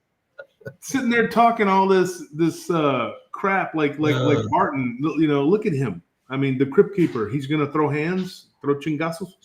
I mean, like look at my hands. You can see my knuckles. All of my knuckles are beat up. They're messed up. My fingers have all been broken from doing real stuff. Okay, Barton can't even hold that sword. It's too heavy. You know, he can't even hold his own sword. That he used to like do, you know, play with those swords all the time. He used to do that where they reenact and all that. And he said the minute he picked that sword up at the first conference, it was way too heavy for him. And Joe is not a little guy. Joe Doyle is way bigger than Barton. So I don't know where the hell Barton thinks he's going to do with that sword besides cut himself in two. You have a pack of idiots that wander around out in the LBL. And one of them, you know, told me that Larry was like laser sighting everybody's back and stuff, you know, and for Barton, they told Barton, hey, you need to get this guy under control. This guy's about to shoot one of us. And this is a fool that claims he used to be a law enforcement officer. But the guy that told me this, he really was a law enforcement officer. And he says, this guy, I'm not going to tell you which one it is because I don't want to be disrespectful to him because he didn't do anything wrong. He just told me what was what. And he said, this guy, I don't believe he was a cop. So you got Lion Larry pretending to be, you know, a police officer. And then you got Barton up there, you know, thinking that he's some kind of sword wielding, you know, badass. I'm going to say this about you, Barton. I hope you hear what I say. You told me that your two favorite characters, fictional characters, were Tarzan and Conan. That's what you told me. You told me that those were your two favorite characters. Who does he act like? He goes out into the jungle, or what he thinks is the jungle, and plays around with a sword. He's literally cosplaying, folks. He's trying to be Tarzan and Conan together. That is literally what he's doing. Those are his heroes. He said those were his heroes. So he's emulating his heroes. He is literally a freaking liar. He is a lying fraud. And that is the truth, the absolute truth. Bart, you are a liar. You make all these crazy, ridiculous claims about me and about Abe. You have no proof of any of it. You don't have any screenshots to prove anything. If you go to PRT News, folks, you'll see a million different screenshots of this craziness of these people saying the outlandish and crazy things that they say. And then Barton turns around and just says a bunch of lies. And these people are like, we love you, Barton. We stand with you, Barton. And it's like, how on God's green earth can these people be this ridiculous? How can they be that stupid? How can they fall for this guy's horrible? I mean, this isn't even comical. It's bad comedy at this point. They like his theme song. He goes out in the woods, play with the sword, and in the background you hear "Go Go Power Ranger." Jumping around like a freaking... He's the Pink Ranger. It's kind of like, as big as he is, like Don Knotts wielding a sword. And you know, he says that I rode his coattails. Dude, I brought this guy out of retirement and I tried to help this dude, okay? When he turned on me and attacked us, okay, in 1 week, he lost almost 500 subs. In 1 week. Wow. And I'm riding your coattails. Bullshit. He was riding my coattails. And then they don't understand Social Blade, and they don't understand how I got 37,000 subs. Well, I'm pretty sure Barton knows I won't buy subs. I know that a lot of the things he's saying, he doesn't believe himself. He knows that I would never buy subs because he tried to tell me that I needed to buy subs because YouTube was taking away our sub. Beans, go on, Beans. The cat's in here, so she thinks she's in here too. No, Beans, come on now. No. Beans. Look, my dog. Why are you wet? I don't know why you're wet. My dog is wet. Come here. Oh, you are not supposed to be in here. You understand? It's not supposed to be in here. Okay, last hug. Now I'm going to put you down. Now you're going to go. Okay. No. Anyways, Beans. Come on now. Let's not play. Come on. Is that the name of your dog? Is Beans? Yeah. One of my dogs, and she's the youngest, and she's in here trying to play. Now my pig is in here. Come on. I had a shepherd door. That his name was Frijol. Frijoli. That's what we should have named her, Frijoli. And we got the pig in here too now. He's over here. Nearly killed me yesterday. I tripped and I almost fell and freaking face planted. I caught myself. If he thinks that he's going to get a snack, dude, he comes running. Okay, go on, Beans. Go on, Truffles. Come on, guys. What kind of snacks do you give him, Brother Josh? What kind of snacks do I give him? He loves tomatoes. Well, that's tomatoes. his favorite thing. Hey, honey. She'll give him some tomatoes. Beans is chasing Nelly. Anyways. No, I kind of spoil them, I guess, a little bit with the animals. I probably should be a little bit more strict on them, but dude, their life is short. Animals have short lives compared to us, and we are their whole life. So people are always telling me, I won't tolerate them jumping on company though. Like people come over, I can't stand that. I hate when people let their animals like jump on people. I won't allow that. But otherwise, I do kind of spoil them a little bit. Yeah, Barden is full of crap. He tries to make himself like he's a victim, but he's the one that started it with me a long time ago. Yeah, he started it with you. Now let me tell y'all something. I'm gonna tell the story about that from what I saw, what he did to you.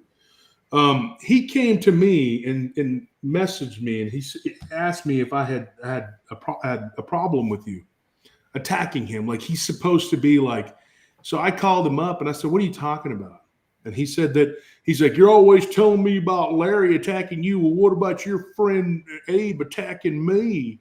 And he's always trying to find an excuse for Larry to be. It's okay for him to attack me. What we know now, which is pretty obvious, is that he was cheering these people on. He rooted these people on to attack me. I think he was the one that was behind it all, affiliated with him. He wanted it to happen because then he thought that if he knocked me down, that he could take our channel subs, whatever. And then he has the nerve to say the most ridiculous things like, "I want to destroy his channel." He says that my life. This is what he said, and this is in PRT News. He says that my life's ambition and that what I want more than anything in the world right now is to take down his channel and destroy his channel. What kind of stupid shit is that? This dude's channel, I don't even know how many subs. What does he have? Like 10,000? I don't know how many subs he has. I honestly don't know. 9 or 10,000, something. It might be more. But it's this little Rudy Poot ass channel with 119 people in a chat. Now, if you notice last night, folks, when we left here, there was 196 people in the chat. That's almost 200 people for us shooting the shit at 6, 7 in the morning. Yeah. So why would I need to go and destroy this guy's channel? It doesn't mean shit to me, his channel. But the things that this guy says and that some of these people actually believe it is so ridiculous.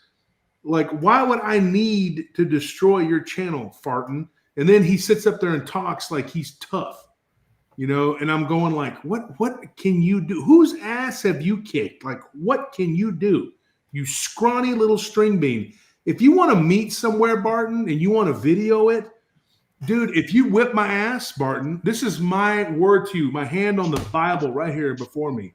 If you whip my ass in a straight up fist fight, I will give you everything I own. I will sign over everything I own. Even if you just get a lucky shot in and you knock me out or something happens, if I fall down on my own accord and I get knocked unconscious, I'll give you everything I own, Barton. And if I win, then you just got to be quiet and shut up and go away. That's it. That's it. That's the deal. You can win everything I own, everything that you were so jealous of when you came to visit. Made fun of our food, the way that we ate, everything. Y'all eat all this rich food. It's like, dude, he acted like going to an Italian restaurant was some amazing event, dude. And of course, he doesn't order anything but like shit that trash people would eat. Like the shit that nobody like. Okay, let's go eat Italian. Oh, I'm gonna get a calzone. It's like, dude, eat something. Tried to give him some culture. Tried to take him to different places. He didn't want to eat here. He didn't want to eat there. We took him to a seafood restaurant. There was a really nice place here in Austin for Ken's birthday, Ken Gerhardt. And what do? They spit the food out on the floor under the table. What the hell? Yes. That's disrespectful, bro. Dude, it was ridiculous. And then him and Alicia sat there and laughed. And they sat there and laughed about it. Yeah. Yeah. So, we're eating at a place called Eddie V's. It's a really nice restaurant. We know all the people there, and they spit the food out. Then there was another time we had a carne guisada taco. Now, not carne asada, which is a lot of people from the West Coast. They don't have guisada. Here in Texas, we have Tex-Mex, and one of our dishes, and one of my favorite, my grandmother recipe, my mom used to make it all the time. Now my sister does. 3 things. One was pesole, right? Marasqueta. I guess rosca and pollo too. You don't really get those in the restaurants. And then carne guisada. Okay. My mom used to make carne guisada, and then she would make it with fideo. Now I loved it with fideo. Yeah. So if you grow up with a Mexican mom, you know what I'm talking about, right? So there's this taco place, and we stopped and we got some carne guisada tacos. His wife takes a bite of it. This is a true story. She spits it back out into his hand, and he gets really pissed off for, good reason, but he kind of got real angry, And then she says, "I can't eat that Mexican shit." That was her exact words. What the hell? Yeah. Because there used to be like, why'd you spit it in my hand? And he throws it on the ground. And, that was like the second day we were with him. You're probably eating possum and raccoon and shit. That's probably what they wanted to eat was roadkill. So the night before, we had eaten at a Chinese place that my friend owns. And I've known this guy for a long time. His name's Simon. He has a really good place. And so we went there and we got some food and we took it back to the studio, and we were there eating. And Barton picked out the meat and left all the rice. It was fried rice. He ordered fried rice, and then he left the rice. He would not eat it. He said that when he was a kid, he ate a lot of rice, so he wouldn't eat the rice. So the whole time they were here, they mocked us, made fun of the way we ate, said that we ate all this rich, fancy food, which was like all they wanted to eat was like fried foods from fast food places or whatever. And then he had the nerve to go back and talk shit and say that I took them to all these fancy dinners, but I couldn't pay his taxes. Like, what the hell is wrong with these people? Right? So obviously up here, his Cecil says something wrong with his, he's got no brains, man. It's just, this dude is like he's just a spinal cord, right? with the he's got the back of like the top of his brainstem. That's it. This guy has no sense at all. And so after that, he says, "Well, we weren't friends anymore." Well, hell no, we weren't friends. You acted like a freaking asshole, and you came up here and you drove us up the freaking wall. And then he has the nerve to go and lie and say that I rode around high on a bag of drugs and I'm addicted to a bag of drugs. That he messaged, he put that on Facebook, said that I was addicted to a bag of drugs because he was spinning out because he lost some subs, right? Then he had the nerve to say that my wife, we were riding around for 5 days looking for her while she tried to kill herself. He says all of this crap. He calls my wife a bitch, and he says that about, what's her name, from Blondes and Booze, Krista Treadway, right? Tweedy, I'm sorry. Krista Tweedy. He calls her a bitch too in that same thing. Then he turns into pious holy man again, okay, with his schizophrenic ass, and starts telling everybody what a good person he is and how me and you are after him and trying to attack him. he has the nerve to message me one day, right? This is before all this stuff went down, and tried to tell me that you were attacking him. And when I sat there and I explained to him, I said, I talked to Abe and that had nothing to do with you, Barton, nothing. You were saying on your show that if you can't walk out into the woods with guns and knives and swords and try to kill something like a dogman or a Bigfoot, it's just not going to happen. And so he tried to turn that into a personal insult against him. What the truth is, ladies and gentlemen, was that they were scheming to try to get Abe on their side to join their crusade, just like they did with Shane Michael Chris, with Brandon Tolbert, with multiple other people, with Joe Breezy and everyone else in the community. They tried to get these people, Bettina, everybody, Madeline, to turn on us and wage a holy war, just like they did with Hellbent Holler. And Joe Doyle actually made the post on there and says, well, we've been targeted by Larry Fisher because we won't join in the jihad against the Turners. But that's exactly what they did to you, Abe. So they tried to get Abe to join in their bullshit. And Abe said, look, man, I'm not on this. I'm not on your side, his side, nobody's side. And you stayed out of it. And so he went after you and tried to use what you said and twisted it, tried to twist it into fighting words so that he could get people to attack you. So the thing that he's trying to say that I attacked him, he's trying to say that I attacked him because he wouldn't crucify Larry Fisher. Dude, nothing could be further from the truth because you attacked me, Barton. I woke up to you attacking me that day, claiming that I'm the Hammer, Austin Hammer, and that I was saying that y'all were homosexuals running around out in the LBL. Well, that may be true. I don't know. But the bottom line is I didn't say it. I don't know who did, and I'm assuming it's probably one of them. I mean, after the comments that he made on the feed last night, the other day, where he's throwing kisses and stuff, I wouldn't doubt it. Yeah, I wouldn't doubt it either. I mean, look at how he's talking. I mean, I'll be a sledgehammer.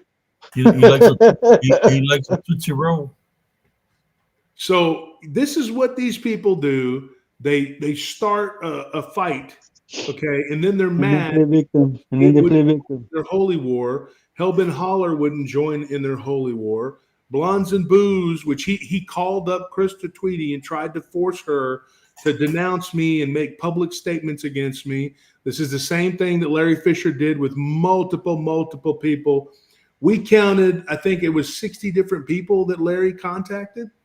And he brags that he managed to get over 40 people.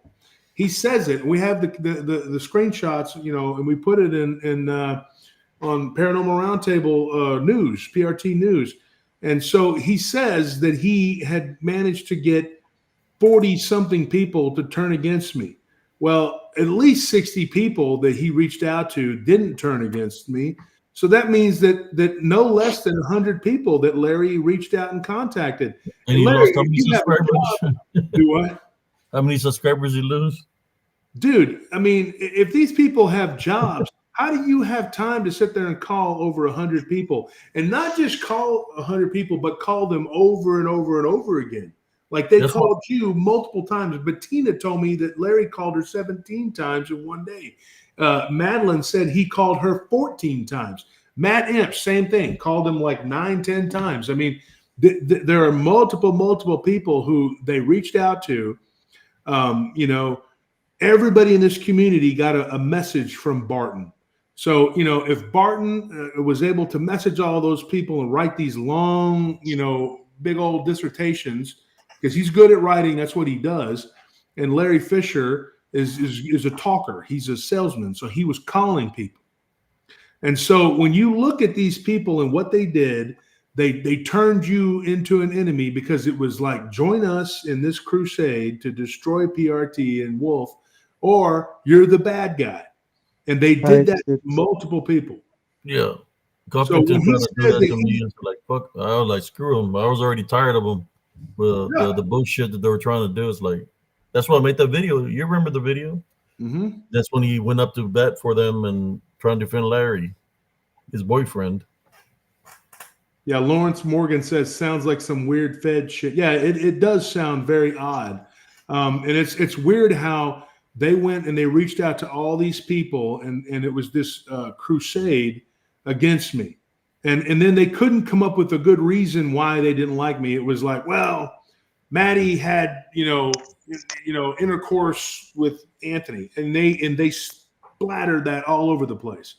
And then they said, oh, it should have stayed between two adults. No shit. You make a video, Clough makes a video saying that it should have stayed between two adults, but then he proceeds to talk about it for 2 hours. Like, this is the kind of lunacy that these people are about.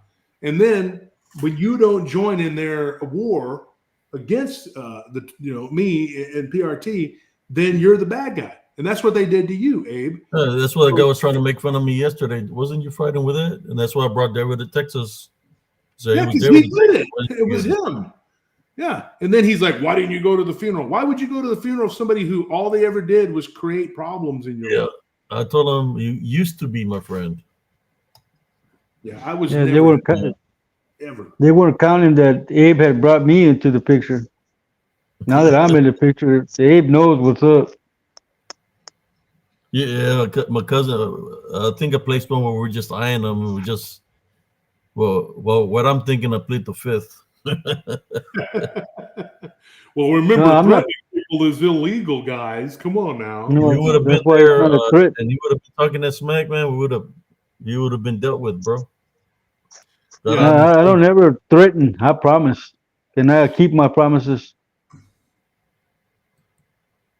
I'll be right back, guys. I'm trying to find the thing. When Barton disrespected me, what he said about me. I don't, Madeline. I don't play that shit at all. I'm not the one that you should mess with, for real. I ain't trying to toot my own horn, but they caught me muerte. Now I'm out get you.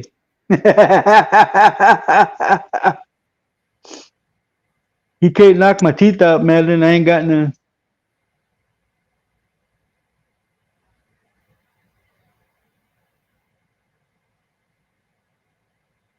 You find it yet, cousin? I'm looking for it.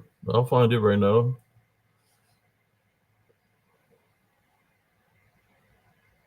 I put it on my other. I'm looking at a different file because I figured that all this crap was going to cease. That these guys were, they're going to stop doing the stuff that they do, and they still continue. But I'll find it right now. I'm looking right now. Got it here somewhere. I just got to find it. Real Meme, let me tell you this, Real Meme. My father was a Mexican wrestler. He was an amateur boxer, and he was a brown belt in Gold Ryu Karate. I'm very well trained. Here you go. I found it. That's Barton Only, right? Y'all see Barton Only? Maybe y'all can read it. What I can't read it. I'll read it. He says, this one he disrespected me. It says, it says Barton Only. It says, you don't have no time for no drama and negativity, but you cast me into some antagonistic, idiotic role in all this bullshit. How about this, Abe CS? You don't talk about me doing my thing, and I won't talk about you doing yours, which seems to be primarily taking pictures of bushes and trees and claiming they are demonic dogmen. Not too sick to throw me into the drama, are you? Thank you for your service. Now kindly kiss my ass, sir. That's why I have beef with Barton Nutley. That's why he's got an ass whipping coming. This is my response to him. I'm showing my response of what I told Barton Nutley. My response, which is here, Abe CS, Barton Nutley. I said, what are you talking about, Bart? I never mentioned your name. I was talking about the 3 people I deleted from my friends list. Not unless you're here to defend them and are upset because I put them in blast. Your boy Larry was talking about you also, Barton, on how you fit into all of this. Not unless he's lying about you, just responding to your message. If you got offended because I mentioned how weapons can hurt the DDN, it's the truth. You can kill something that's in disembodied form. Then I said, Barton, honestly, you don't want to know Sarncius. In saying that, not sorry of the video I've made. Maybe we'll meet another time and we'll see who's going to kiss whose ass punk. Right there. Wow. At the very bottom. That's me responding to Barton Nunley.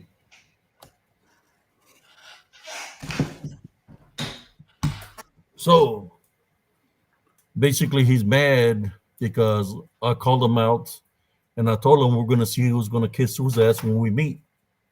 You know, that's why he's always talking about that I'm threatening him and all this, but he's the one that initiated it. So I just had to show you all that he started it with me. And I'm the type of person, if somebody starts something with me, I'm going to finish it. So I'm just waiting for that old fucker to man up. That's all. But he ain't a man, he's a little bitch. That's all I had to show. So Barf is full of crap. And So it's, hey, you want to cut some bark, come get some, man. But I'm gonna treat you like a redheaded stepchild, man. That's all I gotta say.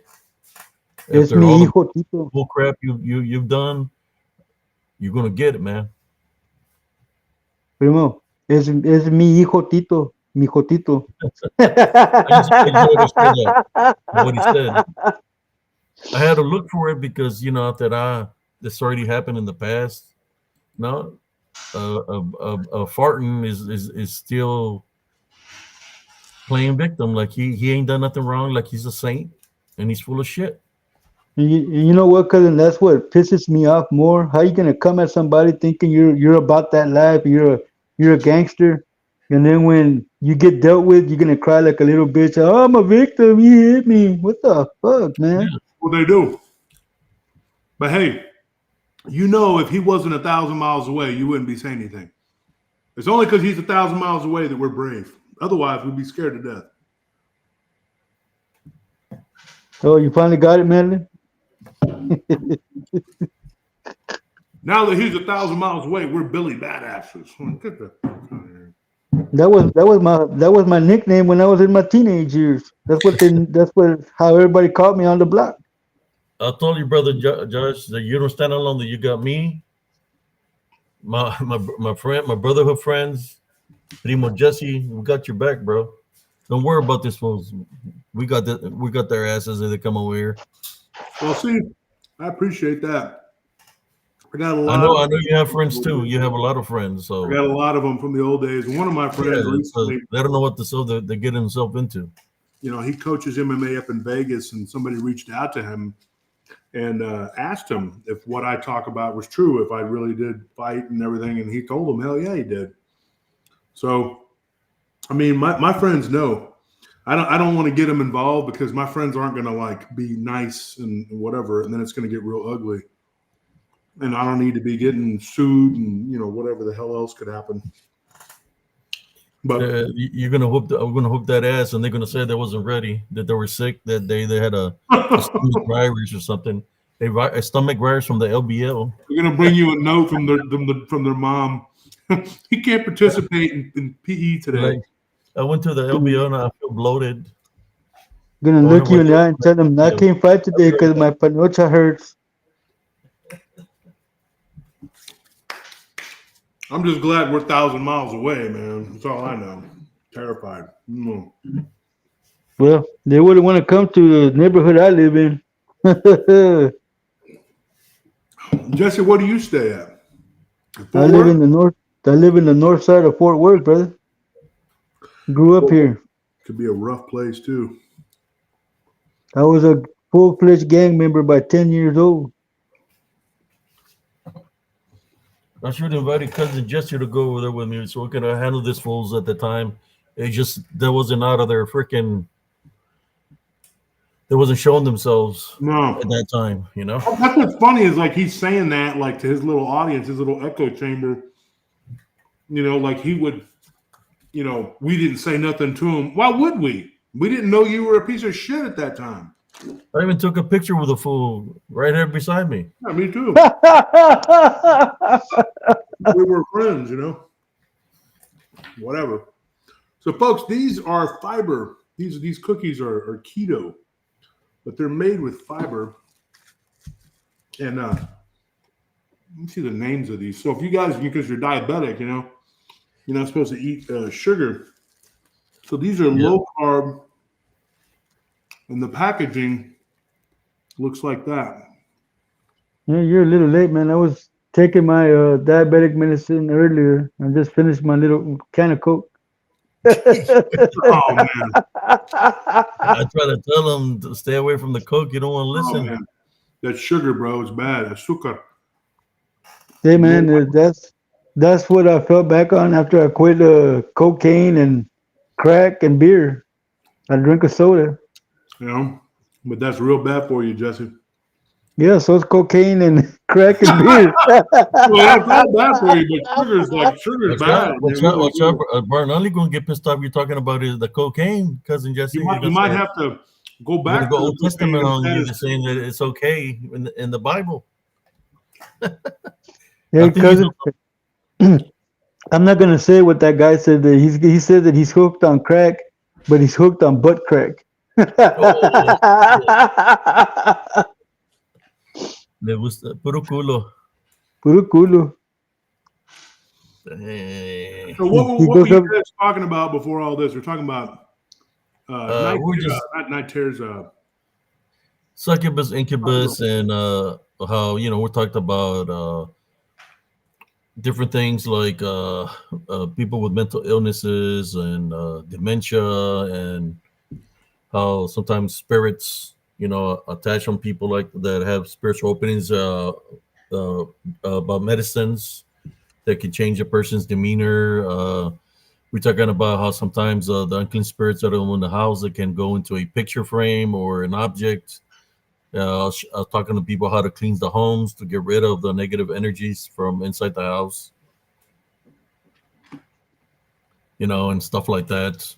I was sharing some stories of within our family, brujas, brujos, and the spiritual battles. I was showing a picture of a woman that was with my father, that she was, I guess, a bruja and tried to do something bad towards me. I could see her in my dream where she had cut the head off of a chicken and was spilling the blood on something. I had told my sister about the dream when I woke up. I had prayed against it. In the morning, I get a phone call from one of my aunts that works in the emergency room down in the valley. And she tells me that she had something to tell me, and I told her I already know. And she says, "What do you know?" And I said, "Well, she's dead, ain't she?" I said, "Who?" And I said her name, and she's like, "How do you know that? I'm the only one that knows that. I'm the one that works in the emergency room." I said, "Because I seen her doing something bad towards me." Then I was showing the audience the picture that she used, because the picture was given back to me by my father. When I seen the picture, I seen the chicken blood on the picture. Just the stain of the blood on the picture, which was a picture of me when I was in the military. And I asked him why you let her do this, and he was like, "You know how brujitas are." So it's kind of like I heard that part. Yeah, it's kind of like he knew. Brujitas, like that means like small witches, right? Small witch, yeah. But she wasn't a small witch. She was as far as I know, she was the witch in charge of that area. So she was a coven leader. Yeah. So he was saying that he was bigger than her. When he's saying that about her, that she's a little witch, then what is he saying about himself? Mm-hmm. But there was two people that were found that day. She was found dead, and he was right beside her on the ground, where he had to get his leg amputated. So, I really don't have a relationship with him. But yeah. Barton Nutley, always the victim of something. That people are messing with him, but he's the racist bastard that insulted Sarncias, talking like Sarncias can't whoop his ass. Come over here disrespectful, you or anybody from that's affiliated with you. See what happens. Y'all taking my kindness and my love foundation for granted. Just because I talk about a love foundation don't mean that I ain't going to protect this vessel. That I ain't going to go over any obstacles that come my way. I will. I like the way that you worded that too. Like you were, I listened to you when you were talking about that the other day. How you're given a vessel by God to, and you have to do what you have to do to protect it. You know, because you understand that this is not just who you are. You're a spirit, but this is the vessel that houses that spirit, and you can't let it be destroyed or hurt. So just because you have the love foundation. And I do follow what you're saying on that, because that's, you put it into words. That's actually very accurate, folks. Like you're trying to protect yourself, but you know, at the same time, you're trying to maintain what Abe's talking about is love for everybody and forgiveness in your heart, and follow the commandments of Christ.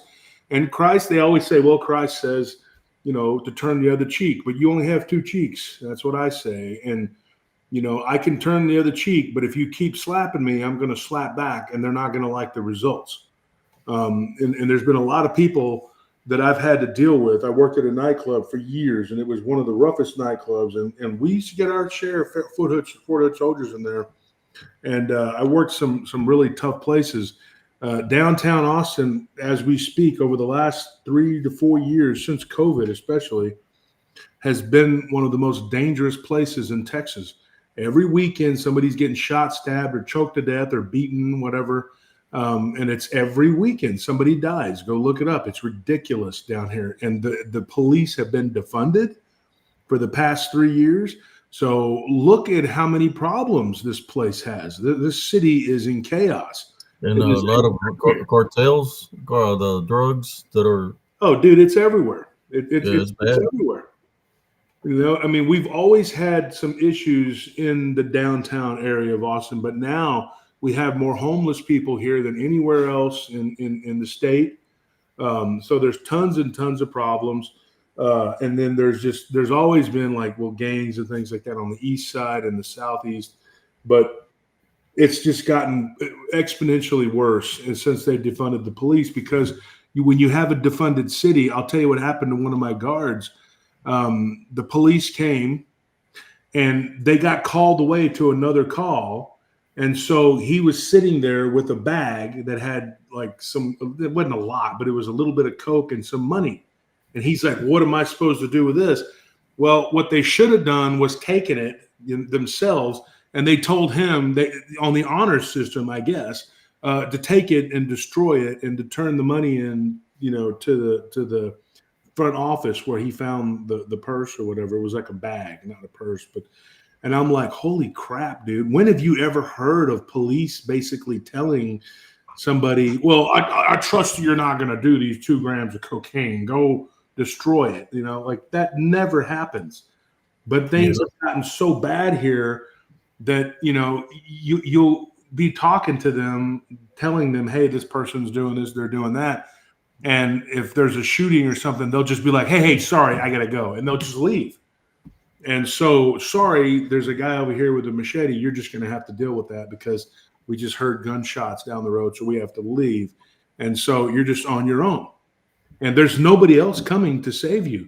That's why for a while, the state troopers took over and did a bunch of busts and did a bunch of work. And they did like, I think 20 something raids in a matter of 2 weeks. It was unreal because Austin APD has just been annihilated because of the budget cuts. And so you have people who at one time, they all went to go work for other police departments. You have people who were sitting in an office, you know, about to retire. Now they're out there on the beat. This is not the way it's supposed to be. I watched BLM and what is the other one? Antifa come here and throw piss and spit on these officers, and these officers couldn't respond or do anything. Because the liberal ass mayor sat there and told them not to retaliate. And so they sat there protesting in front of the police station, and they banned cameras. So the only thing the police were doing was stopping people from filming. So that's why there's no footage of this. But I was down there, and I was driving through there because I had to go to this place called Corazon. That's one of our complexes to get my nephew out of there because they were burning and destroying and looting, and they were killing animals. They were killing animals. They were bringing animals. And like right in front of me, I was sitting there on 6th and 35 on the frontage road. And the Antifa and the, what's up, Panzer? Come here. Where you at, buddy? The cat's in here. Come on. So they were killing animals? Yeah, they were killing animals, and they were, you want to be on camera? Say hi. And so they had animals, and they were bringing them in cages, and they walked in front of our vehicle, and it was sad. You could see the fear in these animals' eyes, and they were taking them to the police station, and they were killing them in front of the police, and they were saying, "Is this animal's life worth more than a black man's or whatever?" And they were killing them, you know, and it was BLM, and Antifa. And so it was crazy. And so, you know, I told my wife, you know, I was sitting there in traffic, and I said, man, you know, I said, we got to get the hell out of here, dude. You know, we were not a part of all these maniacs, and, you know, eventually they're going to figure out that you're not one of them, you know. And so that's what they did with my nephew, you know, Zane. He was down there working. And so I ended up having to go down there and get him because they were trying to overrun the buildings down there. And they had looted and destroyed the Target across the street. Dang. But if anybody says that's not true, that is absolutely true. We witnessed it. And it was horrific. And they were carrying them in cages. And you could see some of the cages had blood in the bottom of them where they had killed these animals. And they were literally doing it right in front of the police station. And you could see these people in their eyes. You could see the frenzy, the bloodlust in these people's, these leftists, what they were doing. And I don't care. Any of these leftists can say whatever they want. That's the truth. I saw this with my own eyes. So that's crazy, man. I've seen my share of animal sacrifices. If they would ever try to do that to one of my animals, there would be less people within the Antifa. Yeah. I can tell you. They were all wearing black and had the little hammer and sickle communist symbols on their arms and everything. Yeah, it was crazy. And then I had some idiot trying to argue with me on Facebook saying, that didn't happen. I was like, yeah, bullshit. He said that there would have been footage of it. No, because the only thing the police were allowed to do was keep people from videoing.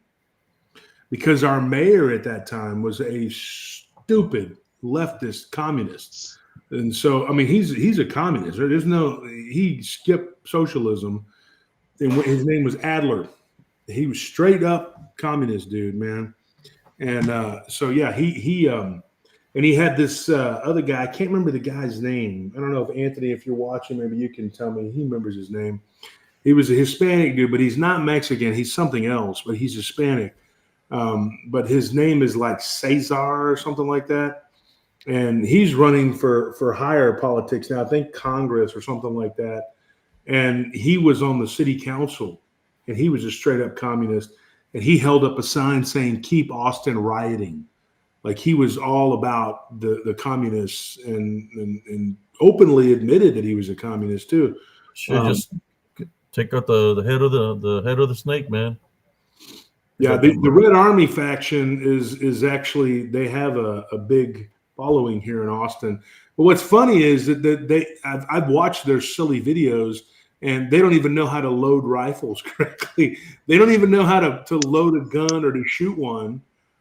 There was one video where like literally they were like marching, and the guy's like magazine fell out of his rifle. Like, dude, how does that even happen? Like Gomo File.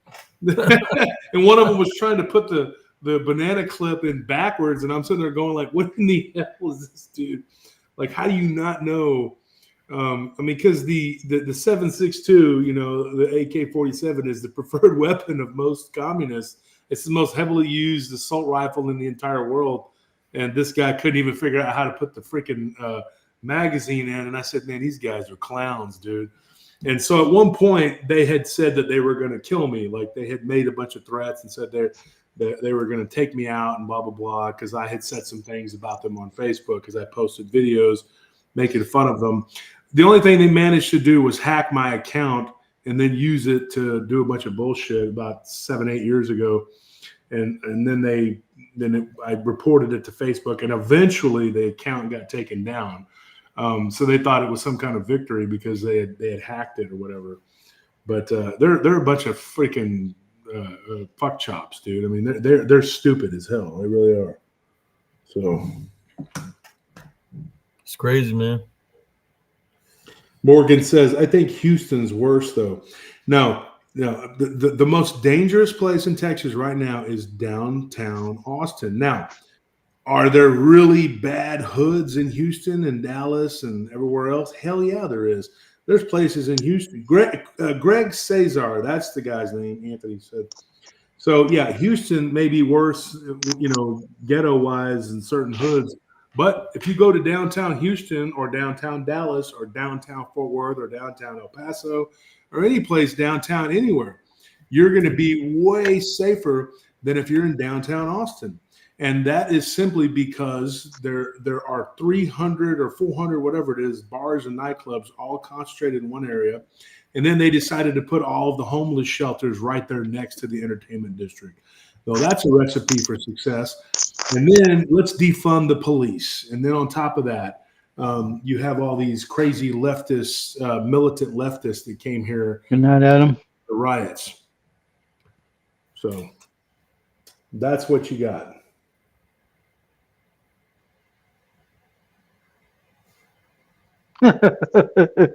Hey. It really does. I mean, like, you know, his interview style. The only reason I subscribe to him is because of you, brother Josh Turner. I ain't gonna lie, I never watched one of his shows, man. I just did it because you came and say, hey, can you support this? Any channel you told me to support, I'll support. Yeah. But once he came at you in a negative way, in which I already knew he was going to do that, I said, oh, there you go. I don't have to listen to I don't have to subscribe to him, so I unsubscribed. That's the only reason I was subscribed to this fool. That's a lot of people have told me that, you know. You make mistakes, you think that somebody, especially when he made an ass out of himself. I mean, when they come at me disrespecting me, it's like, what the hell are you gonna do? Fucking what was it called, cousin from Terror from the Crypt, the Creeper? The Crypt Keeper. The Crypt Keeper. Welcome to the show. So what's crazy is they go after you because you wouldn't support Larry coming after me. And then he had the balls, the nerve, the audacity, the silliness to come to me and complain about you. That's how stupid these people are. That's how crazy these people are. And then told me that I needed to do something and get you in check. I'm like, he's a grown-ass man. What am I supposed to do? I said, dude, and he tried to compare you to Larry. I said, no. Abe is not going door to door recruiting people to fight you, Barton. I said, your buddy Larry is doing that. He is literally going door to door, calling people, not literally, on foot, but calling people, going door to door and getting everybody in the community riled up. That's the difference. I told him that. And he just, Larry's no threat. Larry's never done anything, blah, blah, blah. He just, no matter what evidence we showed him, he totally disregarded it, ignored it, and pretended like it didn't exist. That's why we are where we're at.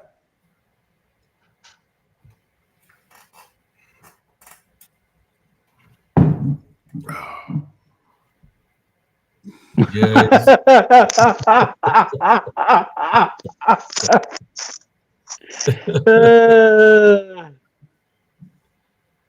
He's a puta. Mm. You see how you write paragraph after paragraph. And I'm trying to read this shit. I'm like, when is this gonna stop? I would stop reading it. When he would send me those messages at night, and then he try to call me late at night. The way he talks is like you don't understand what the hell he's saying. I don't know. Maybe he got something in his mouth that messed up his jaw or something. But screw Larry, man, No, and all the people affiliated with him. the reason he talks like that is because he's always got that dip in his mouth. Oh, you said dip. I heard something else. I'm sorry. Like this.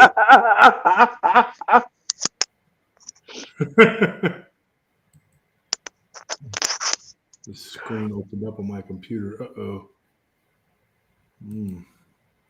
So he has that dip in his mouth, and he's like, hey,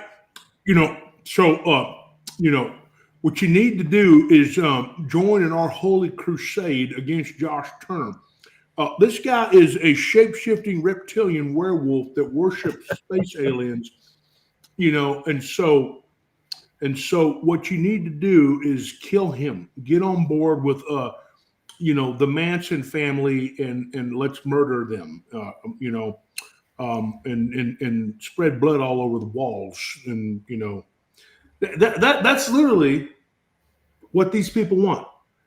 Even if the channel were to be taken down, as long as I'm still alive and I'm breathing and I got air in my lungs, they're gonna freaking keep hounding me. It's never gonna end with these people.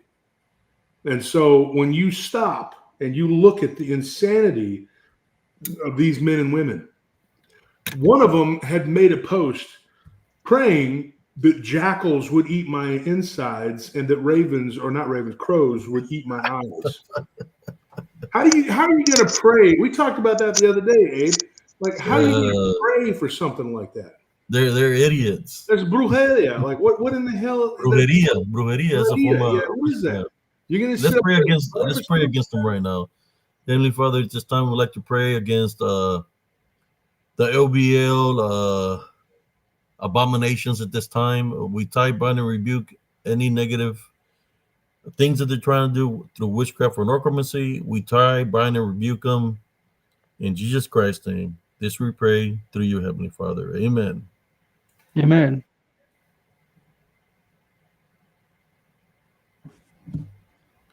It's a good idea. Yeah, that's what they do, man. They play the games and they want to get you upset. What I'm going to tell you why they try to get people upset. Spiritual opening, so they can try to do the witchcraft and necromancy. That's why I stayed calm and relaxed yesterday, because I know what the guy was trying to do. And it didn't work. I maintained my love foundation. Just like as calm as I was in, if he comes in here in a negative way and wants to get his butt whooped, same way, It's my duty to whip that booty. You're gonna get mad when I overcome with the love foundation. All right, cousin, I'm gonna head out, man. It's already out. We've been on 4 hours already. All right, it's almost 4:30, so I'm going to La La Land. Bye, everybody. May the Lord bless you and keep you safe. Bye.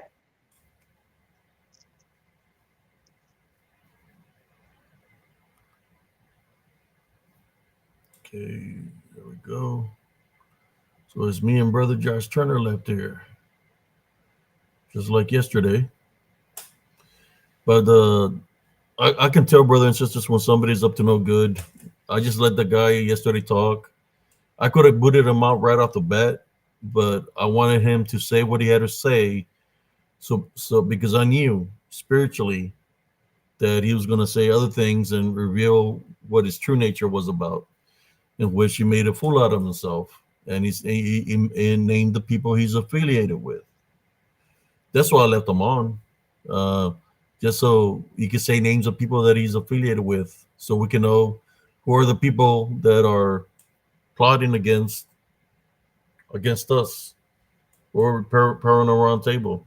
I already knew that there was more people involved, and besides Bart and Nunley and Stupid Larry, I knew there was other people involved, and I've been knowing this for a long time, that there's been a lot of people plotting against Paranormal Round Table, and it could be a coalition of many people that have come up against them already, that they're all in it together, but it didn't work because Brother Josh Turner still got his group, and whenever he decides it's right for him to come back, if he ever decides to come back, I know that he's going to have the paratours behind him. They're still here behind him right now. The only thing I can say is, for all the people that pretended to be my friends, and I'm just going to tell you, I knew you wasn't really my friends, that you was there for a reason and not for a season. That I knew that you were up to no good. When you all revealed yourselves of what you were really trying to do, that's when I unfriended y'all. Fat Confrontation, you're one of them. Yeah. That's why you talk very badly about RNCS, because I figured you out. You got mad because I spoiled y'all's plans. When I deleted you off the friends list, that means that you couldn't play the games with me anymore. That's why you got pissed off. Got your panties all in a wad because I wasn't playing y'all's narrative. And it pissed you even more off when I started doing the Friday shows with Brother Josh Turner. Yeah, we had a good thing going too. It was you and me and Joe and Monica. Crazy and Monica. Yeah, they were pissed off. Yeah. Yolanda Covington, they got mad. Yolanda. That's one thing about me is like when they give themselves away, and I seen that they were the plotting in a bigger picture. That's why I left. I said I won't do nothing with these fools. It's like I already knew that they were up to no good. I already knew Barton Lundley. I knew you were behind that, bro. I've been knowing for a long time that you were behind it. I just see things, and I already know who's who. So I can pretend that I'm listening to you, or I'm going with the flow of things, like what they were trying to do to me, but I already knew what they were about. It's like my group is not that big. I'm not trying. It's just something to help out people spiritually that I created, and not just for people to help out spiritually, but in my case, it helps me maintain the Love Foundation, especially when we talk as brothers and sisters in Christ, right? It helps me. But, haters are going to hate. But I think what I'm trying to say is that they're pissed off because what they were really trying to plan failed. It failed miserably because Paranormal Roundtable is still standing, and they can come do their thing anytime they want to. So it just pisses in you off because they're still got the channel up, and there's nothing you can do about it because you wanted the whole enchilada, you wanted the whole pizza. You didn't want a piece of the pizza, you wanted the whole enchilada, and the only thing that you got was this, a big F you. That's all you're going to continue to get is a big F you. You keep on coming at me in a negative way, I'm going to keep on talking bad about you. I don't care. You seen that fool that was drunk off his ass last night? He made an ass out of himself. Oh, he did. Yeah, that was I'm a Christian. I'm from the over relations. Yeah. Sending a Jezebel from the LBL over here in the form of this fool that came in here, thinking that he didn't even look me in the freaking eyes because he's too busy with his fake profile. He had another profile where he's putting messages in the chat. Yeah. What was the name? Do you know? Yes. Sister, I'll send it to. I'll tell you what it is. I got it right here. I'll show it to you. Because I know Pornographic is one of his handles. Yeah, that was the one. Yeah, that's him. That was one of them that I sent. And the things that he said yesterday, he said that he confronted me and that he argued with my wife. My wife's never spoken to this guy ever in her life, dude. She was like, who in the hell is that? She don't even know who this guy is. And when he tried to say that me and him had an argument and that he was defending Black and Hispanic people and that I was being racist against them, and I'm like, what in the hell? is he talking about, man? Like seriously, dude. I wonder. He's trying to pump himself up, but the only thing that pumps him up is Larry and Barton when at the LBO they pump him up. It's crazy, man. Like he was sitting there saying, "Yeah, he doesn't like black people. He doesn't like Hispanic people." Blah blah blah. I'm like, dude, this guy is out of his freaking head, dude. And then while you were talking to him, I don't know if people noticed, but he was sitting there taking shots. You go back and look, he was taking shots.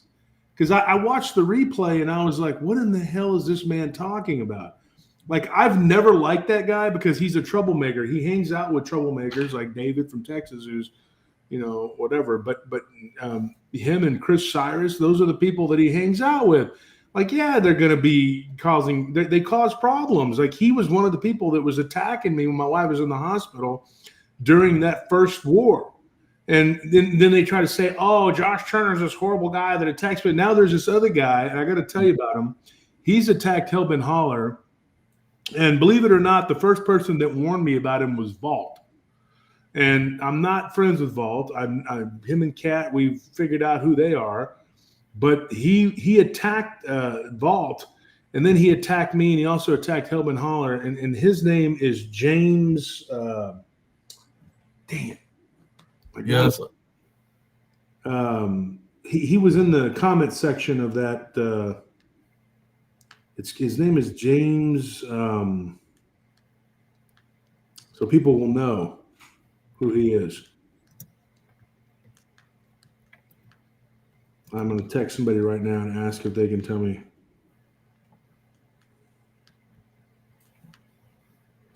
Yeah, I don't like Vault because he's stolen valor, man. Oh yeah, he's and a liar.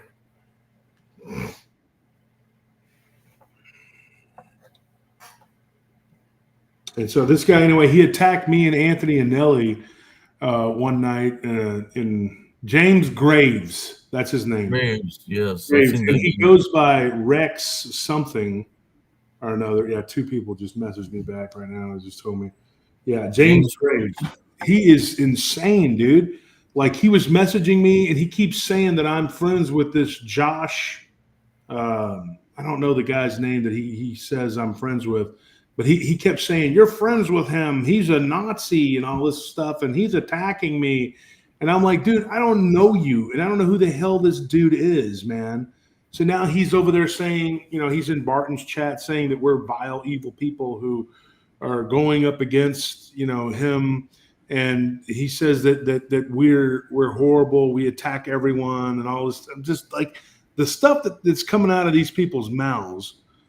No, I don't attack everyone. Have I opened up on people? Hell yeah, I have. Yeah, because they're frauds, they're hoaxers, they're liars, and they fleece people, and they do nothing but really, really bad things. And then they sit back and they expect you to be okay with it. And if you don't go along with it and allow them to control the narrative, bully people, harass people, and just make up outright lies, then you're the bad guy. And so I've called these people out multiple times for their ridiculousness and their shenanigans. And so, yeah, they don't like me. Hell yeah, they're going to be pissed off because our channel was doing what we were supposed to do. Every sub we got legitimately. We did not steal. We did not lie. We did not corrupt. We did not, cajole. Every bit of what we got, we earned it. Every bit of it. Nothing was bought. None of that was bought. And so, we struggled and we went through strife, for multiple years now, and we're still fighting. And 5 years straight of just trying to do our show and be left the hell alone. But every time we turn around, there's some lunatic. And I think, when I was watching Hellbent Holler a few weeks ago, and Joe was saying, here we go again with another lunatic, threatening us and attacking us. Well, that's what we go through. That's what we've all been through. And, Barton, he did the same thing to Blondes and Booze when they quit helping him, whatever. He went on the warpath against him. He doesn't talk about that, how he messed with those ladies and said all kinds of horrible, mean, nasty things to them and about them. The B word, for all the females. And stuff because they weren't going to help him anymore because they saw what he was, low down reprobate, and he was supporting Mike. Now, Mike up in Oklahoma, he's someone who has to undergo a psychosexual evaluation. You know why? Go look it up. I'm not even going to say it. Go and look why someone would need that to see their children. And then you tell me if I had anything to do with taking his children away. This ridiculous narrative that Mike created, trying to say that they took his kids away because I and Krista entered into some kind of conspiracy to have his children taken from him. At the time when he first started popping off with that, I didn't even know he had another child. Like, I found out through his ex-wife that there was another kid. I had no clue. Like, there was nobody told me that I didn't even know who Hunter was. And so, and for him to sit up there and spout out these lies, and then Barton to go over there and repeat them like the dumbass evil bastard that he is. Barton, I see right through you, and I see everything you are now. I mean, you are one of the worst human beings, in my opinion, that is in this field. Multiple people. And I'm not going to sit up here and lie and say there was like this humongous group that's come to me. No, but I would say at least a dozen different people have told me that they've been in this field a long time and that they've always thought he was batshit crazy. And at least 4 different people that are well known in this community said, and they're respected people too, that they were shocked that I was even associating with him. And I asked each and every one of them, and I said, well, why did you not tell me, what you knew, that you thought, hey, that this guy is something wrong with him? And he said, well, one of them said this. He said, I thought maybe that I had just gotten him all wrong. I mean, you've never steered me wrong in the years that we've known each other. We've known each other several years. And so I trusted your judgment. Another of them told me I just kept him at arm's length and hoped for the best and hoped that, he didn't, because he was a little unhinged. This is this person talking. Now we know he's a lot unhinged, and hope that nothing would pop off between you two. But he also reminded me that he did tell me to be careful with this guy. A third person told me that they thought that he was absolutely off of his rocker and that he would say the most outlandish and ridiculous things, and that he spent days in a group one time arguing and fussing with people. Now, Barton himself did confirm that with me, that he went into a group and fought with these people for 4 days. Now, I'm not going to fault him for arguing with those people because I know the people in that group, and I'm not going to repeat it. But we had our brief little dust up with them because they're predominantly atheists, and it's a den of vipers. They like to attack people. But for the life of me, why would you go there and stay there for 4 straight days arguing and fighting with these people? That, to me, is borderline psychotic behavior. Like, who the hell can sit there for 4 straight days and argue with lunatics? Folks, do you know how long 4 days is? That's 96 hours. And Barton, by your own words, you told me that you were there for 4 straight days and that you barely slept or ate, and all you did was fight with these people. Wow. Now, I don't know if that's the truth of what he said, but I know that it is the truth that he was there arguing with them for 4 days. And I don't know if he didn't sleep or eat. That's just maybe him talking. But what kind of behavior is that? So little by little, the pieces fall into place and you start to see people for who they really are. And you're going like, damn, I could never spend 4 straight days arguing and fighting with somebody in a group. Like, that is crazy. I think that's trolling, Brother Josh. Yeah. It's also trolling to me. But who has time for that, though, Abe? I mean, I know. I do. I cannot sit there and mess with people for 4 days. Makes you wonder how many times he's trolled Paranormal Roundtable all this time that he pretended to be your friend, or that he's trolled people that are supposedly his friends, and he goes in there and false witness and with fake profiles and messes with people. I'm thinking that's what he does. You really think that he like uses? Because I know Mike uses Yes. fake profiles, but do you No, think he does he does? because I believe he does, man. He's got fake profiles. He might be in here right now. Wow. So if you're in here with your fake profile, Bartonelli, fuck you from Sorry See Us. Well, remember, guys, he has a job now. He finally went back to work after taking months off. And then somebody told me that he had said in his show, was it yesterday? What is today? It was Thursday. Well, I guess it would have been yet Wednesday when he did his show, that he was going to take an 11-day vacation. Oh, what a shock. You're always on vacation. You barely worked. As long as I knew him, he barely worked. I mean, he was always off. And then when he claimed that he was working, he would only work for like 6 hours a day or something like that, if I remember correctly. Now I might be wrong about that, but I know that I'm trying to be just as honest as possible. But I know that he would be off by like 3:00 in the afternoon. And I'm thinking, that's not very long. If you're going in at like 9:00, you get off at 3. That's not a long time. But I digress. I don't know. I don't. It's just he's a weird guy who now is telling people that I am hell bent on trying to destroy him and his channel. And I'm like, dude, I don't have time to mess with your channel. I don't even go into his channel and say go nothing to to his him. channel. I don't watch his channel. He's the one that comes and trolls and comes in saying super stuff. Yeah. I don't do that to him. I don't do that to old boy from Oklahoma or to anybody, any of those fools. Not even. I haven't seen you go into anybody's chat and say anything. I've seen you come into my chat and say hi and whatever. Mm-hmm. It's under Spiritual and Cryptid Encounters, and I know it's you. And I said, hey, Abe, what's up?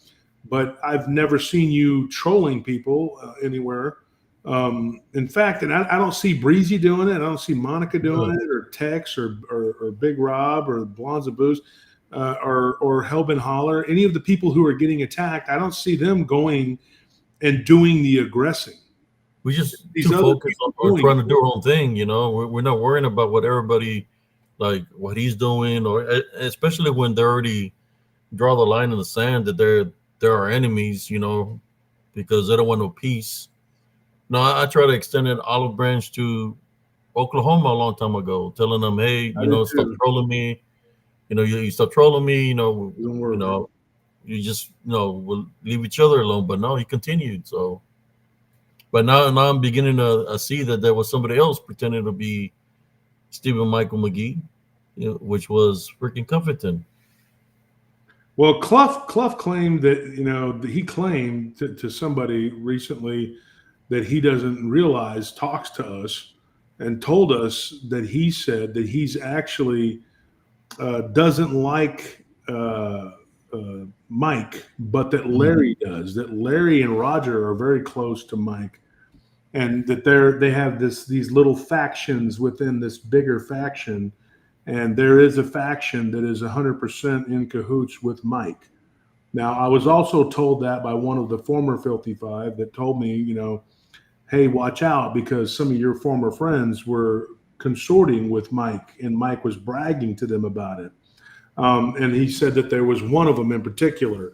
There's somebody that popped in here, Brother Justin. His name is Psych. Awakens Terra. It's about I'm not a vampire, swear.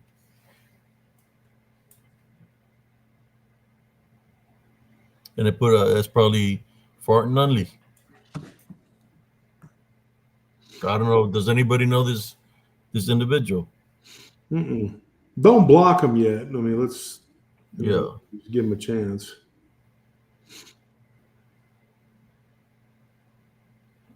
Melissa Cronenwetter says, and she's been a supporter of the show for a long time, but she says, JT and Abe, I really believe that Bartley is being handled by a financier. Yeah, I've wondered that too.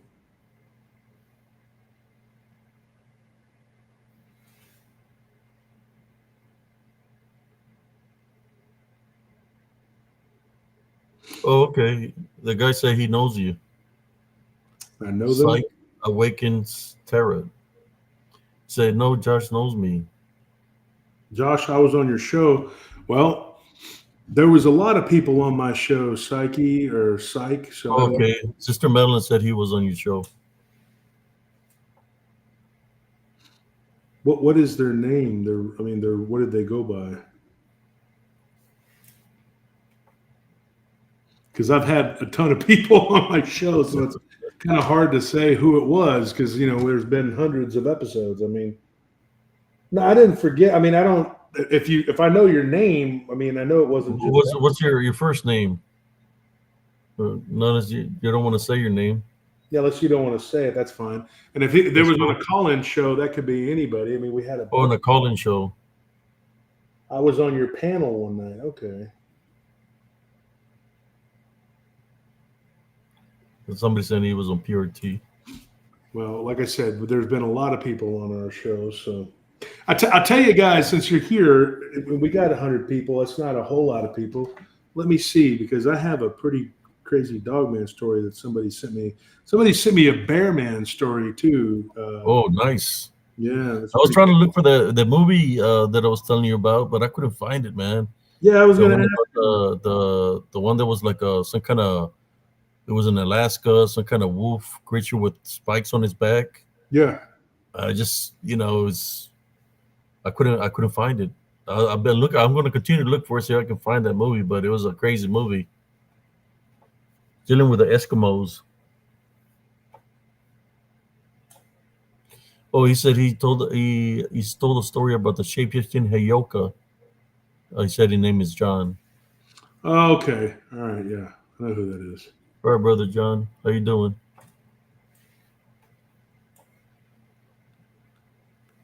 Let me see if I can find this person's bear man story.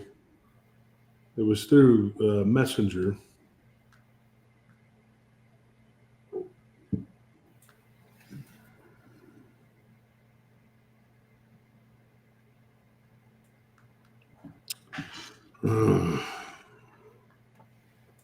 Getting a lot of messages here. I haven't even been able to look through most of these. Let's see what platform I can put you in. That's the close up. I'll use that one right there.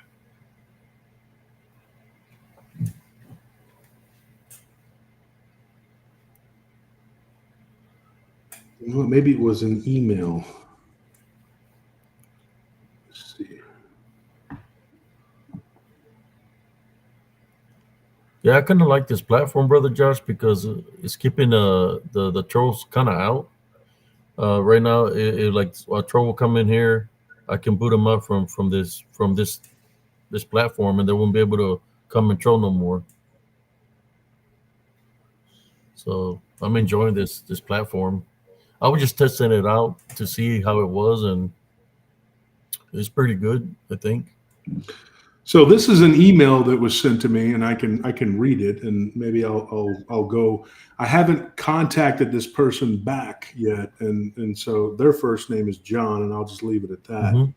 But I'll read the email because I just got it Tuesday, and I'm a little bit behind on checking some of my emails. I haven't been as vigilant about checking them because I haven't been doing the show. But it says here, "Hello, Josh. My name is John. My experience is on Vic's Dogman Encounters. Apparently, he was on Vic's show, I guess. In the summer of 1997, I saw a creature that looked like a blending of a bear and a wolf and was as large as a cow. By that time, I had already been working for the U.S. Forest Service on a part-time basis for 8 years and had already seen normal bears in the woods. So when I saw this bear-wolf hybrid, I took time to clarify what I was looking at, and it was neither fully bear nor fully wolf, but positively a blending of bear and wolf. When the sighting happened, I was in my green USFS van driving on a wide graded dirt road in an open short grassland open area that had cattle. So I know it was as large as a cow on all fours. Because of the wolf-like characteristic, I decided to classify it as a dogman. Prior to the dogman classification, people were telling me that what I saw was a skinwalker, but I did not classify it as a skinwalker because it did not fit the personal story categories of what is supposed to be a skinwalker. For the longest time, I did know to classify the being that I saw and I did not consider it a skinwalker. To me, this thing moved was like the way those demon dogs on Ghostbusters moved, in that it hopped along at that rate of speed. Also, it was muscular and bulky like those movie creatures, but looking like the bear wolf, just to let you know it did not run like a normal bear runs.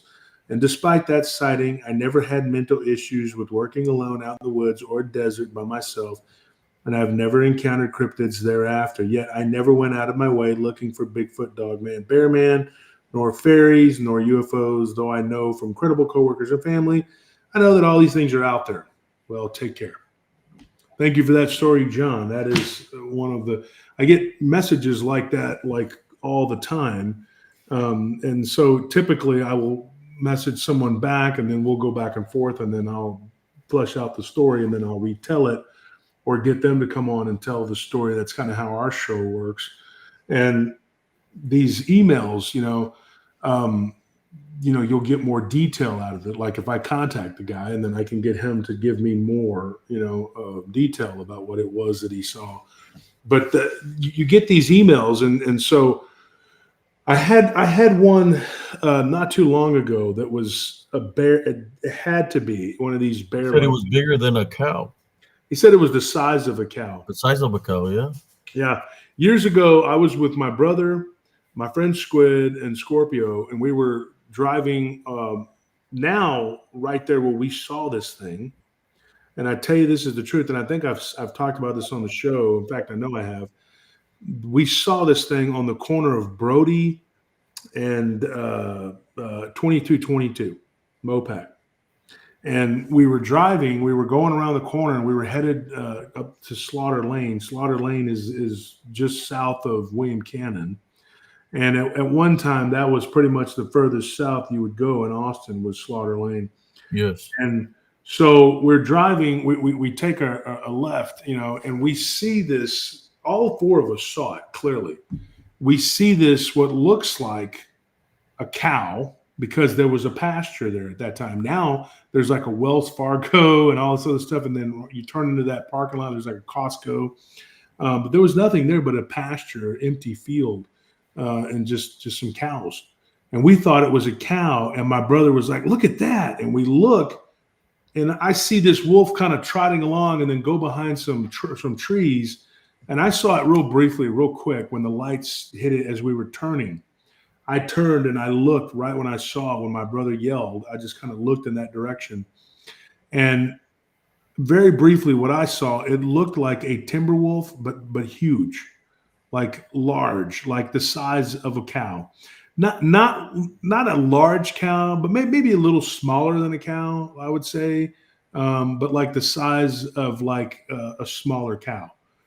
And so it was way too big to be a normal wolf. So that was weird. We saw that years ago. I believe that was in like 1999 or 2000, something like that. And we were all in the truck together. No, I'm wrong about the year. I think that was like 2003. I think that was 2003. And the reason I remember that is because there was somebody that I dated at the time, and I told her about it, and she scoffed at it. So I remember it was 2003. That's when that happened. And I just was like, whatever. So I didn't really talk to her. And yet this person, she was an abductee. But yet when I told her what we saw, she scoffed at it until we all told her, look, we really saw this. And me and my brother one time saw these two large wolves that were probably twice the size of calves. And they were crawling up underneath the barbed wire fence and down at the end of 2222 near Round Rock. Now, I've gotten reports in that area. There's this one road, and I can't remember the name of it, dude, like off the top of my head. But it's right off of McNeil. Yes. Yeah. And it's right there by a cement plant. And I should know this. I've been down this road 1,000 times. One of our accounts is right there. And so anyways, years ago, I got a report right there when they first were building that toll road right there. Somebody had given me a report, that when they were working on it, their uncle was working on it. His name was Mario. And he said, dude, he goes, I got a job working with my uncle. And he said the first night we were out there, He's like, this report, like this happened years ago. The report I got was probably only a few months ago, but the incident happened years and years ago. And he said we were working out there, and they had not put the top of the road on yet. They just had the towers, the beams, And he said that there was a lot of construction equipment. And he goes, I hear all this yelling and screaming in Spanish. And this is a guy who's a Tejano. He's from here. He's from Texas, like as we say, a Tejano. But he said the Mexicanos were screaming and yelling, and one of them had a cueta, a gun. And he said, I hear like a couple shots being fired. He goes, and I see the largest wolf that I've ever seen in my life come running out from behind the brush.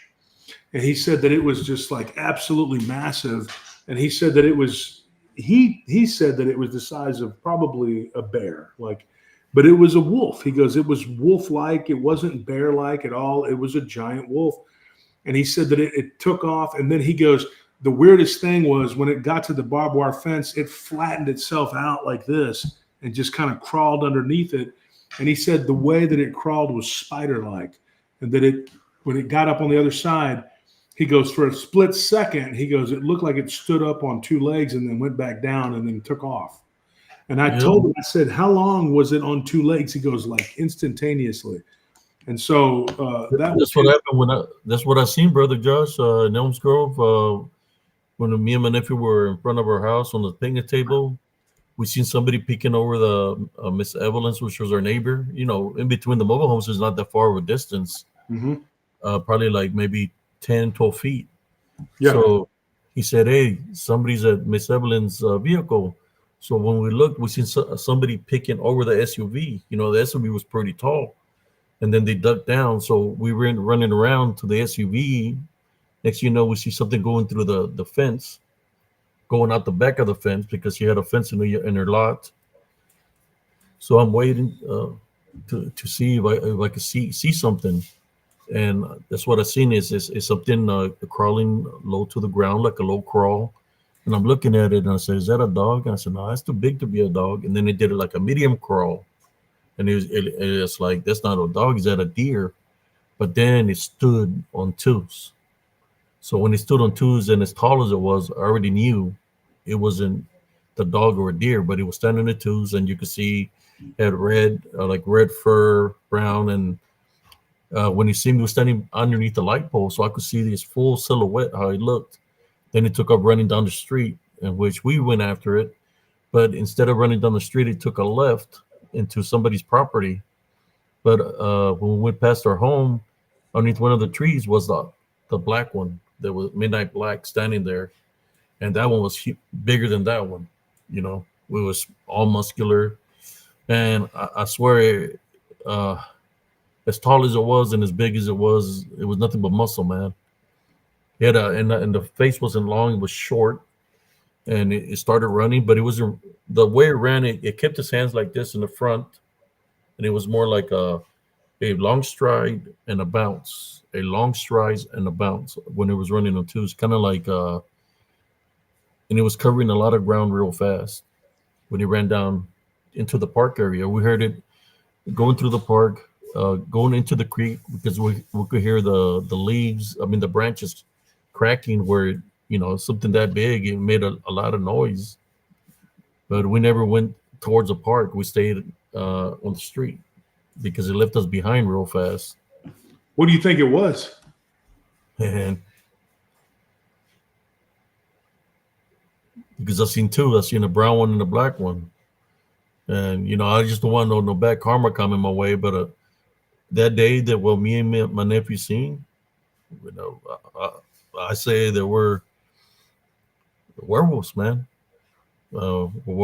Werewolves. And what's weird about this, man, the weirdest thing about this is that we just barely got some neighbors behind us, and they were German. I remember seeing them at the pool, and they had all kinds of tats and certain marks on their bodies. One of the guys was very tall. The mother was sick, right? But the guy was tall, and even the female, the daughter, was pretty tall. Mm-hmm. So all I know is that they moved in and activity. I mean, that picked up, but there was already things happening there. But you know, we followed it. It didn't disappear. It didn't vanish. It like literally ran a good 100 meters, man, or 100 meters from the mobile homes to the park easily. Like he left us behind. We couldn't catch up to it. It was moving. It was like I said, it was like a bounce. It was nothing but muscle. The legs were curved inward like this, and it was just weird how the red one was. So I was going real low to the ground. It did a mid crawl, and then it stood up. It's like, whoa, what is this? You know, it was in a. I would have been able to tell it was somebody in a costume or something like that. They were too tall to be a person in a costume. The red one was, I would say, the one with the reddish brownish fur that was standing. That looked like maybe possibly, if it was a female, it had to be like 7 foot, 7.5 tall, that high. But the midnight black one, that one was way taller. It had to be like 9 to 10 feet tall. I didn't want to believe in the stories that some of the people that would tell me there, which was a Philippine lady, the guy that lived on the edge of the park, that they would tell me not to go over there because she would tell me don't go into the woods because there's a she said a lycanthrope that lives in that area or something something evil. Well, no, she would say something evil, but the guy in the edge of the park, he had a target where he had arrows going into the targets, and he would tell me they stand right there. And I said, "What stands right there?" And he would tell me werewolves. You know. Then he would tell me that sometimes you could hear them underneath the street. And at first I thought, well, maybe he's smoking weed or something. That is imagining this. But when I seen him, it's like, oh shoot, he wasn't bullshitting me. He was telling me the truth. So the only thing I can think of when that maybe when if they're migrating or whatever, that was one of the areas they used to go before. So they showed up. It was during probably like October, November when it starts getting fresh, and the leaves are falling off the trees. That's when it happened, And when I was running after it, I was like, "What?" In my mind, I was like, "Whoa, what the hell am I doing? Why am I running after it?" And it kept on looking at me like the sideways, like it was looking at us, But it didn't come and try to attack us. It seemed like they were more afraid of us than or whatever. But maybe there was luring us. Maybe there was more. I don't know. We didn't follow to the park. I told my nephew, stop. Let's not go further. I seen the black one 2 times running down the street, and you could see it because there's lights in the mobile home park. And then I seen it over there by the swing set area. That's when it disappeared. When I said a tie binder rebuke in Jesus Christ's name, when it was running away from me, I was running. I couldn't say a tie binder rebuke in Jesus Christ's name, but I don't know, man. To this day, it's like something's there, man. Definitely something in that area and that location. There's got to be something. If it's something real, because the guy would say he would always hear him underneath the street. And I said, well, what do you hear underneath the street to say that they're there?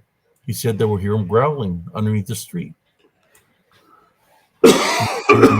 Movement underneath the street. He just never got the courage to go check underneath the street to see if there was something there. There is another location in the woods to the far right, in a different location, which is an open space where I found the den of dead animals. There is a location over there where there is a concrete, like a tunnel. I never went into the tunnel to find out what's in the tunnel. But there was a den of a lot of dead animals out there. There was my son was with me that day. There was a Rottweiler with the spine ripped out of its back. Oh man! It looked like a fresh kill, man. I looked around and there was a big circle of nothing but dead animals in the open space. It was like around 6:30. The sun was setting. I told my son, "Let's get the hell out of here," and I left that area because there was a den. That means that the predator of whatever killed those animals has to be there. But I never went back. I think that area now has barbed wire fence, and it says no trespassing all around that area where the den was.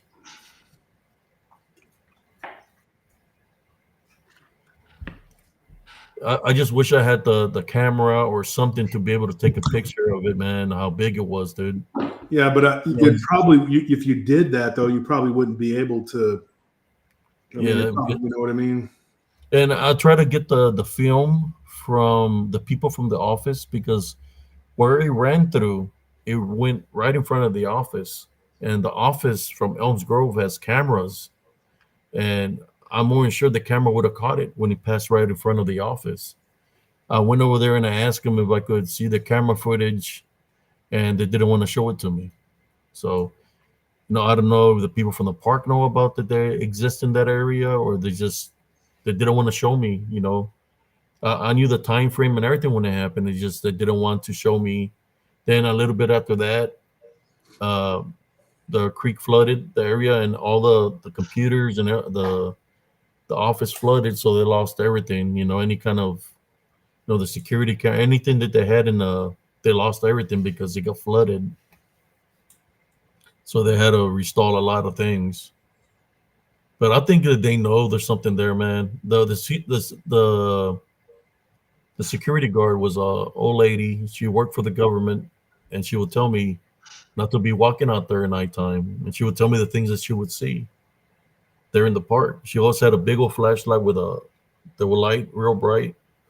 She would say that you were running to those shadow spirits that were out there, but then at the same time, she would tell me not to be walking in that quad that I will walk for my exercise at night because there's things out there that she would tell me.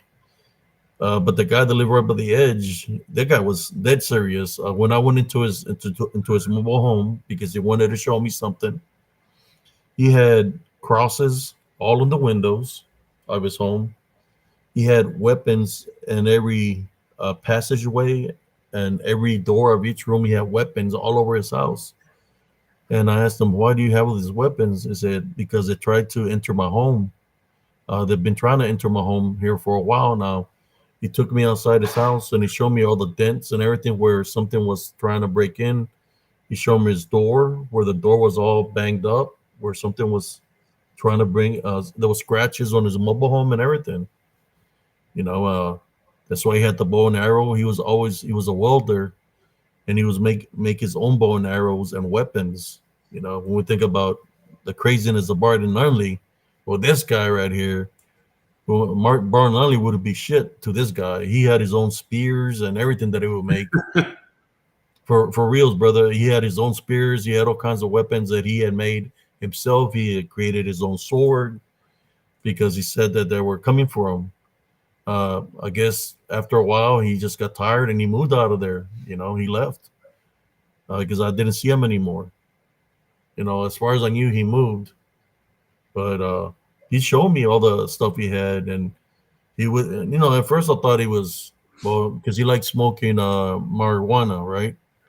So I would say, here you go. He's gonna tell me that not to go walk out there because his werewolves are out there. They're gonna get you, and I'll go there and I'll just chit chat with him and say, "What are you doing?" He showed me the weapon he was creating. So I'm creating this arrow. He had all kinds of gadgets he was creating. He had weapons inside the house, like homemade spears and all kinds of stuff.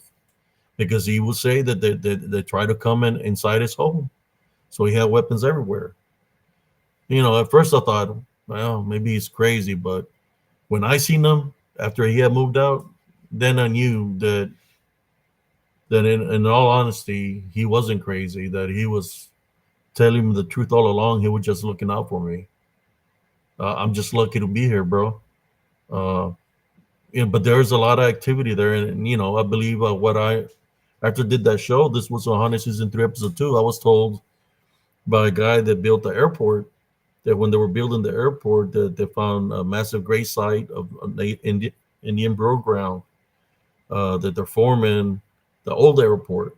When the old foreman of the old airport in Killeen, that which is in between Killeen and Harker Heights, right? So it's kind of like a dead zone in there.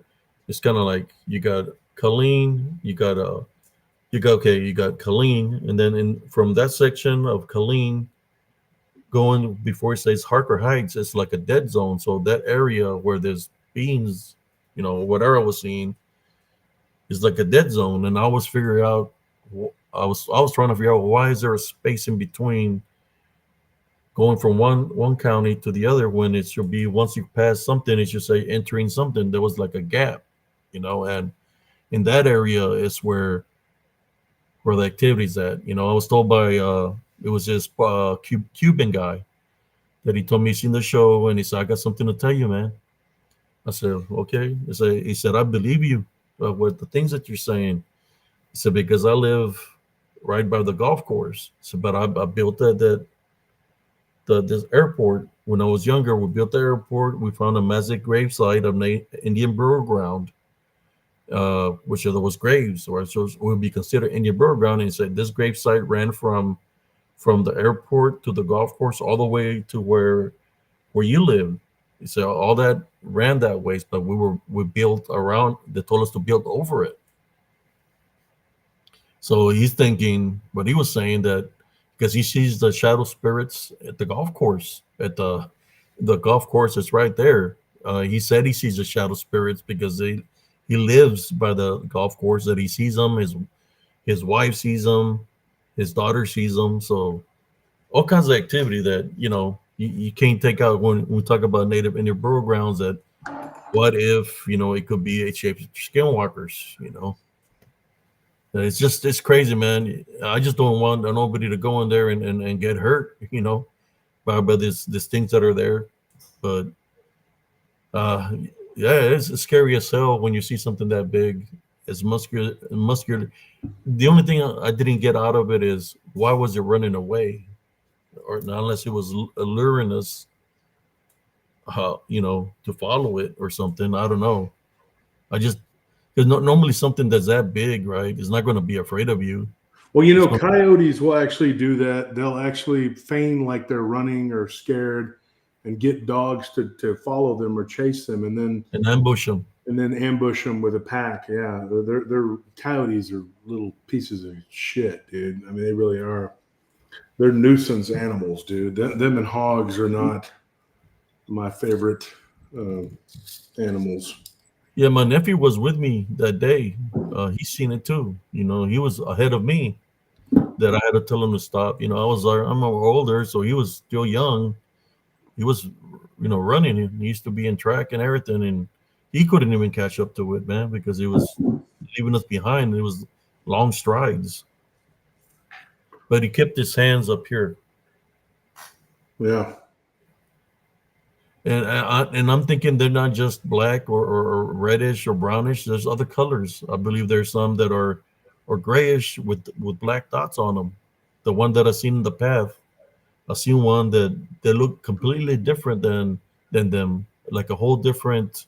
I should say, if it was a creature, it would be a different creature, because the way it looked, it was very long. It covered the whole path from one side of the path to the other. The way it was low to the ground, it was using nothing but muscle, but he had fur, great fur, and he had black dots all over its body. The face, the nose was upward, like kind of like a bat-like, but it was upward. Mm-hmm. And he had white eyes, and he was just moving his head back and forth. But it was huge. I've seen fruit bats before, which they're pretty big, but this was way bigger than a fruit bat. I try to go back to see where it went to. I found a cement thing that comes out of the ground, and it's got a big old metal plate. Mm-hmm. The metal plate was off, and it's got stairs that go downward. So I'm thinking it went down into the sewer system. But to get somebody that's brave enough to go investigate those areas would be the thing. Yeah. As big as that is, and he has the ability to crawl that low, that he can probably drag you further deep in, if it's something that's real. But whatever it is, has the capability to move things, because the big old metal plate is huge, and it moved it. It was moved to the side, so it literally went inside there. That's what I believe. Head Trip asks a question. He says, "Do you all think that some of these?" He says, "Do you all think some of are just gifted to see these creatures, or do the creatures let you see them?" That's a good question. I think both. I think it happens both ways. Yeah, you know, the one with the grayish one with the black dots that I seen. What was happening at that time? The sun was setting. I would always hear something running towards me. Every time I would go to the pass, I could hear branches breaking, like something would run and stop right there by me, but I could never see nothing. But this day, the sun was going down. It was fixing to get dark, and that's when I seen it crawl from one side of the wood line, and it was blocking the whole path. And I wouldn't move because I was freaked out what I was seeing, you know. So I'm standing still, just looking. I'm not trying to move my hands or make any kind of movement. And just moving his head, and I'm seeing like white eyes, like it's blind. But his ears, he had black in the ears, and it was just trembling, like it was sensing with his ears, you know. And then for a moment there, I lost my balance because I felt like how should I say? I seen a picture of it comes charging me, you know. But when I caught myself, it's like I was almost squatting, like it sent it like a sonar or something to throw me off balance. But then I almost hit the ground, but I didn't move, and it was just still looking, then turned the other way, and then he just went inside the into the wood line. I think he has capabilities to send some kind of how should I say, to mess up your what do you call it, your equilibrium. Equilibrium. Yeah, that he has abilities to do that. And you know, it threw me off. It felt like it felt like everything, like the world flipped upside down. But when I came to, I was almost hit the ground. If I thinking if I would have hit the ground, that it would have come at me. Luckily, when I almost fell, it was looking the other way. Then it turned and looked at me again, and I didn't want to move. You know, if I would have moved, I think it would have sensed me. But it was pretty. That one was huge, man. You know, it was grayish with black dots. The nose was upward like this. When you say, and the face didn't look like a freaking like an animal. The face looked human like, man. I'm kind of look human like, but the with the eye, but the nose wasn't human. The ears wasn't human. I don't know if it was maybe in something dealing with the military or what. What the hell happened there? Some inbreeding, like from like Kentucky at the LBL. I don't know. It looked human-like from the face, but the body was beastly, and it looked like a person, man. That's why it was very confusing for me trying to figure out what the hell was going on there. No, shapeshifter, skinwalker, maybe. What are the ones that dig the graves? What are they called? Ghouls. Ghouls or ghouls? How about rakes? Do they like Yeah. grave diggers? I don't This know one was like about grayish, that. and he had like black dots all over his body. You can see the black dots on his body, man. But it wasn't a dog, man. It looked like it looked freaked out, man. The only thing I could think of, honestly, when I seen it, the way the face was with the nose up and the eyes were back white, and the way the ears were, the only thing I could think of was the Nosferatu, Mhm. because it looked like bat-like because of the nose, the way it was up, but it didn't have no wings of a bat, you know. Or Mm. possibly the shapeshifter, man, you know.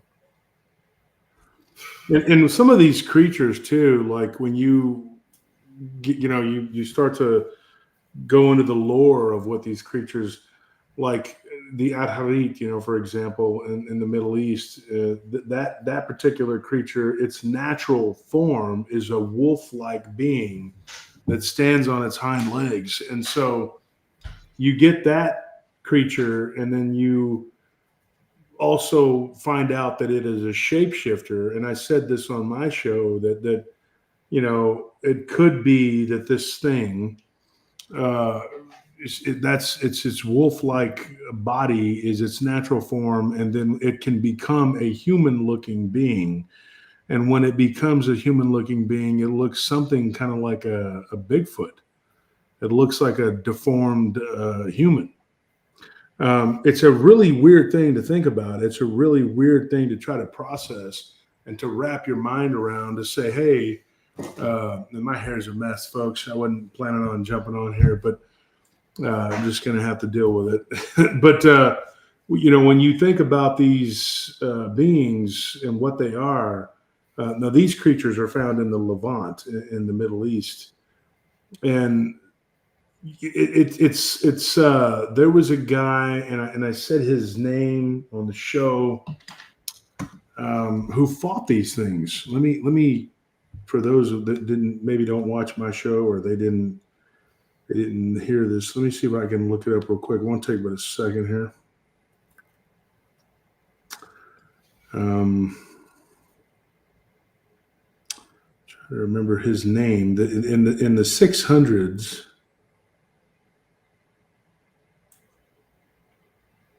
He went after these creatures.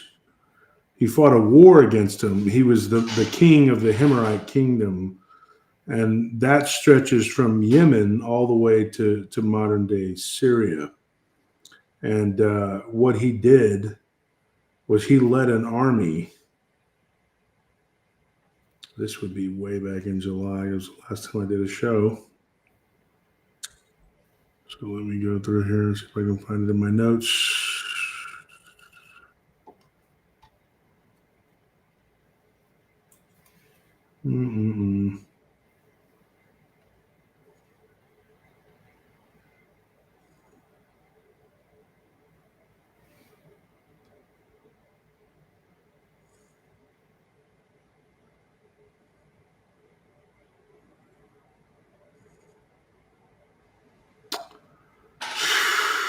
Long ways back, but I'll find it, folks.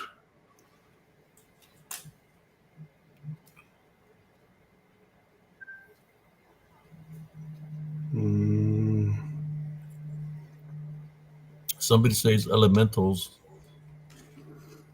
Yeah, that's one way of looking at them, but that's Whatever this was, he could not see because the light was still out. The sun was setting. I think they hunt at night. yeah, for sure. They come out at night.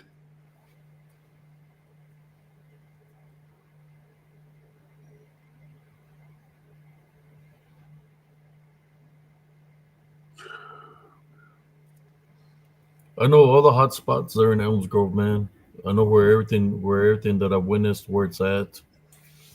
Even on the other side of Elms Grove, where the bridge is, I've seen activity there. I've seen something that stood up, and he was looking at me and my son while we were fishing, and it was pretty big. And it wasn't the beans that I was seeing. It was something completely different. It was massive, and it was just looking at us. Was it a person that looked like he had camouflage on, like you know, those suits where people have stuff hanging off their sides? All I know, it was something big just looking at us. When I seen it, I didn't want my son to see it, and I said, "Son, just let's reel it in and let's go home." The sun was setting, and it was looking at us. And when we got up to walk away, that's when it went back into the wood line. But it was right at the edge of the creek. What it was, I mean, do you think possibly, Brother Josh Turner, that you know, what if, you know, it's like somebody that went off the grid? Could it be something like, nah, but that's too big of what I've seen. There's no way that somebody off the grid is going to be looking like it's got fur of an animal, you know? I wonder if I can look it up here.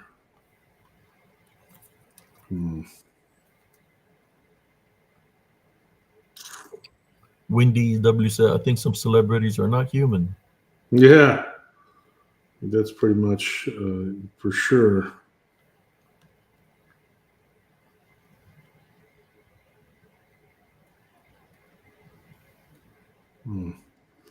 Here it is.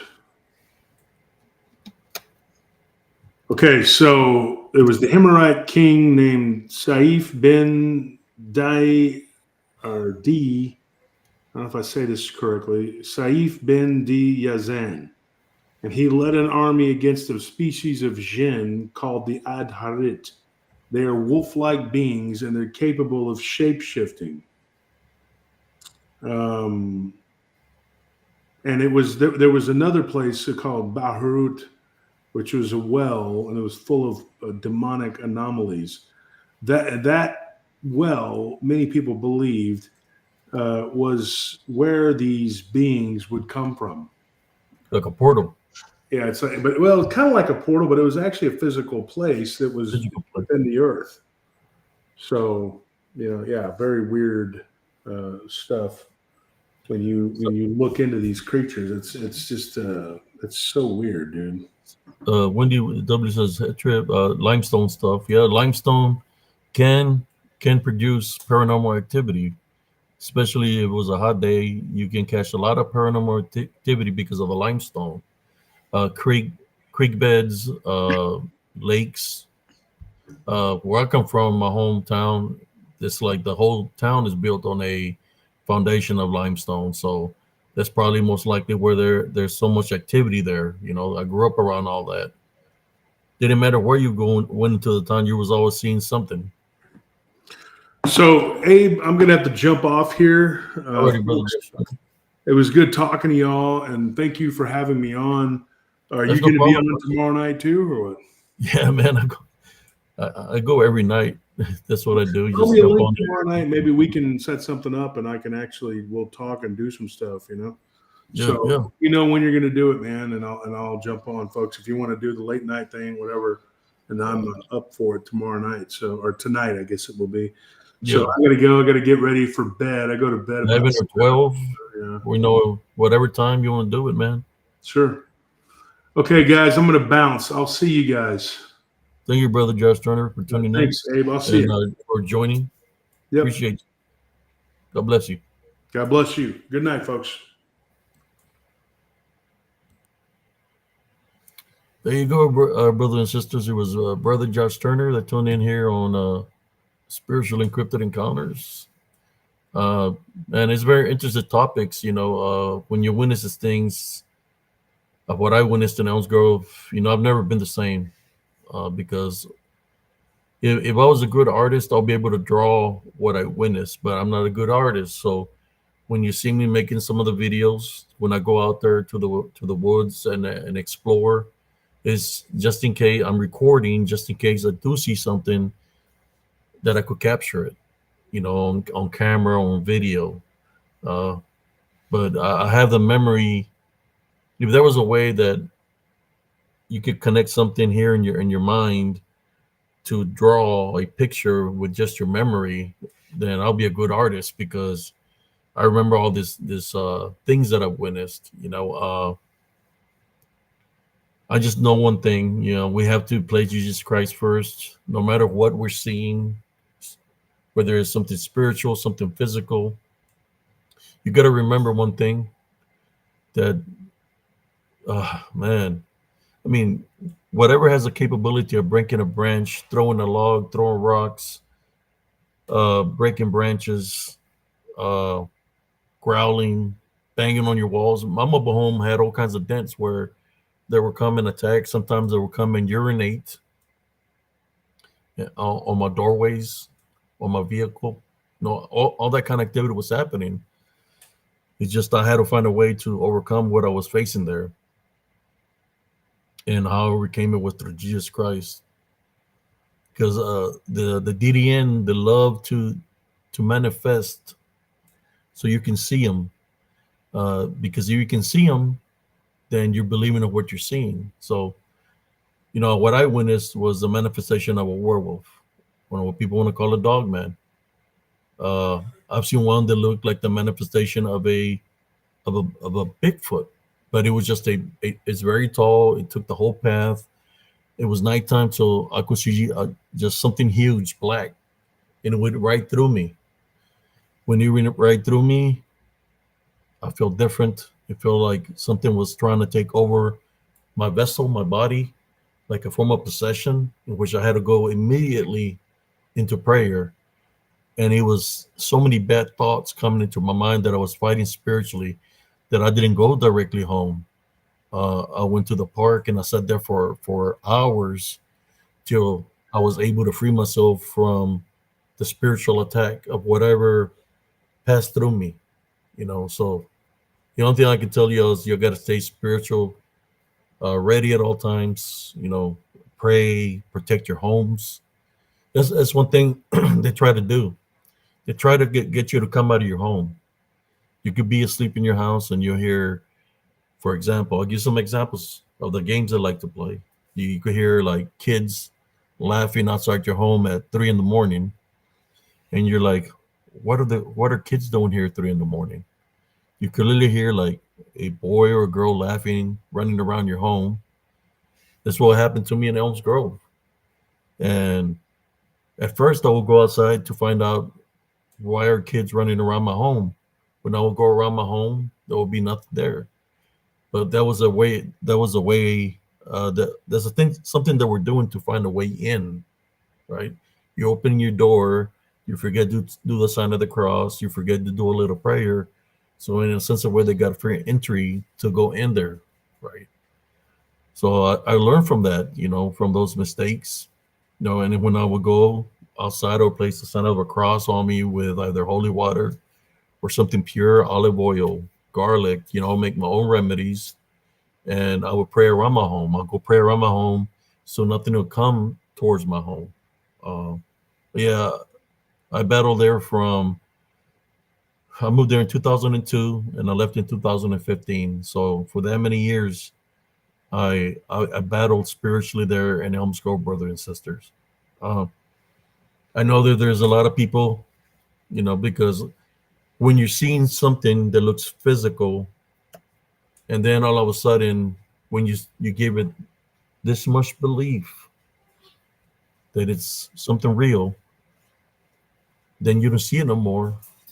But it starts attacking you invisibly. That's when you know that you gave it a spiritual opening. When you start getting dropped by unseen force, where you hear something running and you get hit in the back, you fly 4 or 5 feet in the air, tumble a roll, get with your guards up, and there's nothing there. And then all of a sudden you hear something running from in front of you and makes contact with you in the front, and you fly backwards 4 or 5 feet. You get up with your guards up, there's nothing there. That's when they start attacking you. That's a form of possession, a form of bondage. And that's when you really have to remain with your sanity, not give it power. That what is happening to you is a spiritual attack. But what you were witnessing, then what you have to do in order to free yourself from that is stop giving it power of belief, not giving it power that it's real, but take the belief that you gave to it away from it. One thing that the way they attack the vessel, the body, if you have hatred, fear, that's why they take the beastly manifestations.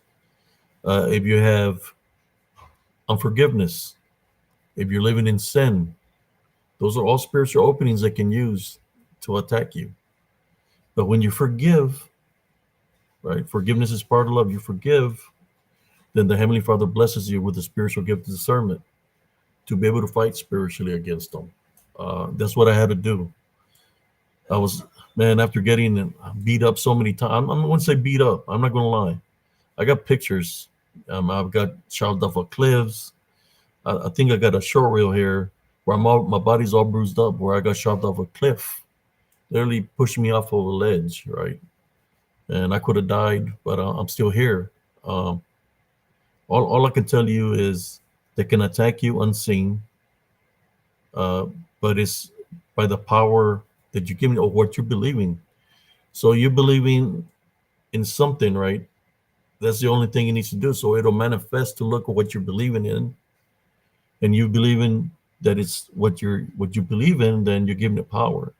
And these manifestations of the DDN, right? What I call the disembodied demonic Nephilim, or anything that has a capability through witchcraft or necromancy, like skinwalkers, shapeshifters, brujos, witches, warlocks, anything that has a capability, disembodied demonic Nephilim, the Legion, and all these other things that the 1/3 that has fallen from the heavens. If you give them some kind of power, they're going to take that power you're giving them and run away with it, and they're going to try to find a way in to attack you spiritually. Black tourmaline, protect you from negative energies. Selenite will bring your guardian angels and angels to assist you spiritually, but the number one thing is your faith and belief in Jesus Christ. That will help you overcome the enemy that's coming at you spiritually. I'm just sharing with y'all. One day I will go back to see if but I've battled there many years that I know there's certain things there, but it's everywhere. It's more of a spiritual thing when you fight against these things. I mean, I've seen some where people get elevated up in the air in the middle of of the highway. I've seen a guy get elevated and drop like 4 times, and I got to the bridge across, and he was like passed out on the side of the highway by the rail of the bridge, and he was like literally possessed because he came stumbling toward me, and he's telling me like he said, next time I see you, I'm gonna kill you. And I could tell that he has an attachment on him. So I started using my love foundation to get him to safety. He said, come with me, sir, come with me. I'm going to help you. And he keeps on saying the same thing over and over, but an unseen force lifted this guy up in the air and dropped him, several times. That he didn't have control of his body. Something else had control of it. If I wouldn't have helped them, something probably would have dragged them into the woods. That's all I know, brothers and sisters, that we have to have Jesus Christ, some kind of foundation, a love foundation, but we have to have Jesus Christ with us, because that's the only way we're going to be able to overcome this unseen enemy, is through a love foundation, through Jesus Christ. That's what I did to overcome it. Yeah, I've made some videos where I've gone to the locations where certain things happen, and there's still activity there. It just, it's kind of like sometimes in my dreams, I see that area where there's certain things happening in that area. It's kind of like part of me is still there because I had to fight spiritually for my life, not just for my life, but for my loved ones. I had literally had to fight for every member that lived in that household. Yes, it's. I went through a big ordeal there. Talking about when people are being possessed or people are being spiritually attacked. They were coming in numbers, brothers and sisters. You want to call them the Legion, whatever you want to call them. They were coming in numbers. I was seeing so many things. And I wasn't the only one that witnessed this. It was my family members that witnessed them. They were coming in the form of dark shadow spirits. They took these beastly manifestations. Sometimes I'll run and I'll see something that looked like half human and half goat. I seen one that looked like what do you call it? Like a leopard of sort that broke a tree behind me while I was sitting in the park with my nephew. And he landed beside me and it's looking at me, and I'm looking at it, and I start praying within myself spiritually. I start saying the Our Father. When I start saying the Our Father within myself, it just turns around and runs into the creek. And then it comes back into the land, and it runs in twos all the way across the park, which is a good 300 meters. And it was moving fast. strange events that happen. And the thing I will say to y'all is don't give it power, because that's what they do. That they want you to believe in them in some kind of way, right? So they can have a spiritual opening on you. That's why it's I know it's hard, because sometimes what you see is what you believe, right?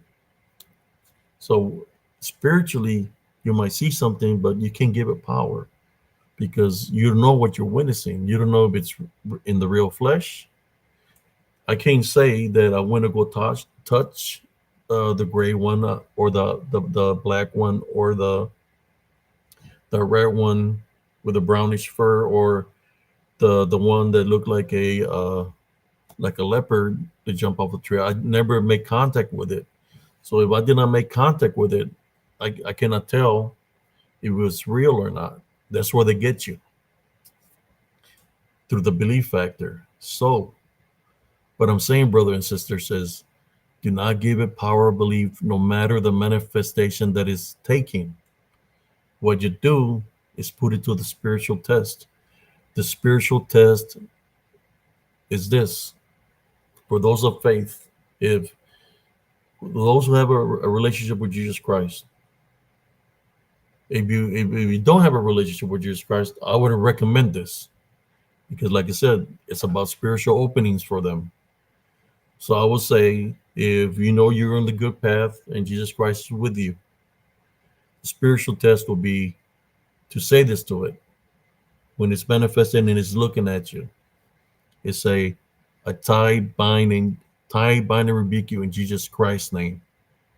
If it disappears in front of you and there's white smoke and it smells like sulfur, then you already know that it was demonic, because it fled, it disappeared.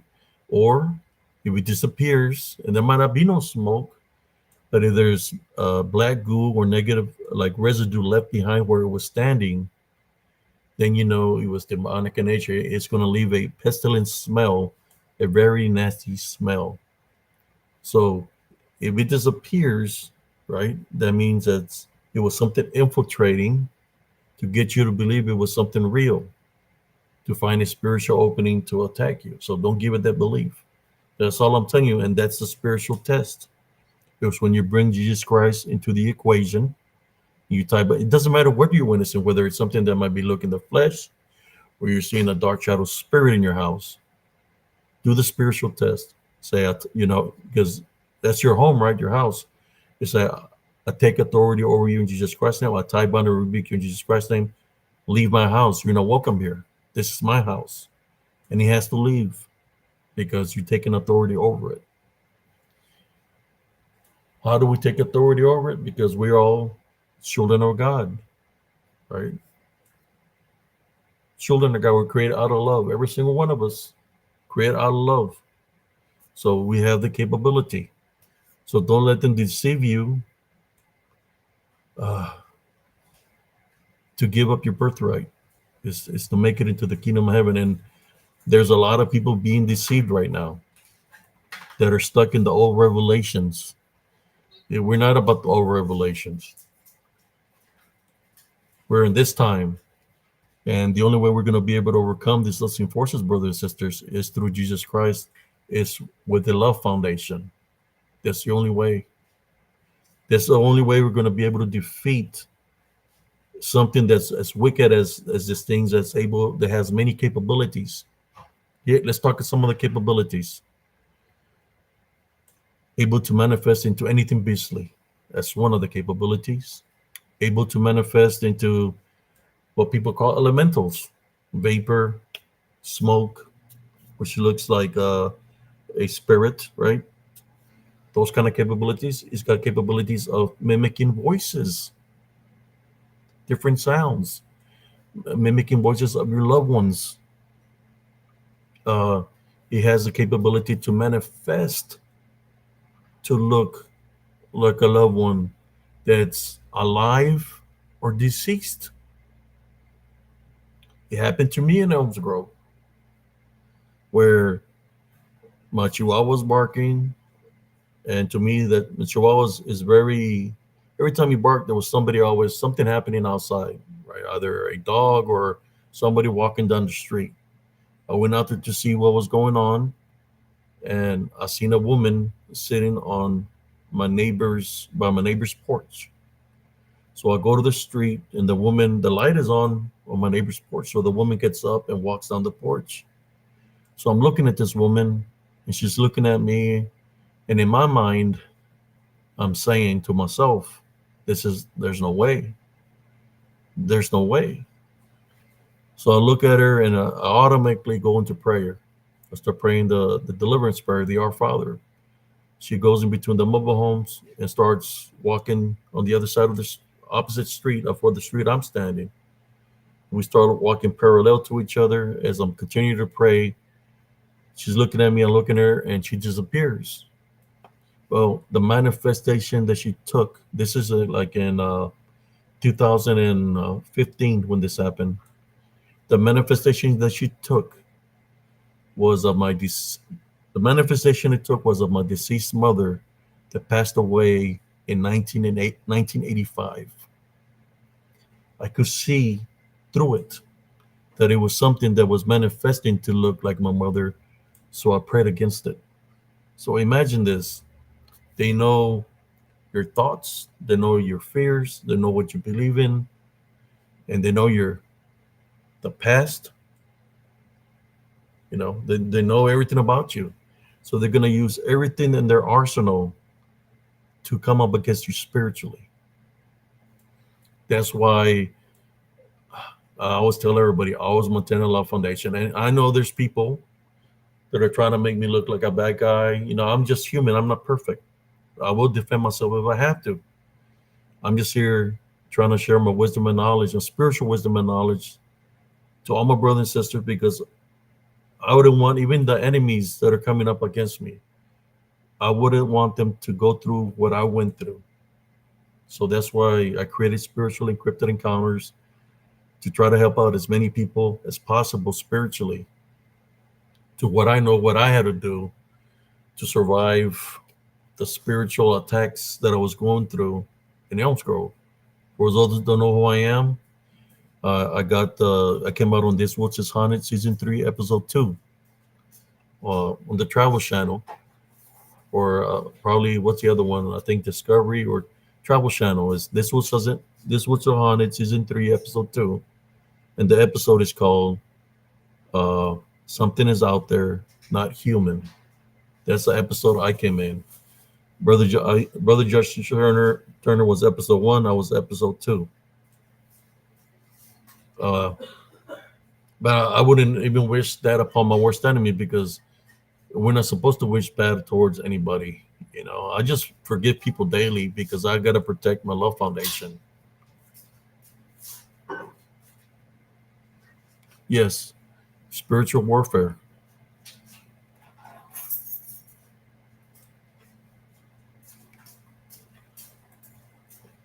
All right, love.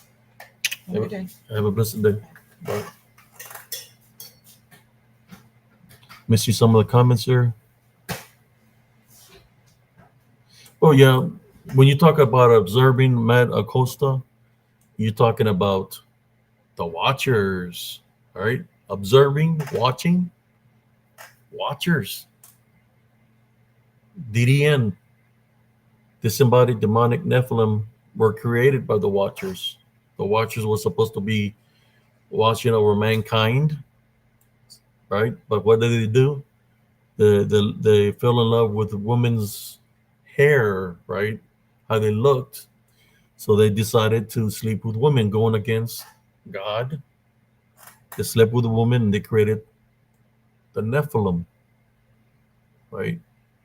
The women, some of the women became harpies, and some of the women became sirens, right?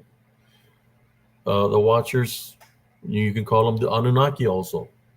That's what they are. They're always watching. If you look at my pictures, I could be walking, they could be in the wood line, and what are they doing? Observing, right? Watching. That's what they're doing, is watching. But when I go enter those areas, I go prepared, I pray, I make sure I'm on the right path. If things get out of hand, which they always do, they cause a magnetic disturbance sometimes. They can get, how should I say, your life, you can go in and out. They surface up, they pass right by you. Sometimes it can pass right through you because they're in spirit form. Uh, that's why you have to go into prayer sometimes when it gets out of hand, and fight spiritually against when they're trying to do a spiritual attack on you. Well, the DDN, I call them DDN, which is a disembodied because they're in spirit form, demonic Nephilim. With the Nephilim, when the flood got created was to destroy the vessel, which was the body of the Nephilim. He destroyed the body of the Nephilim, but what remained was their spirit because the Watchers created them, and since the Watchers became demonic, then they were demonic also. So what remains is their spirit that roams earth, and which people know them as demons. But I call them the disembodied demonic Nephilim because that's what they are. They're in spirit form. Those are the ones, like somebody said here, observing, right? Always watching. Why are they always watching? Because who created them? The Watchers. So they're going to have something from the Creator, which is the Watchers, or that we're just supposed to be observing, looking. But that's what's amongst us right now. And if you remember, they were destroying all of God's creations at one point in time. Well, guess what are they doing right now? But they're doing it in spirit form. They're causing chaos and division, unseen in spirit form.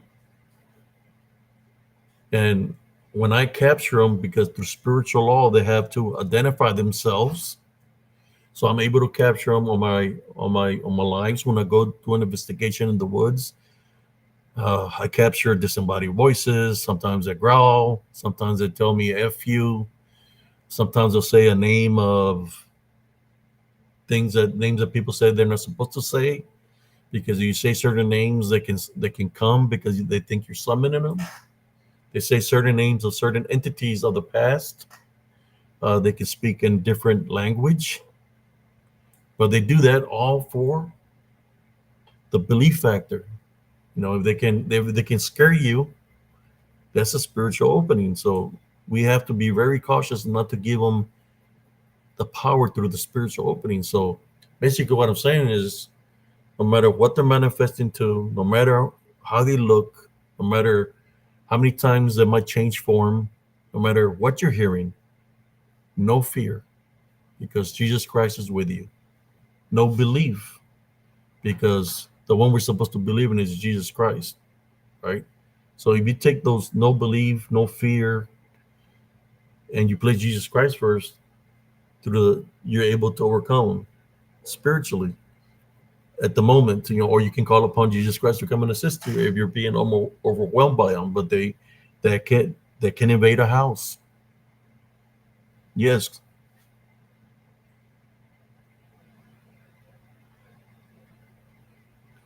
Yeah, they can drain your energy. That's why I carry black tourmaline with me as a protector. The selenite, when I do my investigations during the day. The reason I do my investigations during the day, brothers and sisters, is because of ultraviolet rays of the sun. If there's something that can break the cloak of the DDN or anything that's unseen, is ultraviolet rays of the sun. It'll break their cloak, or because they're unseen, but it'll give them a form. That's why I do my investigations during the day. I've done investigations at nighttime, but the only thing I catch when I go at nighttime, I do catch the disembodied voices. Sometimes I see the movements because it's pitch black. The eye shines.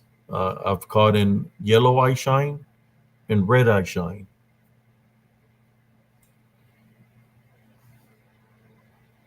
Oh yeah, they fear when you call upon Jesus Christ, or even say the deliverance prayer, because even they know the deliverance prayer. Because you got to remember, well, the DDN, not so, but the Legion knows who Jesus Christ is, because the Legion used to be in the kingdom of heaven at one point in time, right? Satan and Lucifer.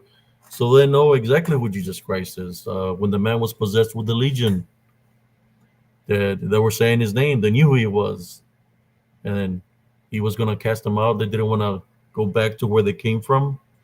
So he put them in the swine of pigs, the herd. So yeah, they do not like when you use the name of Jesus Christ. They flee in the name of Jesus Christ.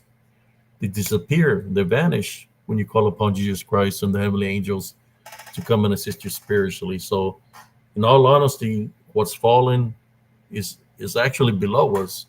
The only power they have over us if we give it power.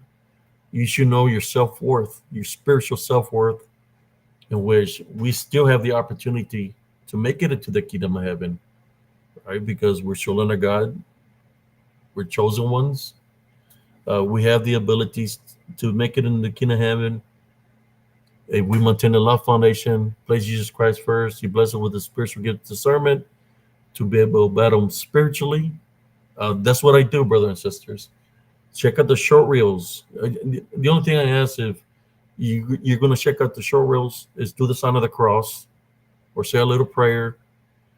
So nothing could, what I've captured, nothing can come your way in any kind of way, shape, or form. Okay? Because I capture things that are out there that will make, that you can see that they're in spirit form, but they manifest to look a certain way, a beastly form. Skinwalker shapeshifters, that's where they learn their witchcraft and necromancy. If what people don't know is that a lot of natives that got corrupted through witchcraft and necromancy, they learned this from, guess who? From the Sasquatch. How were they learning from the Sasquatch? Because the Sasquatch is demonic. So a lot of skinwalkers and shapeshifters, they were corrupted. The shamans talk about this, that they were corrupted by the manifestations, not just of the Sasquatch, but other manifestations they would take. If you look at how the shaman fights spiritually, you ever heard the term Beelzebub cannot cast out Beelzebub? Well, some of the shamans used to dress up. They'll put on the face of a wolf or a face of a buffalo with horns, and they're fight spiritually against them, but in the form that they're in, because that's what they will see. But we know that the way to fight something correctly that comes in that nature is not Beelzebub against Beelzebub, magic against magic. No, it's through Jesus Christ. That's the way we're able to fight them spiritually.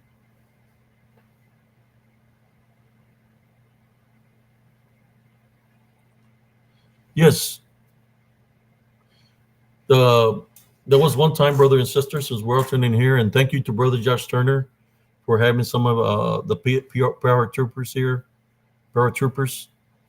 I remember one time I was walking at nighttime, and I had already walked the day before like 20 miles because I was recuperating from a blood clot on my left leg. So I was trying to build my leg up, and I said to myself that evening, I said, you know what? I'm tired today. I'm just going to walk back to the house. When I turned around, I seen something in the middle of the road, right? And I was like, how? So I started walking to see what was in the middle of the road I was walking on. It was a circle formation of rocks. It had to be, it was a lot of rocks, big rocks. So I'm looking, it's like, there's no way somebody could have placed this that fast because there was a lot of rocks in a circle formation. So I'm yelling, hey, who's out here? I'm looking into the woods. There's a light pole with the lights, and I'm like, hey, who's out here? Nobody's saying nothing. So I said, man, maybe it's just, somebody playing a prank on me. Well, I found out that the times that natives you hear about the circle formations. The time that a native would do a circle formation would be for two things, brother and sister. The shamans used to do this. They would do the circle formations with rocks when somebody was sick, in which I was sick, right? Or they would do a circle formation. The shamans would do this if somebody was dying, that they would place a person that was either sick or that was dying in the circle formation, either to heal them or to cross them over spiritually. I never stepped in the circle formation because I didn't know at the time what it meant, right? So, what plays a circle formation there? I do not know. But there was another circle formation that nobody speaks of. It was a circle formation where, when certain natives of the Central Texas area where I live, they're called Taco ones, they were cannibalistic. They were eat other natives. Well, the natives got tired of the Tonka ones killing their loved ones, so they came at them and started killing them. So some of the families of the Tonka ones, the head of the household, they will form a circle where all the family members are forming a circle holding their hands, and the head of the household will cut every member's wrist, including his, and they will bleed out. So when they will bleed out overnight, when the sun will rise in the morning, out of the center of the circle, excuse me, something doesn't feel something ring. So I type, is something negative energy there? Welcome here. I type on a rebuke in Jesus Christ's name. When the sun will rise, they said that the one would rise from the center of the circle, which was out of the spilled blood, was like a demigod, but it was a dark figure called the One. So I believe that many families died in that nature here in Central Texas. That's why there's a lot of activity of this dark entities. You got the dark spirits, which I believe are of the ones.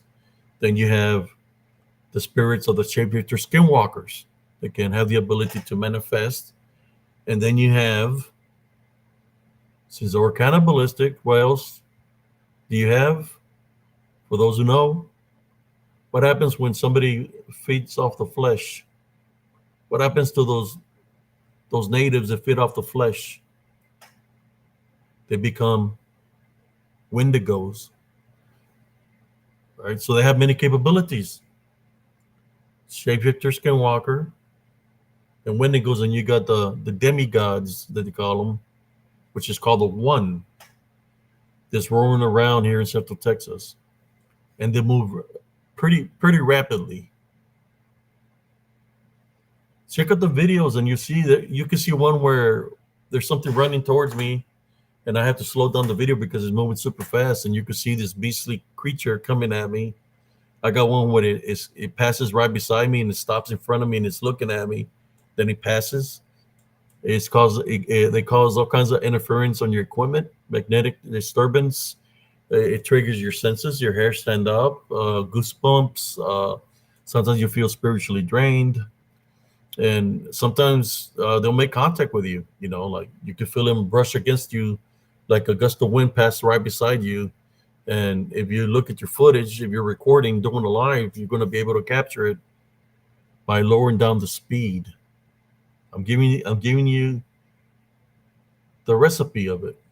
Lowering down the speed of your footage. If you see a blur, you say, "Oh, it was just a blur," or maybe it was a shadow or something that passed right beside you. There's apps where you can lower down the footage, lower down the speed, because when they move at probably 1 second, less than a second, because they move very rapidly.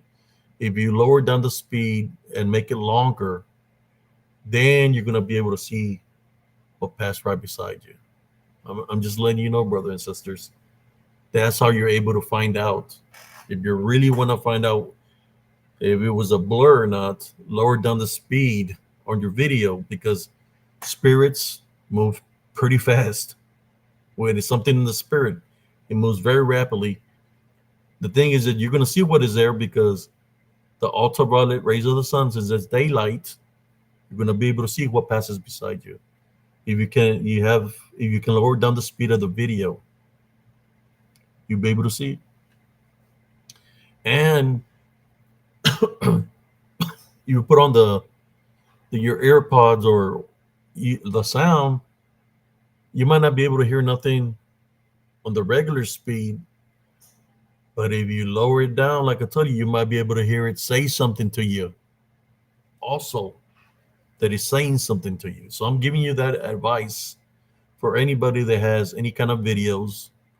I'm sharing my wisdom and knowledge. I know that they're all paratroopers, and I support Brother Josh Turner, uh, and I'm just sharing you my wisdom and knowledge. I know I'm a little group, but I'm here to help out anybody that's going through something. And if anybody needs any spiritual advice, or is going through something, or how to get rid of an entity, or certain things are happening with families, I can guide you and direct you spiritually, how to be able to help them spiritually and get rid of the negative attachments that might be in your household or upon a loved one, in that sense of a way.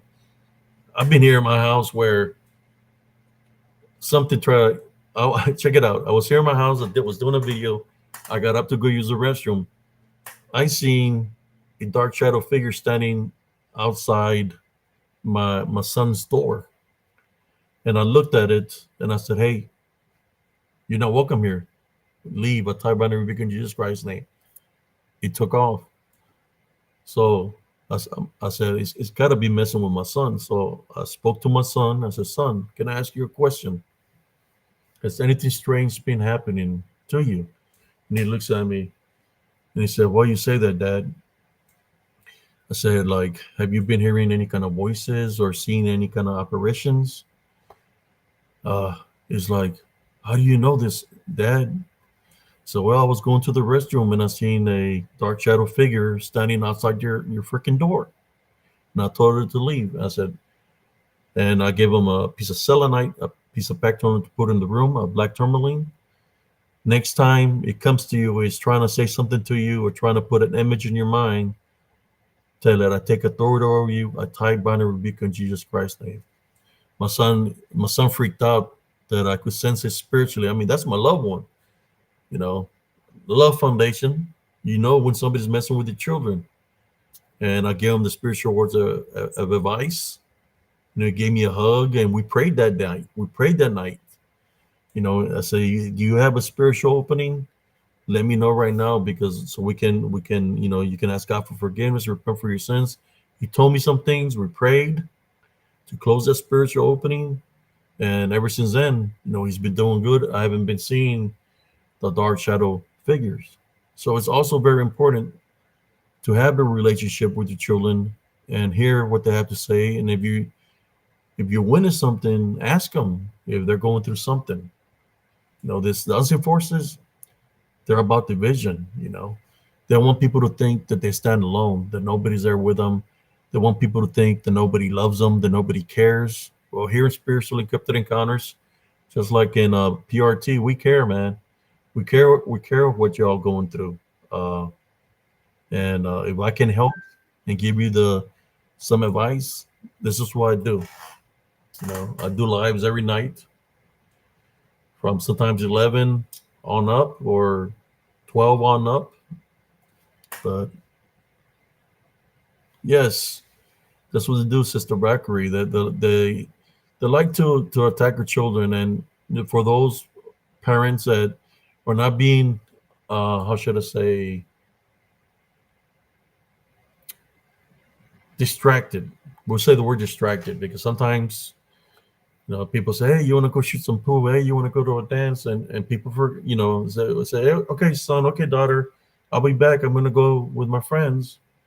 If we get distracted of our real foundation, which is a spiritual foundation, a love foundation, then we might not know what our children are going through. So that's what we have to pay attention. When I seen it standing by the door, I told her where to go, get the hell out of here. You're not welcome in here.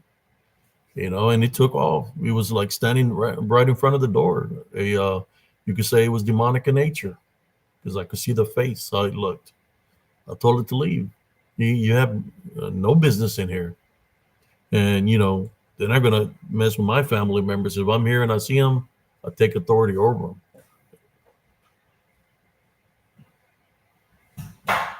Yes, love feels love. They're afraid of a love foundation.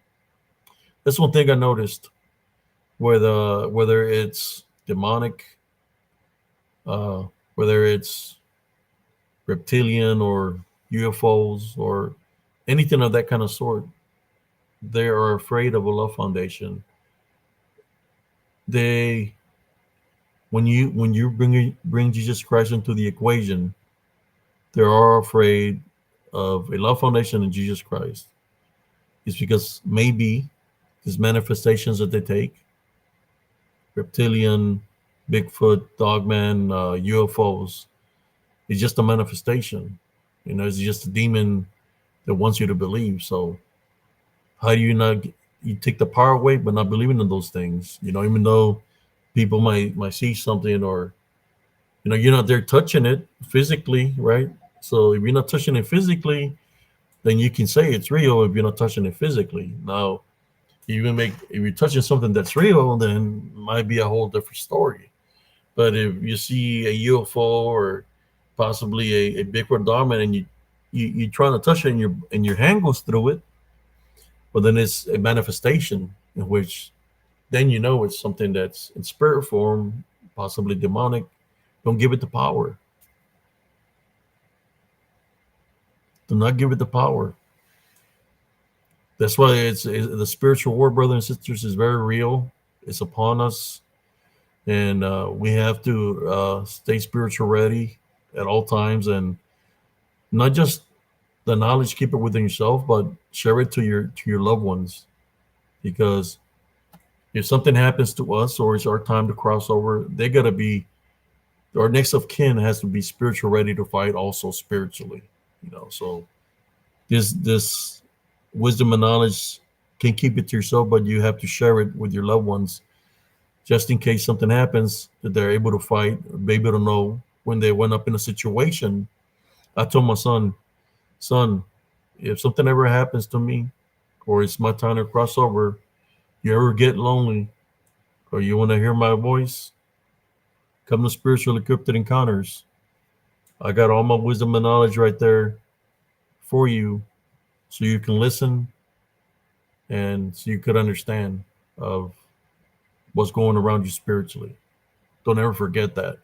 That's what I tell my son. Yes. Weaknesses. You could have an ailment. You can use an ailment that you're going through. Use that as a spiritual opening. If we have an ailment, how we can heal? If we pray for us to be healed, we pray to the Heavenly Father, to Jesus Christ, to heal us from whatever sicknesses we're going through. He blesses us and he heals us.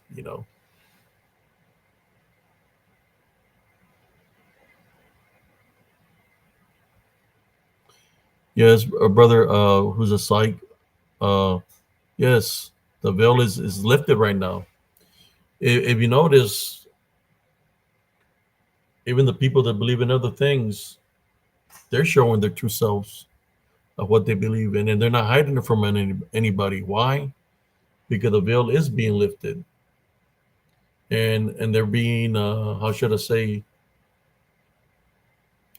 controlled, but they're showing who they side with.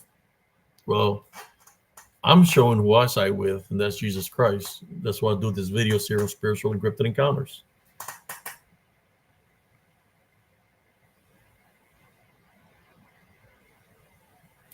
Amen, head trip.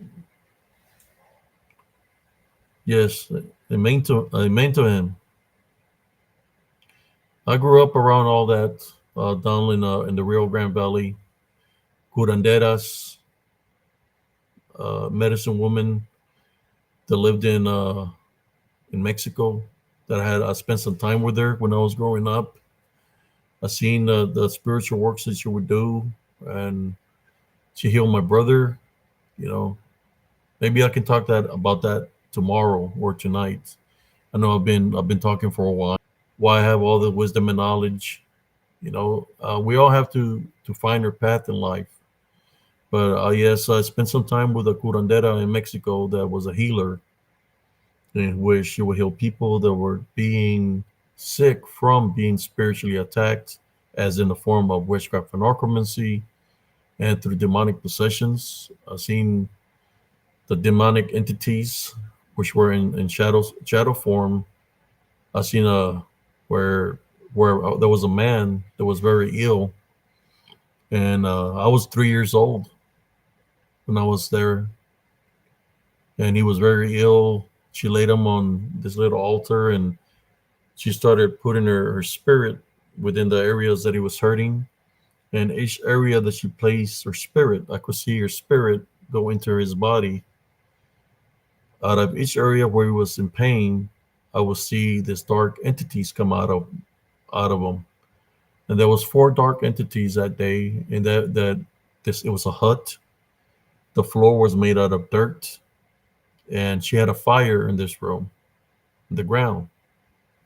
And I remember seeing this demonic shadow spirits or shadows leaving out of the hut. It was 4 of them. There were different sizes, and they all left out of the hut. She looked at me and she asked me, "Are they gone?" And I just pointed to where they went. She healed my brother when he was my brother. That's how I went up over there. My brother, he was 5 years old. I was 3, and he had high fevers. This is in the 70s, and the doctors from the U.S. didn't have a cure for him. They said that he was going to die because his fevers were too high. My brother had so many high fevers that he was seeing snakes and spiders on the ground. He was always jumping and falling, and he'd be rolling on the ground like something was attacking him. So I went to the medicine woman, and she healed him. Right. The deal was, if she healed him, that I would have to stay. I would have to stay with her for no, I don't know how long I was there. All in all, I'll stay with her. I'll say 3 months, but I was 3 years old. So when you're 3 years old, you can tell the time. All I remember is this, brothers and sisters, that my brother, after so many falls, his hand was like this. It was hurt, and his leg was hurt, so he walked with a limp. She grabbed his egg and started praying over my brother, and when she cracked the egg, there was a little baby black chick with a broken wing and a broken leg. But when I look at my brother was healed. He was normal, and he wasn't having the fevers or the hallucinations anymore. So basically, she got the wrong that was done to my brother inside the egg yolk where the baby chick came out, the black chick. But my brother got healed. So she prayed for whoever. She said the name of the person that did this wrongdoing to my brother, which was supposedly a dark witch. So she sent the wrongdoing that she did back to the sender, right, spiritually. In which that woman that did the wrong to my brother, she passed away.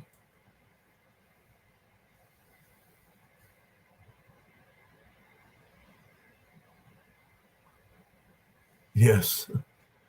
So it was a dark witch that did this.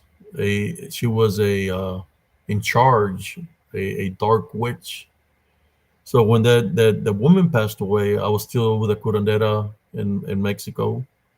I remember one night I woke up and she was arguing with somebody, and she was standing in front of her hut. The hut was two rooms. She told me to stay in the room, and I just felt spiritually to go by her, to be by her side. When I went by her side, I seen the 6 dark witches. They were all dressed in black, and 6 what we call lechuzas, which is the manifestation that the dark witches take. which is like a big owl. And they were standing on top of the tree, which was 6 more. And they were all saying, "There he is, there he is." And they were telling her, if you give him up to us, because they wanted vengeance, because the one that did wrong to my brother died. So they wanted vengeance. They said, give him up to us now. And if you do give us up to him now, we'll leave you alone. And she said, no, you're not going to take him. So I looked at the witches and the lechuzas, and I said, not afraid. I said, not afraid. You know, I was little, but I said, not afraid. Like, I'm not afraid of you, you know. And I hugged. I could feel the angels around me, the spiritual, spiritually, angels around me. So I stood by her. We fought from like 1 a.m. spiritually till like around 4 or 5 a.m.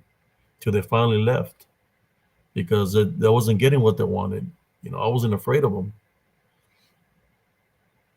I remember when my mom came to get me, and she brought me back to the States. My mom was crying. I don't remember how long I was there. The only thing I remember is the owls that we're talking about, brother and sister, the lechuzas in Spanish. You know, I guess so. We're talking about what we were talking about earlier.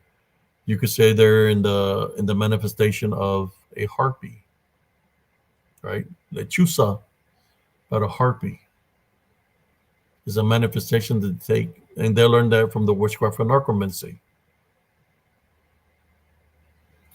Yeah, it was estaba embrujado. It was a dark witch that did this to my brother. She was in charge of a lot of witches. She was the one in charge, and she passed away. That's what they came. So I remember going back to the States, got home. Not even the first weekend I was home, they followed. They followed because they wanted vengeance. So they followed us home. And that night, I remember when they came to her house, by the side of the house. At first, I could hear my mom say, "Do y'all hear that?" And I'm not hearing nothing. And then I hear where they're scratching their talons. And then you hear, and then you hear them laughing. And then you hear them saying something, and I recognize that it was the same brujas, the same witches from the curandera. So there were summoning things, and there was all kinds of activity at our house. That's how we grew up. Pounding on the walls, stomping on top of the roof. Our house was on pillars. If you were to move to a certain section in the house, something would hit right below you. So there was summoning, I guess, demons to come and try to infiltrate and attack us, which was all my brothers and sisters that were younger than me. This happened every Saturday. Every Saturday evening, that's when this will happen. Same thing every Saturday. We had crosses, palm crosses, in every doorway in our every window, and there were coming numbers all the time. So finally, one day, I decided to man up. You know, this has been happening for years. I went out there. I was already like 10 years old, and I seen the lechuza dressed. It's all in black. You know, in the manifestation of the lechuza. I was sitting there with big rocks. You could hear it thump on it, and they wouldn't fly away. I remember seeing my grandmother come and tell me, "You're not afraid of them?" I said, "No." I said, "I'm just wanting them to leave." And then she went over there. She said, I said, "I'm going to go over there, take care of it." She said something to them. I don't know what she said to them. She said something to them, and they all flew away. After that day, it's like all the things that were happening stopped. Crazy, man. Spiritual warfare is very real. I witnessed it since I was a kid, and I still fight spiritually till this day. I'm just here to try to help people spiritually, brothers and sisters. There's a lot of people trying to trick people in the cryptid community. They want you to believe in a Bigfoot. They want you to believe in these other things. But if it's demonic orientated or demonic in nature, then what are you really believing in? Right? That's how they get you.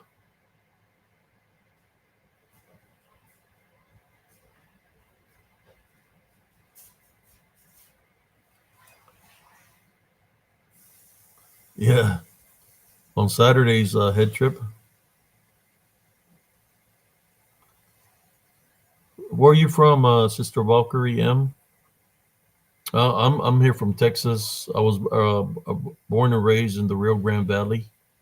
Back in the day where I already knew when they were going to come and attack because I would see them flying around in the sky, the lechuzas, all in black, and they're making that noise. I'm not going to make the noise because last time I make the noise out of that sound, there was all kinds of activity everywhere where people were having activity in the home. So I'm not going to make the sound of the lechuza. Maybe I'll do it one day, maybe later on today. But no, I'm sorry that I'm just talking, but sometimes it happens that way. From Texas, from Houston, Texas. So you know about that. You know about the balance because there's a lot of the brujas from there's some brujas that live near the coastline. They're affiliated with the sirens, believe it or not. Remember how I told you that when the woman that slept with a Nephilim, some turn into harpies, which is like a lechuza, and some turn into sirens, which is like a mermaid. Well, there's some people, brujas, that live near the coastlines, and they're affiliated with the sirens. And the people that live within the land, they're affiliated with the lechuzas, but they're the same. They call themselves sisters. They call themselves sisters because they're still brujas. The harpy and sirens are related, so they still consider themselves sisters. In McAllen, Texas, I know where that's at, Sister Bakari. I was from Raymondville, Texas.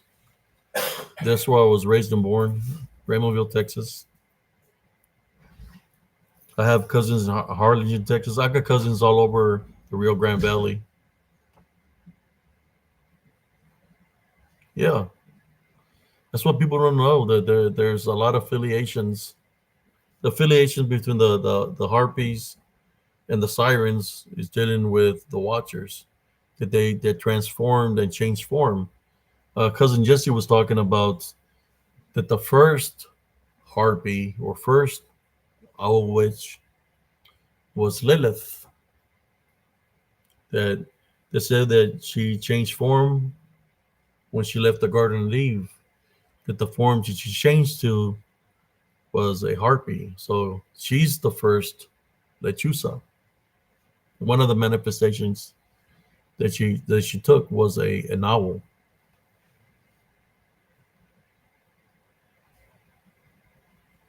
That's right, Head Trip. I know. This is the first time I've met. I think I've seen Sister Valkyrie. But yeah, a lot of brujería, mucha brujería. For those that stand understand, I'm trying to stick in English, pero sí mucha brujería. Cuando estaba creciendo en el valle, the witches will be flying. You could see the in the form of the chusas. They're big. People don't understand how you see those little videos where they say there's a lechuza and it's a little owl, a little barn owl that's around this tall. No, the lechuzas, the lechuzas are way taller than that. The manifesto of the lechuza, easily 6 foot, 7 foot, 8 foot, possibly 9 foot tall. That's how big they are when they're in the manifestation of the black lechuza. They can grow very tall. What you're not supposed to do is whistle at them. If they're whistling, do not whistle back because they will find you. they will find you. And if they find you, they'll try to scratch you or go for your eyes. Thank you, Sister Valkyrie, for subscribing. Appreciate you. But I witnessed a lot of things, and I've been on for 6 hours. Uh, but I just want to say thank you for all those that tuned in, for all the PRT supporters, the follow Brother Josh Turner, and for the new people that are here. My name is Apsius. This is what I do, spiritual works. I try to help out people spiritually, because I don't want nobody to go through. If I can help somebody out overcome the situation they're going through, that's what I do. That's what I'm supposed to be do spiritually, is I help out my brother and sister spiritually, try to awaken my brother and sister spiritually. So Sister Valkyrie, if she grew up in the Valle, that's where her sons were born, she knows about all this, and she's from Houston, then she knows what I'm talking about. It's true about some of these people that live near the ocean, they worship the harpies. You're a psychic investigator. Oh, that's awesome. That's awesome, Sister Valkyrie.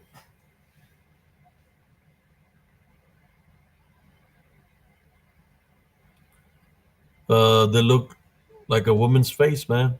Like a woman's face.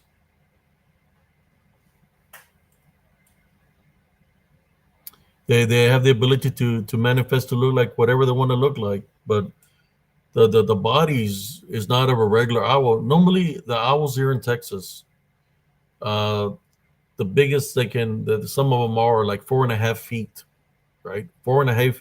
The tallest will be 4.5 feet. Tallest, maybe 5.5 feet, but 4.5 feet will be the size of an owl here in Texas. But the lechuzas, when they manifest, it's like 6 feet, 7 feet, 8 feet. They're big. I got a story for y'all. This happened in Removille, Texas. You can probably look it up, but because it came out of the newspaper. I remember one evening that everybody was going towards the courthouse, because they said that there was a lechuza on top of the courthouse. So everybody goes to the courthouse, and you see this big old black lechuza standing on top of the courthouse. The lechuza moves. The police come. They go unlock the gate or the door. They go all the way up to the top of the roof. What they find on top of the roof was a naked man. A naked man on top of the roof. They asked him, "What are you doing up here on top of the roof? What happened to the lechuza that was up here on top of the roof?" He said that he was a lechuza. That he said that he was coming from a witch, a brujo and bruja conference that they had in San Antonio, or a meeting. That he was flying back to Mexico, but he got tired, and he stopped by on the courthouse to get some rest. So they literally, I seen the guy. They had him covered with a blanket, but he was naked. And I don't know what they did to him, or they let him go. I don't know. But all I know, it was a naked man that was on top of the courthouse in Texas. Yeah, naked man.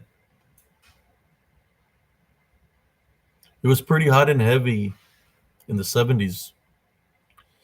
Have you ever heard the story of El Pájaro that happened in the Rio Grande Valley? Where this big bird was being spotted all throughout the Rio Grande Valley. It's called the Pájaro. It happened in the 75 or 76. I don't know if y'all can see it. Let me see if I can light up this light. Shoot, I don't know. You probably can see it right now through this kind of lighting that I got right now. It's trying to do this platform, but I got a scratch on my face. It happened in 19, I think it was 1975, 76, in which I either I think I was either 6 or 7 years old when I got attacked in the Rio Grande Valley. I'll try to show it, but just I can't you can't see it that well through here. The scar that I have on my face is you can't even see it's a scar because it happened when I was young. I never got stitches, so it healed naturally. But that's the markings that I got when I got attacked by what people call el pájaro, the pájaro.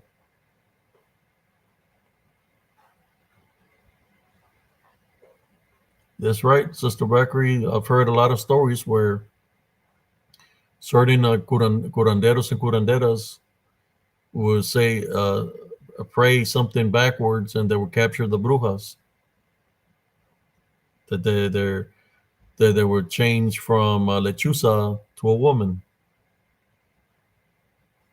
It's called the pájaro. Let me, yeah, people will call it the big bird, but it's called the pájaro. You know, it happened like in 1975, 76 in the Rio Grande Valley.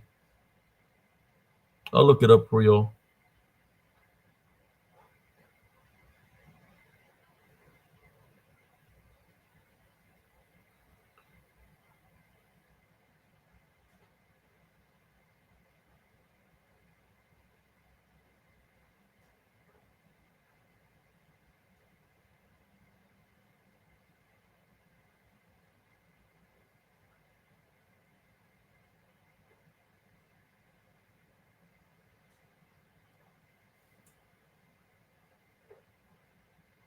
I think they call it the pájaro or something like that. A lot of people were being attacked uh, in the 75 or 76.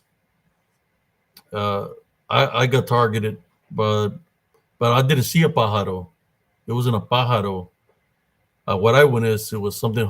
Maybe I'll share their stories later on tonight for those who want to tune in. I know I've been up all night. Maybe on YouTube, you look up the pájaro. I got a friend that's creating a movie of that incident called the pájaro. I believe he might have a little short reel of what he's trying to do with this movie. But there was a lot of people that were being attacked in the Rio Grande Valley, where the parents wouldn't let the children go out and play.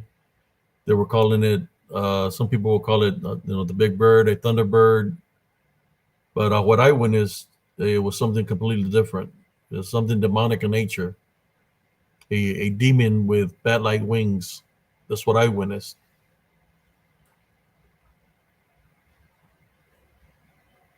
Oh yes, yes, Sister Bakary. At the dance, they were dancing. There was a woman dancing with this guy, and I guess she was being disobedient. And still went out, still went out to the dance, and they were dancing all night. And then when they turned on the lights, it was a baile that she had. The man had rooster feet uh, with a tail, I guess, or something like that at the bar. That it was a diablo. Yes,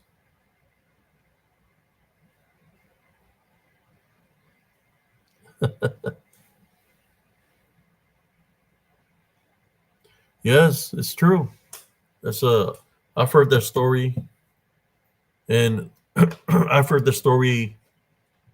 This happened in many locations.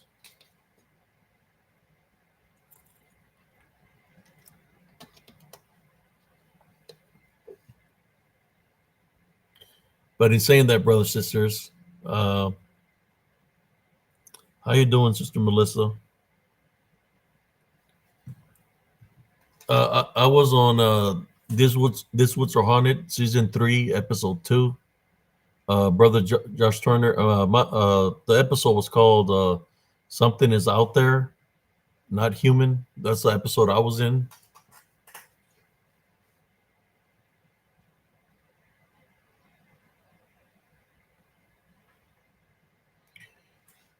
Yeah, let me see if I can turn on the light. Maybe I don't know about you. I can even see it because this is the first time I do use this platform. Uh, let me see. Yeah, it's like the lighting on here is it's not that well.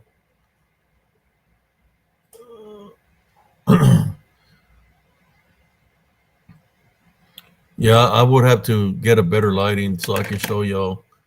All I remember is when I can tell you how I wanted to share this story later on tonight.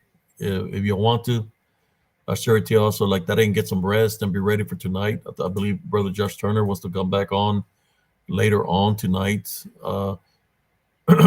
But yeah, I've been doing. I've been on here for a while now. I used to be. I used to do lives on my group called Spiritual Encrypted Encounters, just on Facebook. I would do lives there for the members, but then I decided to start having a YouTube channel and try to get a little audience and stuff like that, and it's been growing. So what you get here is just me sharing my wisdom and knowledge with y'all, and I got short reels that's got some weird stuff in it when it comes down to the balance. So and with some of the short reels, you're going to be able to see some things within the short reels that's amongst us spiritually. So yes, this is what I do. Brother Josh Turner is a good friend. I got his back. I know that they have been going through a lot, but uh, we're not going to let this people coming up against them in a negative way. We're not going to let them win. They're going to lose because they're about lies and being wicked. They're going to lose. So long we maintain our love foundation and place Jesus Christ first, we're going to overcome that enemy that's been tampering them and stopping them from doing their works. You know, we got their back spiritually and need to be physically. We had somebody come in here yesterday trying to threaten me and my cousin, saying they're going to do this and that, and all I said is, like, bring it. So you bring it. You're dealing with a combat veteran here. It ain't going to be pretty. So yeah, we got the Turners back.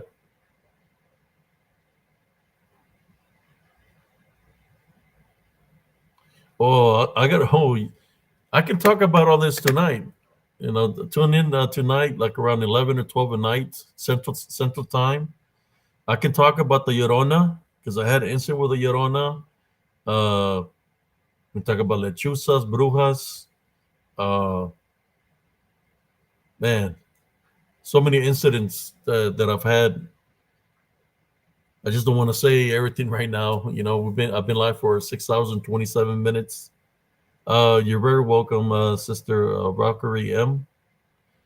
What does the M stand for? Is it the M stand for your last name, like Marroquin, Moreno?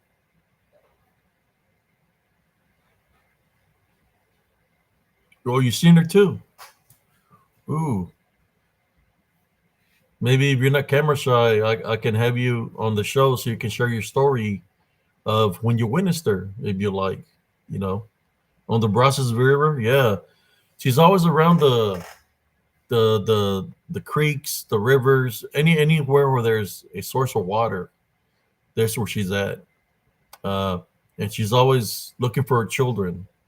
Wearing the veil over her face, dressed in white, always crying, looking for her children, mis hijos. And she's crying, looking for them. And she goes after men that are unfaithful, and she goes after children that are not baptized. She's it's and the crying sound is, it makes your eardrums just hurt because it's so low pitch. Martinez. Yeah, I got some primos name last name Martinez in the valley.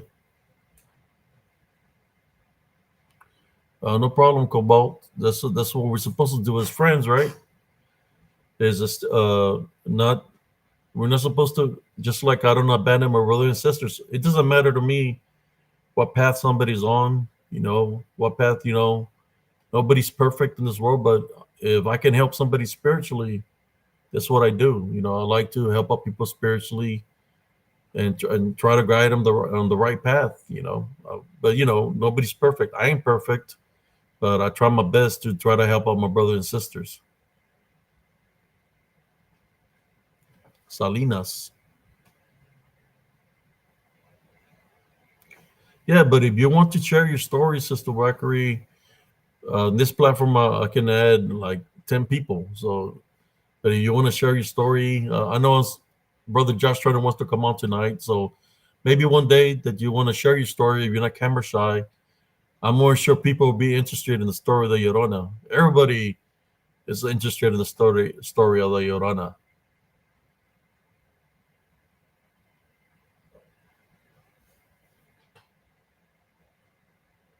It's my work name. I see. But it was nice meeting all of y'all here early in the morning. Because I thank you to Brother Josh Turner. I think when I was live, I think I only had like 31 viewers. Maybe there's a different audience here. I normally go Central Time here, like 11 or 12.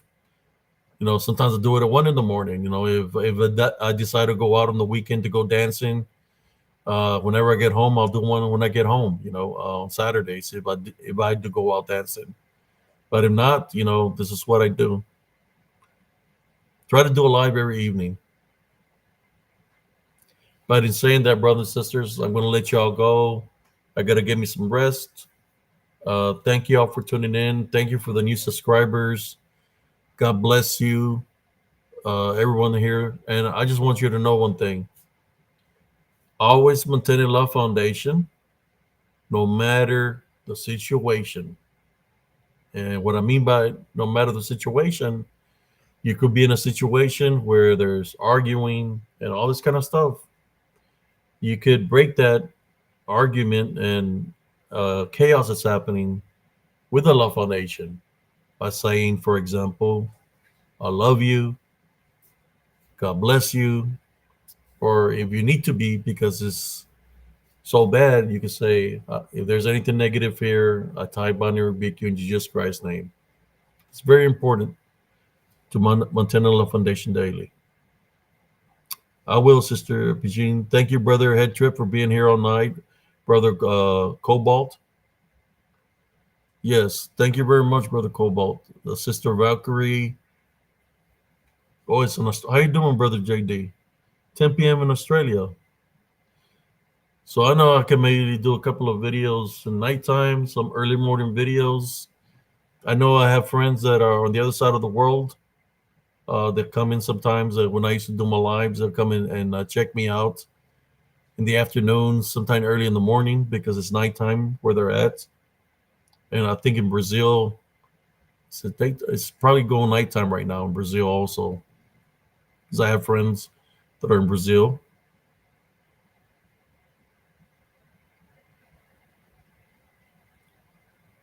But in saying that, brothers and sisters, how you doing? Sunny from India. Buenos días. ¿Cómo está? Well, buenas mañanas. Good morning. Or who's from Germany here? Guten Morgen. No, a little bit of languages from being in the military. I have friends that were from India, Sunny. They worked in Austin with me. They own peanut farms in Germany. I mean, in India, peanut farms.